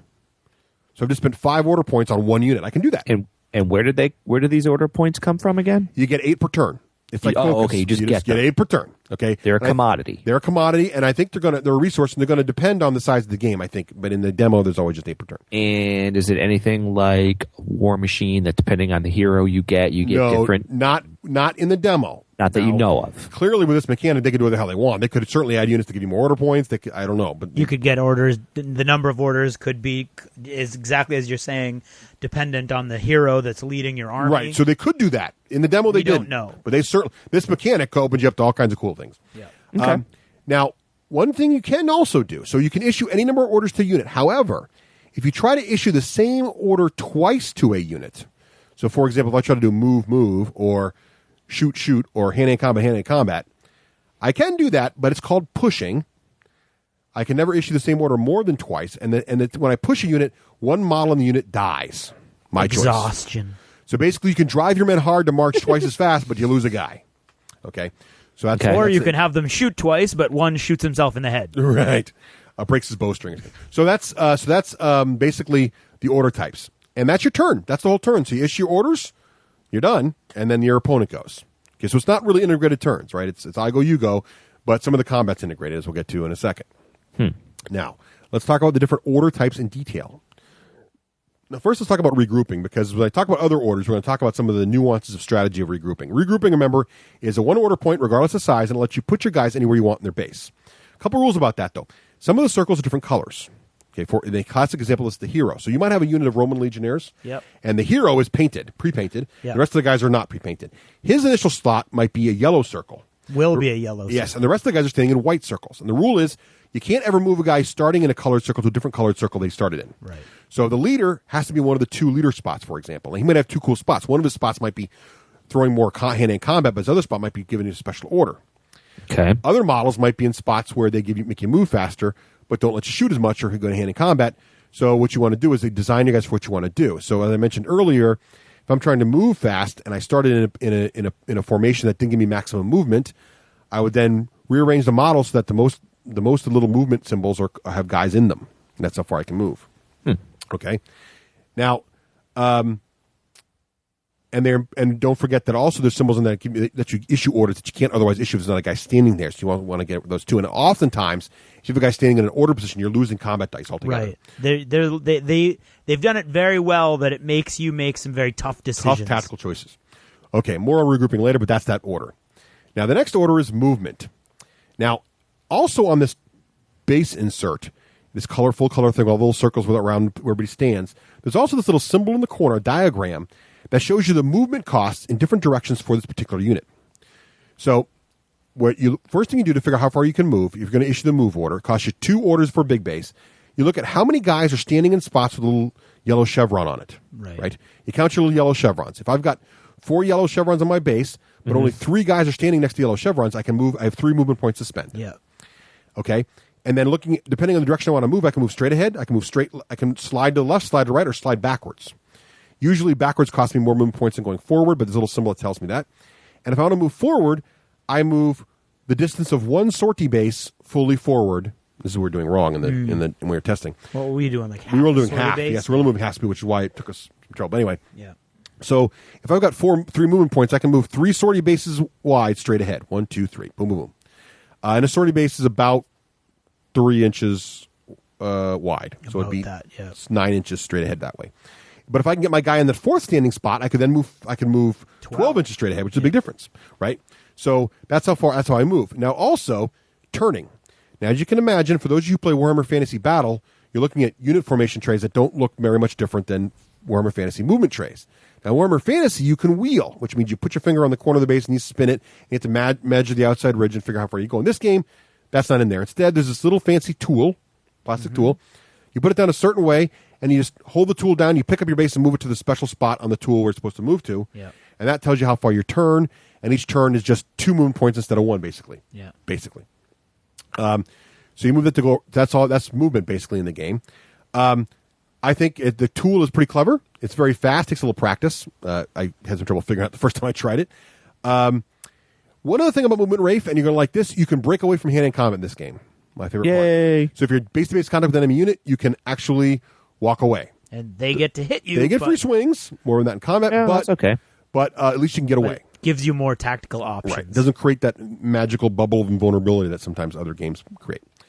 So that's movement. Basically, pretty straightforward, pretty fast. There's a lot of great examples in the book, but that's basically the whole deal. And big deal when you're moving, are you taking an extra blank tray and measuring with that? Yes. Are you pivoting these things? 1, 2, 3. The intent is to take an extra blank tray and hold it next to it in movement. What we did was with the demo kit, we didn't have any extra trays, so we just used a tape measure to figure out the actual width of a tray and just use it that way. But the intent of the design of the game is you're going to have extra trays probably because so many come with the starter set, and you use the extra trays on the side to move around. It's your measuring stick. And that, I think, is influenced by Pirates of the Spanish Main, which also use that. And they're trying to stay away from the actual tape measure, which I guess some people find Now, I get it. Yeah. I wish I'd go with the tape measure. Or just like a tool, because I don't know how often you're going to have an extra base just hanging around to use as a measuring tool. Well, enough come in the starter set for all 3 factions to play. Right. And since you're probably playing 2 players, you probably have a whole extra set of bases. Or you've traded away the... Well, that's the other problem. See, that's my... But then in the boosters, you're going to have a base. I think it's one example where they maybe got a little too clever for themselves. Might be. A red wibbly stick would go a long way in this game. Yes, it would have. Yeah, see, that's what I was whippy wondering. Stick. Well, I'm sure if this game gets big enough, Gale Force 9 or somebody will come up with a little pre-measurable. Yeah, I'm sure. Doohickey. But yeah, that's one little nuance. Everything, all ranges and movement are in terms of base sizes. Theoretically, you do not need any tape measure to play But I think it moves faster if you have one. Yeah. But anyway, so yeah, I agree with you. I think that's a little it is too clever for their own good. I think a little bit on that. But that's just another little style thing, right? Not a mechanic thing or anything like that, right? So let's get to the good stuff. The combat. So you've moved up. You've managed to touch an enemy. Now, if you still got order points left, you can now issue the order to attack. And here's how this works. You simply look down at your little template insert and look where you've got guys standing in your unit. You're going to attack one unit at a time. So if there's multiple units involved in combat, you're just going to pick one at a time and say, this unit A of Roman Legionnaires, steam-powered armored Roman Legionnaires, is going to attack your unit of Terracotta Warriors. Okay? And I count the number of guys I have standing in circles with red dice on the circle. Some circles have more than one red die. So I'm actually counting all the little red dice icons on my base. That's how many dice you roll to attack. Let's say I have 6. Let's say there's actually 10 on my base, but I've only got guys in positions for up to 6. Because you've got some defense guys, I got some guys in defense. Maybe some guys Wait, how do we get 10 on the base now? Well, you're looking at, remember those little circles? There's little circles around each miniature on the base. Yeah. And in the circle, some of the circles have that little icon for movement, right? Yep. Other circles have little red dice in them. Okay. I'm just counting the little red dice symbols on the base. Okay. So it's not rocket science. I'm just looking at wherever there's a guy standing that's got a little red die next to him, I get 1 red die. Some of the guys have 2 red dice standing next to him, so I get 2 dice for that guy. So I count up all the little red dice symbols that have guys standing next to them. And let's say I have 6, so I get 6 dice. Now I'm attacking Craig's Terracotta Warriors. What Craig does, he does the same thing I do, but he's not looking for red dice icons. He's looking for white dice icons. Yep. White dice are the defense dice, right? So Craig grabs some number of white dice. Let's say 3. Yes. Now, one little nuance. They've taken flanking into account a little bit because there's a little diagram on the base again that shows which sides of my unit are good to fight from and which sides are bad to fight from. Yep. If I'm on a bad side, i.e. like I'm attacking someone's on my rear, I'm trying to fight backwards, I got to lose 3 of my dice right off the bat. Right. Ouch. That's just a basic rule of the game. That's just a basic rule of the game, right? And it's right on that diagram, right on that insert. But it's on the card that says which sides are bad. Right. So different units could have different bad sides. So that's kind of interesting. But the core rule is if you're on a bad side, -3 dice. So let's say I'm on a good side, though. I got my 6 dice. Craig's got his 3 dice of defense. We roll our dice. Now, this part's where it becomes exactly like Risk. Okay? We spread our dice out and order them from highest to lowest. And Craig matches one of his dice, his highest dice to my highest dice, his next highest die to his next highest dice, and so on. Okay? Mm-hmm. Each time I beat him, not equal, not tie, but actually exceed his number, I do 1 wound to his side. Yep. Each time one of his white dice exceeds one of my red dice numbers, he does 1 wound back to me. So you can do damage 2-way back in when you're hand-to-hand getting combat. attacked. And if I have more dice than him, so I had 6, any dice more than I have go up against an imaginary, what they call the phantom die, an imaginary die that we pretend it rolled a 2. Okay? So we compare our numbers. So let's say if I got a 6, a 5, and a 4, and Craig rolled a 6, and a 3. Mm-hmm. We compare my 6 against his 6, which is tied. Nobody takes any wounds. Yep. His 6 against my 5, Craig did 1 wound to me. Yep. My 4 against his 3, I did 1 wound to you. Yep. And my other 3 dice, let's say were a 3, a 2, and a 1. My 3 beats your imaginary 2, so you take another wound. Yep. My 2 ties your imaginary 2, which is nothing. And my 1 loses to your imaginary 2, but imaginary dice do no damage back to me. Right. Right. So now we just figured out our wounds. So basically, the phantom die idea means that for all of the odd dice that are left over, you do wounds on a 3+. Exactly. That's basically how it works out. Now, so basically then you just apply the wounds, and the guy getting wounded chooses what dies. Okay? And basically the number of wounds each model has is equal to the number of pegs on his feet.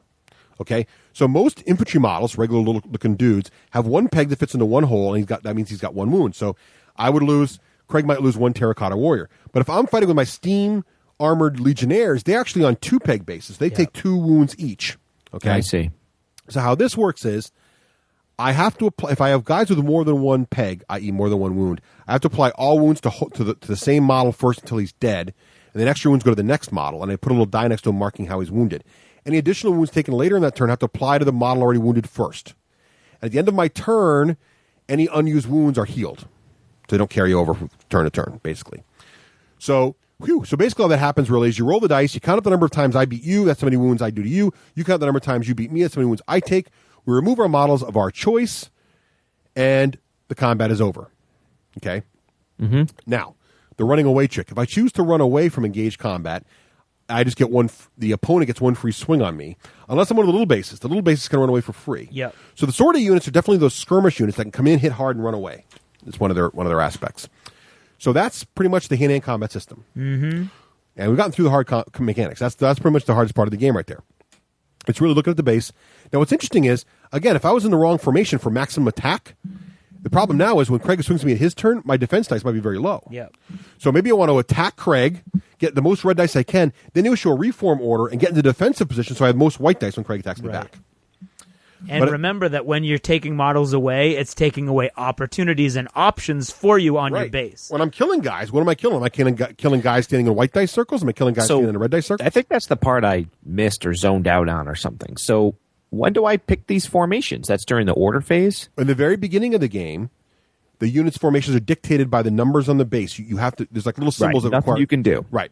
Then when you give a formation order, you can change your formation to whatever you want. Throughout the game. Anytime. Oh, okay. You spend an order, and you say, I'm going to rearrange my guys in this One base. of your options for that unit. So you say, this unit of terracotta warriors, I'm issuing a regroup order. And now I go in, I just move the guys around however I want, following the rules about shape, number of pegs, and colors. Yeah, it's not like 40K or War Machine where all of your units are going to get to move, shoot, and attack every turn. I didn't realize that yet either. No, because you have a fixed number of orders. I got 8 orders. You've only got 8 orders, or 8 order tokens. Right. And right. you can spend them, you could, and we both have, spent them all on one unit, which means the rest of your army stands still that turn. Right. It's like HeroScape that way, because in HeroScape, for those who played HeroScape before, you get these 3 initiative thingies. You can put them all on one guy and go 3 times, or you can spread it across your army. And the orders are that way too. You could spread them all out and have each unit do very little, like move only, or you could try to have one unit move, reform, go for max movement, reform again, fight in hand-to-hand combat, and then reform again for defense. Now I've reformed too many times. There would be pushing and stuff, but that's an idea you could do. Right. Not if you're Roman. Yeah, Romans have a special ability that to reform it without calling pushing. So that's the tactics of the game, is deciding what formation to be in when. And and that is something. When I read the basic rules, you see the basic rules. If you go to and this is a word of caution for all you folks out there who love to go to websites and read the basic rules. I did that, and when I first emailed Craig before we played it once, I was like, I don't know, Craig. Rules are real simple. I mean, it's like risk combat. But without having looked at the bases and really understanding the implications of the formations, you can't really appreciate the tactical depth involved in picking your formation. I really got into that part of the game. That really, really appealed to me.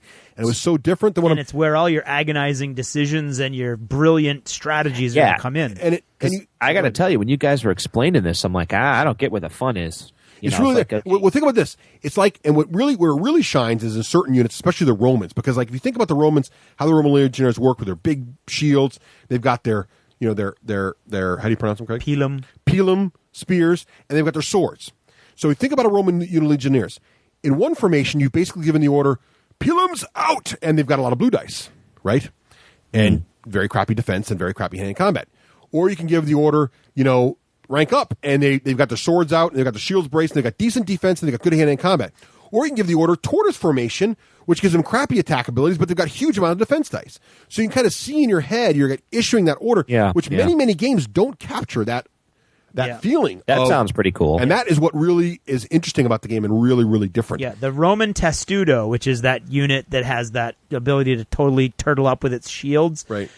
That's the tactical flexibility of that unit is huge, and I've never seen a game that so elegantly captured that ability where, like, if I put my guys in the pegs that are defensive, or in the Testudo actually has two peg positions that give you even more white dice against ranged attacks, you're almost untouchable.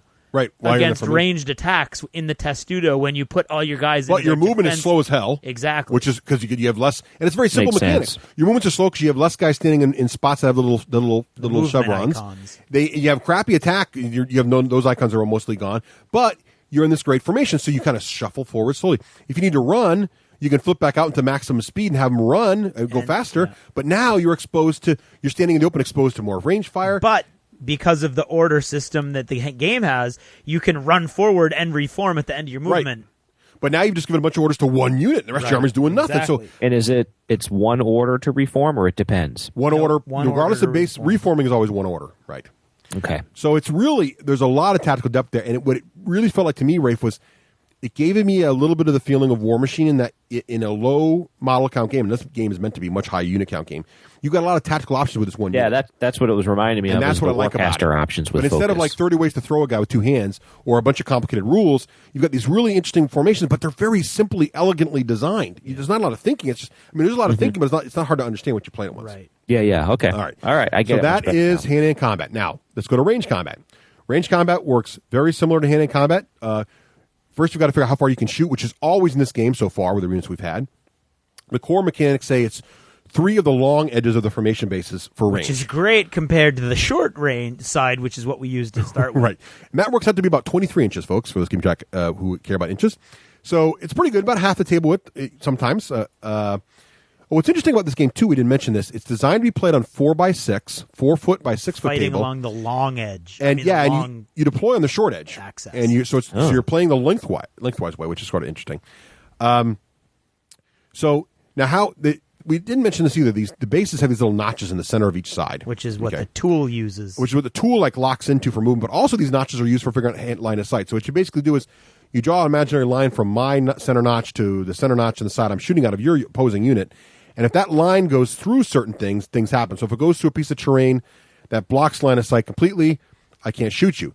If it goes through a piece of terrain that's just what they call a hindering piece of terrain, I can still shoot you, but I'm -1 die to the shot. And if it goes through another unit, I can still shoot you, but I'm -1 die to the shot. And if I'm shooting into hand-to-hand combat, it's -1 die to the shot.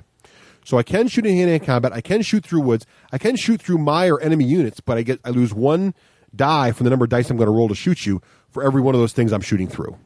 Okay? Yep. How many dice do I roll? Well, there's a third color die that comes to the game. We've got red for hand-to-hand combat, we got white for defense, and we got blue for range attacks.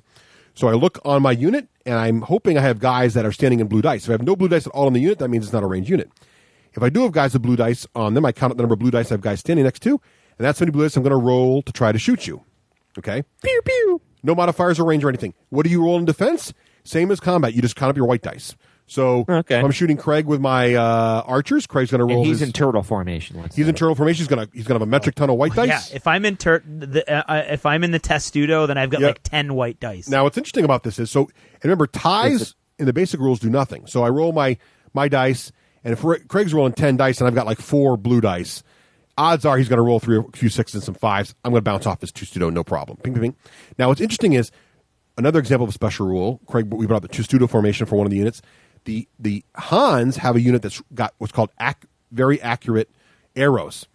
This unit wins ties. I don't think that's the technical term. I can't remember what. I don't remember it either. But it wins ties. So what's cool about these guys is they can actually kill Romans because if they roll, they only get 4 blue dice. That's all they get is 4 blue dice. But if on those 4 blue dice he rolls a couple 6s, they're automatically going to wound regardless of how many white dice you roll because 6s. Right. So it's really cool. They can actually they kill a lot of guys, but they can sort of pick guys out, which is kind of neat. So that's an interesting little special rule. And again, on this little picture on the corner of your unit, they show which sides are better for shooting from, which sides are worse from shooting from. If you're shooting from a bad side, you're at -3. So like if you're shooting dice. from shooting out the backwards back of or your something, unit, right? It might be -3. That's what those blue notches dice. are for. Right. One thing I also mentioned. No, that's for line of sight. That's for line of sight. But one thing I also forgot to mention is there's such a thing as critical hit in this game. If you roll 3 6s on your dice, you get a +1 wound on the opponent. Yeah. Little note. So is the objective just to kill the other side, or is there capture the center? Well, we'll get there in a minute. So basically, that's shooting combat, which works just like hand-to-hand combat. The one thing also that's different is the white dice, when they beat you, don't do any wounds back, obviously, from shooting. So it's just for defense. Hand-to-hand combat is sort of like a simultaneous little fight, whereas this is not. So in fact, hand-to-hand combat, you don't want to attack someone who's got more white dice than you've got red dice, because they will actually hurt you more than you hurt them in many cases. Yeah. Very brutal. And keep in mind, you cannot fire if the enemy is touching you. That's correct. So you right. can't be like, okay. You can shoot into hand-to-hand combat, but you can't shoot while you're engaged. You can stop that brutal missile weapon unit by just touching it with another unit. Here's a good example of another grade of the order system. Let's say an enemy's touching you, and you're an archer unit. You want to move away so you can shoot. When moving away, let's say your current formation is best for shooting. But when you move away, they're going to get a free swing on you, so you got to change your formation to defensive. So you change your formation to defensive. Now that's one order. Now you're going to issue another order, 2 orders, because it's a big unit, let's say, to get away. Now you're going to issue a 3rd order to either push and reform and kill a guy, because it's the second reform you've ordered, or stay in the defensive formation you ran away and now shoot, or you may decide, I'm going to risk it and move away without being in defensive formation. So you can see all those tactical options just to be able to back up and shoot somebody. There's like a bunch of different choices. And if you do all the above, like I suggested, you've burnt a crapload of orders. On one unit. On one unit. So a lot of options. It's quite possible to have units in your army that never see use. Right. Well, that's one option. Now, we haven't played enough games to really know if that's a wise choice or not. Right. I wouldn't say it's smart. No, because if you once you get hammered. Now, let's talk before we get into victory conditions, Rafe, which is your question. Let's go through terrain real briefly. Terrain is trivially simple in the base game, in the demo game. Now, I don't know what they're going to have. There's really only 3 types. There's blocking, which is in the game words, a hill or mountain. Right. You can't pass through it. You can't shoot through it. Just a big piece in the way. There's hindering, a forest. You can't move through it either, but you can shoot through it. But you get that -1 per die when you shoot through it, or per piece of terrain you shoot through. And then there's something called the control objective, which has no game effect. I mean, in terms of shooting or moving through, you can move through it, you can shoot through it, but it's just a piece of paper on the table or an objective on the table that when you are sitting on it and your opponent is not sitting on it, you score victory points per round. You control it. Okay, so it's like your objective, Rafe, right? So, how do you win? The game is played in the demo version. Again, there's going to be all kinds of scenarios, I'm sure. In the demo version, you play it till someone gets to 15 victory points. I'm sure these numbers will change in different missions, blah, blah, blah. You get 1 victory point for each small base you kill. Wipe out to the model. You get 2 victory points for each. Wait, small base is that sortie base? Sortie base, right. The sortie base. Good call, Very Rafe. good, Rafe. Very what do they call the large bases, Rafe? I don't know. Movement trace. Formation base. Yeah, it's a hard one. What's it called? Formation. Formation. Okay. Which I don't like because they all have formations. But anyway. Well, actually, I don't know. Maybe the sortie bases always are full, so you can't change formations. Maybe that's why they call it a formation base. I haven't thought about that. But all the sortie bases in the demo come with all their spots full, for there's never really a reason to reform very often until you start losing guys. Hadn't thought about that. That's interesting. So anyway, formation base, which is 2 victory points if you kill that one. And if there happens to be a hero, a guy with a yellow circle on that base, you get a bonus victory point for killing that base. Or if you kill the hero early, because the guy removes the hero for some reason, you get a victory point for that too. Now, the other thing, though, is you get 3 victory points at the start of your turn if you control an objective. For each objective you control that your opponent doesn't have a unit on. So basically what happens is you get to the objective, you start trying to hold it, and it's sort of a race to who gets 50 victory points first. Yeah. But we were doing movement wrong, so it should have been a little harder to do. But anyway, so that's basically it. So they're very conscientious in of the demo version. But what I liked about this is even in the demo, they are conscientious of the fact that just playing to the kill your enemy to the model is not the best way to try a good tactical game. Yeah. I like that in the demo they still have this terrain objective thing, and I think it points to good signs that we saw in this set list. They're going to include objective cardboard, and it's going to be a core mechanic in the game. I like that. I think it's going to mean there's going to be some really interesting missions coming down the pipe. Mm-hmm. Now, you guys keep emphasizing in the demo game. Right. So this game you can get at Gen Con, right? Or can you get it right now? Well, no. The thing is, the only thing available right now is something called a demo pack. And that's basically it is something that's designed for retailers to drum up interest in the game with their customers. Right. I see. So we don't have... Which is not the same as the starter kit for $35. Right. It is the contents of the miniatures is the same. No, it's not. No, there's actually more in the. That's right, there's more in the. Not only that, but there's a lot more painted rares in and the more bases. demo. Yes. Oh, you're right. That's true. Yep. The demo kit is great because the demo kit comes with 3 complete armies, including 3 or 4 formations for each army, or for each force, and then 1 special unit for each force, and 1 commander for each force. Okay. So it's got a lot, and that's going to be important to our listeners. Yeah. All the cool, important stuff in the demo kit. But so to answer your question, Rafe, that's why we keep saying in the demo, because right now the only thing available to anybody is this pack that's been designed to give you a flavor of the game, give the overall view. So it's the retailer's demo. Exactly. Yes. The starter kit is going to have a similar model count and 3 thing. I thought it was going to be the same, but it could be different. But the big thing about it is we haven't seen the real rule book. We've just seen this little demo pamphlet book. So we don't know what the missions are going to be like in that book. We don't know how much more cool fluff there's going to be. We don't know what kind of artwork there's going to be. Looking at the artwork from the boxes they've shown on their website, they've got some good artists involved. So I can't really wait to see some of that artwork. But I can't wait to see it. And the fluff is and to answer your other question, Rafe, their stuff's going on sale for the first time anywhere at Gen Con. Yeah. They're going to have a limited number. And that's going to have the full rules. That's going to have the full rules. It's going to be the real starter set, the one you're going to be, and there's going to have real boosters there and real everything there. Yeah. Limited quantities. You can't buy more than some numbers per person, but basically, yeah. And then the full release comes out, I think, it's like October. Monster Apocalypse last year, Rafe. Yes, Remember how they I do. stamp your ticket. All right. Now, before we get into the flavors of the armor, I just want to quickly talk about a little about the future options here.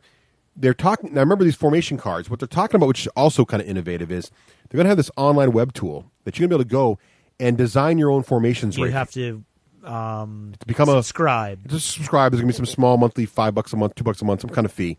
Okay. And Rafe, you talk about can you design your own formations? This is where you're going to design your own formations. You're going to go on, and there's going to be some kind of rule set that keeps you from making a really crazy, cheesy formation. And you can design other formations for the models you already own. Using the existing model. And then you're going to be able to print out on your printer this insert that's going to be able to go into your base, and then you can put your models into that, and it's going to show you what formations you can use. What's interesting about this is, according to the interview on Myriad Games, you're going to be able to there's going to be a number on this. If you take it to a tournament, the tournament organizer will look the number up and verify it's a real legal base to be used in a tournament. So you can actually really design your own stuff, which is kind of freaky cool. Yeah, that's innovative. Yeah, I thought so too. So that'll be interesting to see how that all works out. Now let's talk a little bit about army flavors and then get into final thoughts. So what, Craig? Yes. Do the armies feel different? And give some examples of the units in the armies. Absolutely. We played all 3. We played all 3. The Romans are very hard. They got really good. They got a lot of white dice. Lots of white dice. They're sort of slow. Not as many movement icons as chevrons as some other armies. And they've got some hard-hitting units and some not-so-hard-hitting units. But overall, they're weak on range. They're weak on range. Yeah. The key for them is they all have a special rule discipline, which means they can reorder. They can do the reform order, you still have to pay for it out of your pool of possible orders, but none of them count as pushing. So you can do it more than once. So, you can do it up to 3 or 4 times if you wanted to. I did it a lot. Which is huge for that trick I was talking about earlier, where if you've got a unit that needs to back up and do other things, and you can reform. Like if you're going to charge somebody, right? Here's what would be awesome. You start out, let's say, in a bad formation. Your first order is to get for maximum speed, so you can reach them on the charge. So that's one order. Then when you get into base-to-base contact, you issue the other order to get maximum red dice. That's 2 orders. Now you issue the order to swing. That's 2 more, so 4 orders. Right. Now I'm going to issue another order to reform into best defense, so when he swings back at me, he won't hurt me. So 5 orders total. But if that was any other army, I actually couldn't issue that many reform orders in one turn. I can only issue 2 and someone would have died. So that's the Romans. Why couldn't you again? Because you can't issue the same order twice unless you push. Okay. And you can only ever push once, and when you push, a model dies. So I could have reformed at the beginning, ran, and then reformed at the end. The unit we're thinking is the steam-powered heavy infantry that the Romans have. And they have their commander, which is your army commander. He has 2 positions on his base. One position, he gives you 2 more red dice, so he's awesome in hand-to-hand combat. But in the other position, he gives you a special order which costs a die, but automatically kills or does 2 wounds to the other enemy automatically, with no die roll involved. So what you would do with that unit is reform so that you can move. That's 3 that you've used. Reform again, that's 4. So you're in an assault phase, or actually, so you're reformed to use the special ability. Right. Because then you automatically kill 2 guys, which is probably going to reduce their defense dice. Reform again for hand-to-hand combat, and then attack them in hand-to-hand combat for 7 orders total. But you've just decimated another one of the units. That was the only thing that moved this turn for you, because 7 of your 8 orders were up in there. Right. But that's one option, though. If you see that big opportunity, now I'm getting a clearer picture. So do you see how that's sort of like choices are? It sort of felt to me like the War Machine combo. You're looking for that. But it's not comboing, although there is some overlap between units. We'll get to it. The Han Chinese in a second. But you can see that's what amazed me about this game is there's so many tactical options you can look for. And do you do all that and put all the points into one unit, or do you spread it out? Well, most units have those types of options. Right. Some of the units, like the missile weapon units, they don't have that many options. Well, there's defense versus better shooting, though. There's defense, movement, and or shooting. Better movement, better shooting. But you don't have a lot of like special rules and abilities that you need to mess around with. But each army that we've seen so far has enough of those to make your choices hard and make really cool options available to you. So the Chinese were in contrasting the Romans. The Chinese they have decent defense, but not the defense the Romans I would say they're almost fragile. Yeah, they're fragile, especially the Terracotta Warriors. The Terracotta Warriors are very. Their big thing is they have so far the best ranged unit in the game. Yeah. The little foo dog. Well, they've got 3 ranged things in their little demo army. They have one guy that if he's in base-to-base contact with your unit, their range units can shoot you from anywhere on the table, regardless of range, which is kind of neat. They're general. So they're very shooty. But the big thing is they're Terracotta Warriors who are okay in hand-to-hand combat. The big thing about them is if you're in base-to-base contact with them and you push a different one of your units, the Terracotta Warriors take the guy that dies instead of them. So they basically transfer the spirit over to your guys. That's cool. So what's cool about that is you can basically give a walk order. Let's say the Terracotta Warriors are ahead of you. You give your first move order to your other unit. And you get them touching the Terracotta Warriors. So you're side by side. Now you push them again to go farther, but you kill a Terracotta Warrior instead, and you go even farther. We were calling them push batteries. So they're like batteries. Yeah, you can use them so it's a whole different play feel to the Romans.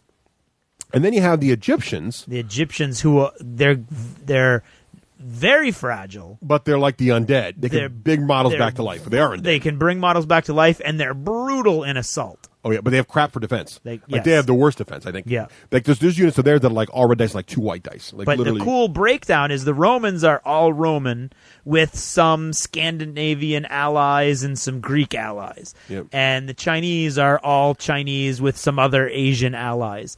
And the Egyptians are crazy. The Egyptians have the Egyptians. They've got the undead. They've also got Greeks, which look all like they're out of the movie 300. Yep. And they've also got traitor Romans that are fighting for Mark Antony, which is Mark. Which in the real version we saw different colored shields, which is kind of neat. They have blue shields. They have blue shields instead of the red Roman shields of the Romans. So I mean, the Egyptian army I think probably has the most. And the playstyles are different because the Egyptians you can push a lot because you can kill the guys off, you can resurrect, you can bring them back. Yeah. The Romans are probably like the Space Marines because when they die, you're losing valuable guys, and they're each guy's very powerful, but they have good defense. Yeah. Whereas the Egyptians they drop like dogs, but you're easy to bring back. Right. And then some of them you can't bring back the Legionnaires. The Hans have really elite units, but then they have these little the Terracotta Warriors, which are like your batteries of just kill guys off, which is good. So they do play very differently. Yes, and that's just the stuff in the starter set, folks. Yeah. We haven't even gotten to the demo. We don't even know what the starter set holds. Yeah, I think it's close. I guarantee you, it might be close, but I guarantee you it's not the same because you don't get those pre-painted units in the starter set. That's true. All right, so let's talk about final thoughts. Rafe, do you think this is truly a hybrid game after all you've heard? A hybrid of what? Between a click game and a miniature game? Between maybe like a board game and a miniature war game or a hobby game? No. Why not? Why not? Well, there's no board game element to it to me. There's not counters. You're not, there's no board you're playing on. Like even Battlestar Galactica has a board, and so no, I don't think it's that. I think it's a hybrid between a click game, which I must admit I don't know much about. I think the only click game I played was the one with planes.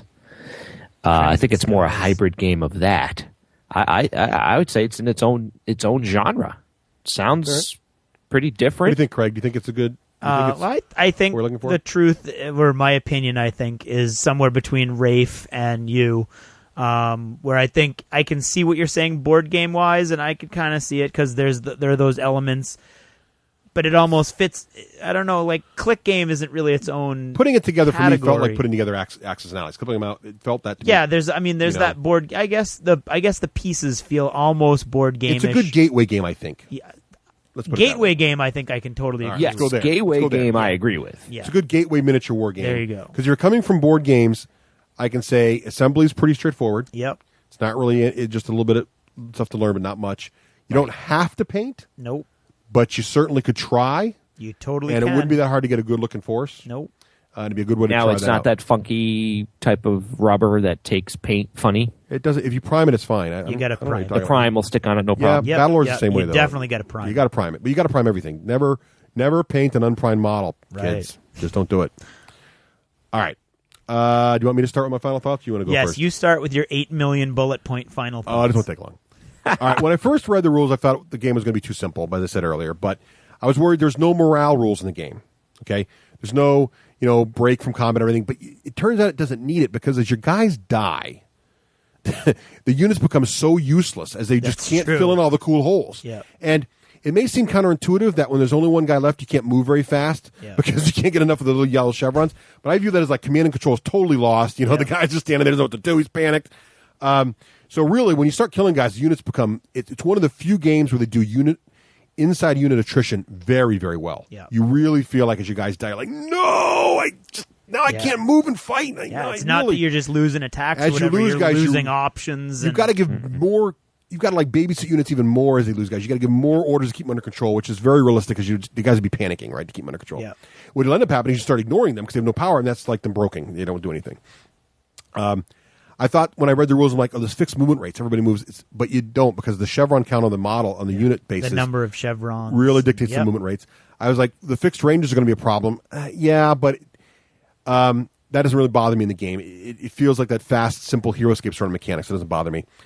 And I thought there was no obvious flanking mechanics. Most of the bases have the same sides are good to fight from the front, but I think that position does start to matter in the game, and that didn't really bother me too much either. It plays really fast. I think this is the fastest playing game of this model count I've ever experienced, and that makes me really excited. With the possible exception of Battlelord, but Battlelord is a whole different genre, a whole different thing, really. I really like the fact that you're going to be able to have hundreds of models on the table and still get done in an hour and a half. Yeah. And I was really surprised at how much the formations mattered. They're very simple, but you have all these different roles. We've already covered a lot of this. The attrition really, really hurts, and there's lots of tricks, as we described them with the Roman thing, that you can pull off. I like the order resource a lot. It reminds me of the focus resource. It lets them do some really cool. They've got all kinds of cool options out in the future for making armies feel different with different numbers of orders depending on what you have. It really makes you decide as a player: are you going to concentrate your efforts in one spot, or are you going to spread it out across your army? What kind of general are you going to be? You feel more like a general, which I like. And the special rules really add flavor. The armies do feel very, very different. I wish, and I would describe this game as an army scale HeroScape. I said it before in the other show. It does feel like HeroScape on a grander scale. And one thing is missing: the terrain rules need to be beefed up. It needs to be hills. You can't have a medieval style game without high ground rules, and I think that's missing. Send your emails about time eras to Russ. Well, medieval, sorry, you're right. But historical combat game. There you go. High ground is always important in military conflict, and I think to have some kind of high ground mechanic would be nice. They might. We have to. Everything we've got here is pretty much with a grain of salt because we're using that cut down demo. And version. The demo probably just only has the terrain it has to keep it simple, so they might. And I really, I think this is what Craig is into too. Love the fluff and the theme of this game. It's got a really good potential. Well, I've talked before about historicals. I like Rome. I like Egypt and I like China. I love the fact that they've twisted it and made it magical and alternate reality. And it's just great looking at Romans with shields there and steam-powered armor. I mean, Romans with steam-powered armor, does it get any better than that? No. I can't wait to see if they go with chariots for Egypt. I can't wait to see what they do with all the stuff. Dragons. You can just go crazy with this. It just really sounds like a lot of fun. I'm really looking forward to that. One person did criticize, though, on DAC, I want to mention this in the last episode, they didn't like some of the anachronistic qualities of the game, like HeroScape has also, where like the Chinese are fighting the Romans,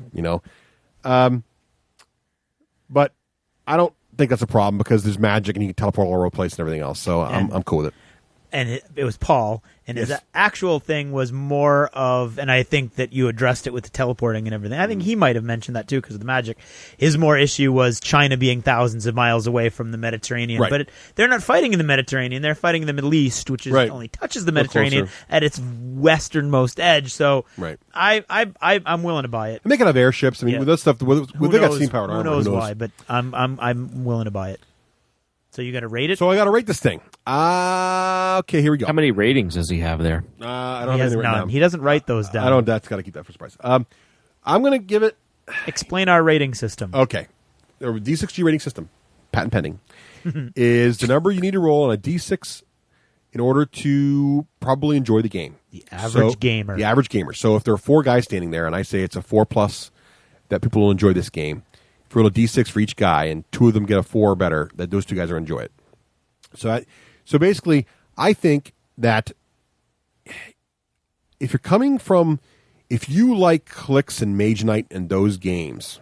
Okay, you explained the rating system. Let me explain the way Russ does his rating system. He does multiple rating systems. Right. So I try to identify the kind of gamer you are. There you go. He tries. Yeah. So if you like the Clicks games, I think this is like a 2+. This is a very superior rule set to those kind of games. I don't think it's quite at the tactical level of Monster Apocalypse in terms of the it doesn't sound it. Brilliance. It's very close, though. The advantage Monster Apocalypse has, which is a disadvantage in this game, is Monster Apocalypse went with the grid. Yeah. As soon as you go with the grid, you make your life a lot easier. So I would not put a ding against this game. It's just because they're trying to make it like a miniature war game. I'm not a big fan of grids. Right. I mean, MPOC is a great game, but the grid is a cheat. I mean, no offense, it is. But I mean, that's fine. It's a board game. This game got away from the board, so as soon as you do that, your life gets harder. The turning template was a smart call, I think. And I think if you're a miniature gamer, if you're a board gamer, I think this is a good game you might really enjoy. So I'd say it's a 3+ for board gamers. I think the guys who might have the most trouble with this are the guys from the miniature hobby game side because of the aesthetics that Craig and I talked about. Yeah. If you're a painter and a modeler, you might be in the 5+ zone. If you're hobbying is okay for you, but you more like the mechanics of the games, you might be in the 4+. But I think the miniature wargaming side might find it's a little too simple for their enjoyment. If you're a HeroScape guy, you're back down the 2+ category. I think if you like a game like HeroScape, you're going to like a game like Rafe, I think we've set a new record. I'm going to let the HeroScape guys. I think Russ just gave 4 ratings. Let's lump the HeroScape guys in with the Clicks guys. If you like those kind of games, you're all in the 2+ zone. Okay. All right. Wow. That's still 3. Yeah. I'm done. All right. Ship it. For my rating, I have the aesthetic issues that I've already addressed, and I think it's more you just have to embrace that it's a different type of game. I didn't think I was going to like it, really, when Jeremy and Will first started screeching about it on that antiquated communications tool we call email. Oh, it's so antiquated. That was well done. That was very good. That was very well done. I was an like, achievement for that. I was like, oh, thanks. I really was like, I didn't think I was going to like it. And then we played it, and I was like, oh, yeah, I like it. And then I walked away from it going, oh, but I don't think I'm going to get into it. I don't think it's one of my must-buys.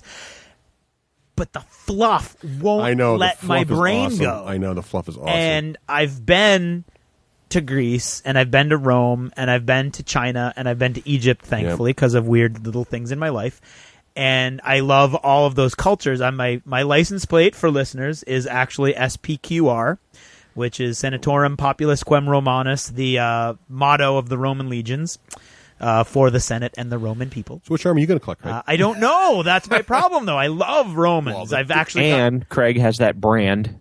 I do have the brand of the SPQR on my arm. Yep. I don't really, but they want me to get one. You know what? But see, here's the thing that makes this game even more dangerous. Yeah. It's affordable enough where you could collect them all. You could collect That's them the problem. all. Yeah, That's but the real problem. I can't do that. No, I know. I can't let myself do that. But so I love the story. I love the way they fit in all the magic stuff. They've put a lot of time and effort really into have. that background that justifies they don't just have a great game mechanic and then they went and threw it out there.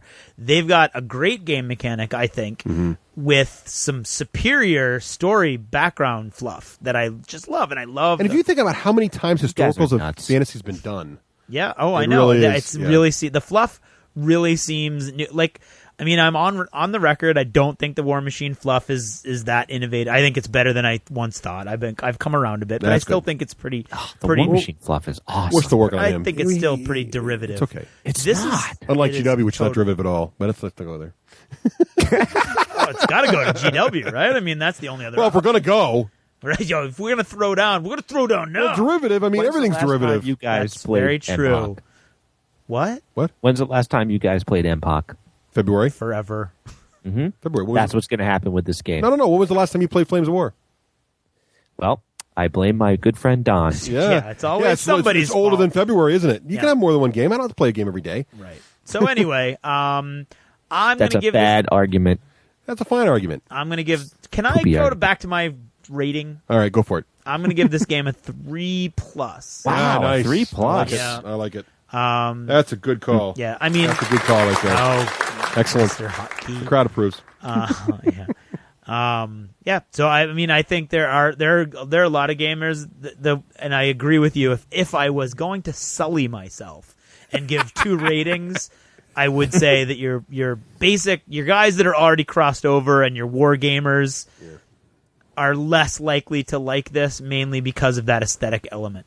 But they're probably more likely to appreciate the innovative mechanics of the formation. They're very innovative. So I'm not going to give it 2 different. But if you ratings. I'll were, just say 3+. If you were, you'd agree with me, but you won't.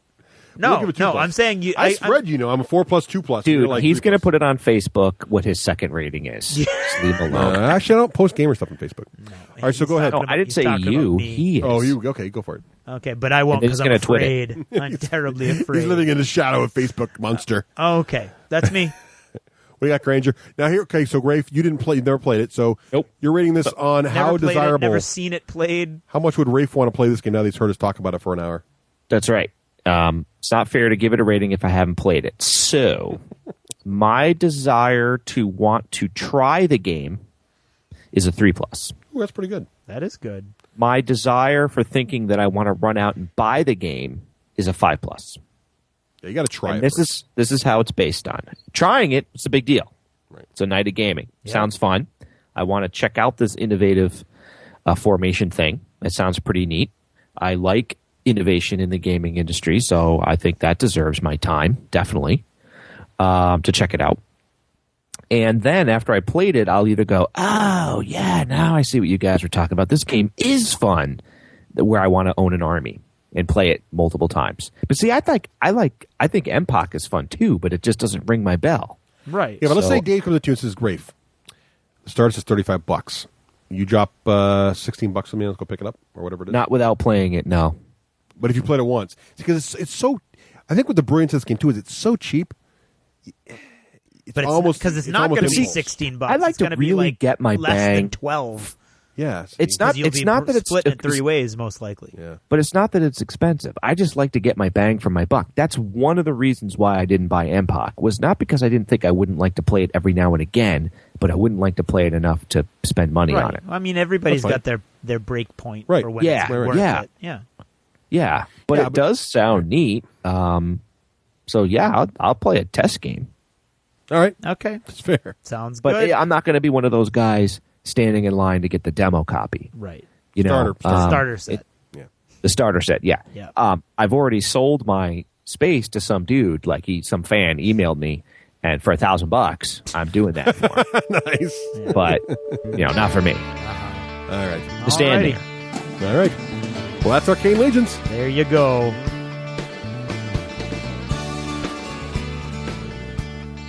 I'm back. And this Jever Notice is brought to you by Ness, who just wants to send a shout out to all those Chi-Town gamers and a special shout out to his sister Melissa. Thanks, Ness. I don't have to ask this time because I know you've already noticed this, and we'll just have to treat this particular edition as a public service announcement. It's that time of year in the Northern Hemisphere again, and it's getting warm out. We're all getting out more often, even if it's just to run from our air-conditioned car to the air-conditioned gaming store. And if this interminable rain ever stops, it might even get hot again. All of these things add up to one thing. You're going to sweat more than you have been over the past few months. Whether you're out there running with your dogs, or just like I said, running from your car to the store, or, McDonald's or whatever, you're going to be hotter and you're going to sweat. I know, we've been there before. I talked about gamer stank. We bring it up whenever we talk about game stores or conventions or any other areas where a critical mass of gamers will tend to be brought together. But come on, folks, it's like fighting forest fires. Every year we hear all about these Hollywood stars' homes that are about to be burned down at this season of forest fires. Where is this forest anyway, and what causes it to constantly erupt into flames, and is it really growing back from one year to the next? Because that's just crazy. Anyway, much like the seasonal forest fires, gamer stank, ever present even in the deep of winter, becomes a much more serious problem with the lengthening of the days, the raising of the general outdoor temperature, and the lessening of the amount of clothing each gamer is wearing that might be able to absorb some of the offending odor. So we're there again. All of those things are happening, and the stank is back. I can't go to the local store anymore without catching at least a whiff of it. Sometimes it's subtle, sort of like a stealth stank, and you can't really figure out where it's coming from, but you know it's there. Other times it's so brutally overwhelming you know exactly who it is, and you have to try to maneuver yourself away from them, and you try to be subtle, and you don't want to give offense. But honestly, why should it fall to us, the clean and washed, to maneuver around the great unwashed? Far better for all of us if we all try to eradicate this blight from our little slice of society. Seriously, man, you're not going to meet any girls you want to bring home to your parents smelling that way. You're not going to get any decent jobs without the basic rudimentary habits of personal hygiene that the rest of the world takes for granted every day. So let's go through a couple of those habits, shall we? And you listen, and we won't tell anyone who you are, and if you pick up a few of these, maybe all of our lives will be a little better, okay? First is the most obvious. Bathe. Doesn't matter if it's a shower or one of those awesome bathtubs with a clawed feet and bubble bath. Somehow, get your body wet, soap it up, and rinse it off. And this is an everyday sort of activity, not once a month, whether you think you need it or not. You have got to wash yourself. Thrown in here with washing yourself will be brushing your teeth. Gamer halitosis is not as pervasive as gamer stank, and it's usually easier to avoid, but seriously, no reason to tempt the tiger, right? So, now that you've washed your body and brushed your teeth, it's time to get dressed, right? Wrong! It's time to put on deodorant. And we're not talking about cologne or perfume here. They only mask that nasty, musty stank. We're talking deodorant, as in it minimizes the odor. You want to do cologne or whatever? Go ahead, knock yourself out. But that's a supplement to deodorant, not a replacement for it. So, we've washed, brushed, and deodorized. Now it's time to get dressed. This last part's tricky for many folks, apparently, not just gamers. As a high school teacher, I see this get violated all the time, mostly by teenage boys, but there are girl offenders out there too. You wear that shirt once, and then you put it in the laundry. That's right, no wearing the same shirt several days in a row for you. Now, does that mean you always have to wash every shirt you wear before you ever wear it again? No. If you're a grown-up and you can tell when something smells, and especially if you're a guy, because we have some special abilities in this regard, then you can pull this off without putting yourself in any socially untenable situations. But for now, assuming you're a recidivist stankmeister, best you wash each time you wear something until you get a handle on it. It just doesn't work. Even if you're following all the other rules. And if you're not following all the other rules and you're wearing the same shirt over and over again, you should be exiled from the human race. Seriously, where did you get the idea that this was okay? Anyway, there you go. 3 easy lessons you can take to make the world a better place for all of us. Wash, deodorize, and change your clothes every day. Not that hard, and I'm not accepting any cultural differences excuses either. I don't care what country you're from, what color your skin is, or at what latitude your people originated. Wash, deodorize, and change clothes regularly. It's only fair, really, because the rest of us have been doing it all our lives. That's it. Thanks for listening. Good luck with the whole washing thing, and good night.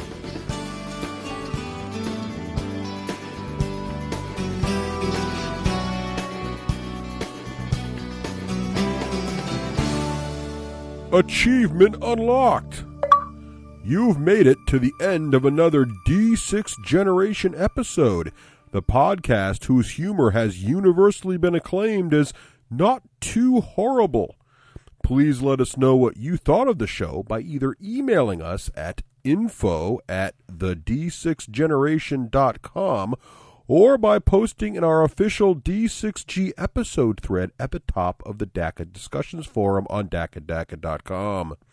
If for some inexplicable reason you actually enjoyed this show, you can help others find out about it by leaving positive reviews on iTunes. See you in 2 weeks. Thanks for listening, and happy gaming. The theme from When Wives Attack comes from the soundtrack of The Last Night on Earth, the zombie game, courtesy of Flying Frog Productions, and is a composition of Mary Beth Magalanes.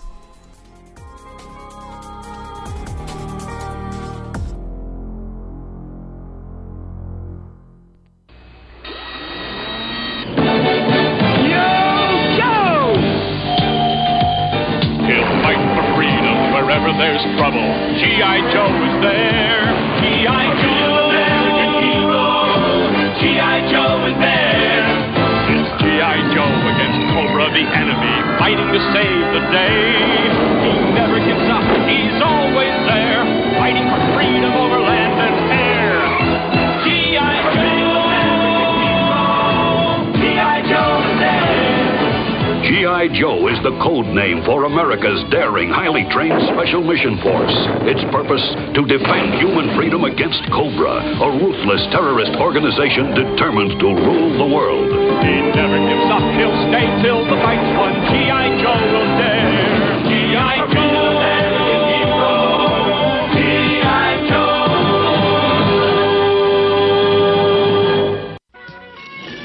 Stay with me! I'm on you like glue! All right! Hi, guys. Can I skate with you? Nah, you're just a girl. No kidding. Go low! Let her try. You might be surprised. Okay, but thanks. Wow, look at that. Don't judge people till you give them a chance. Because there's a chance you could be wrong. Now we know. And knowing is half the battle. G.I. Joe.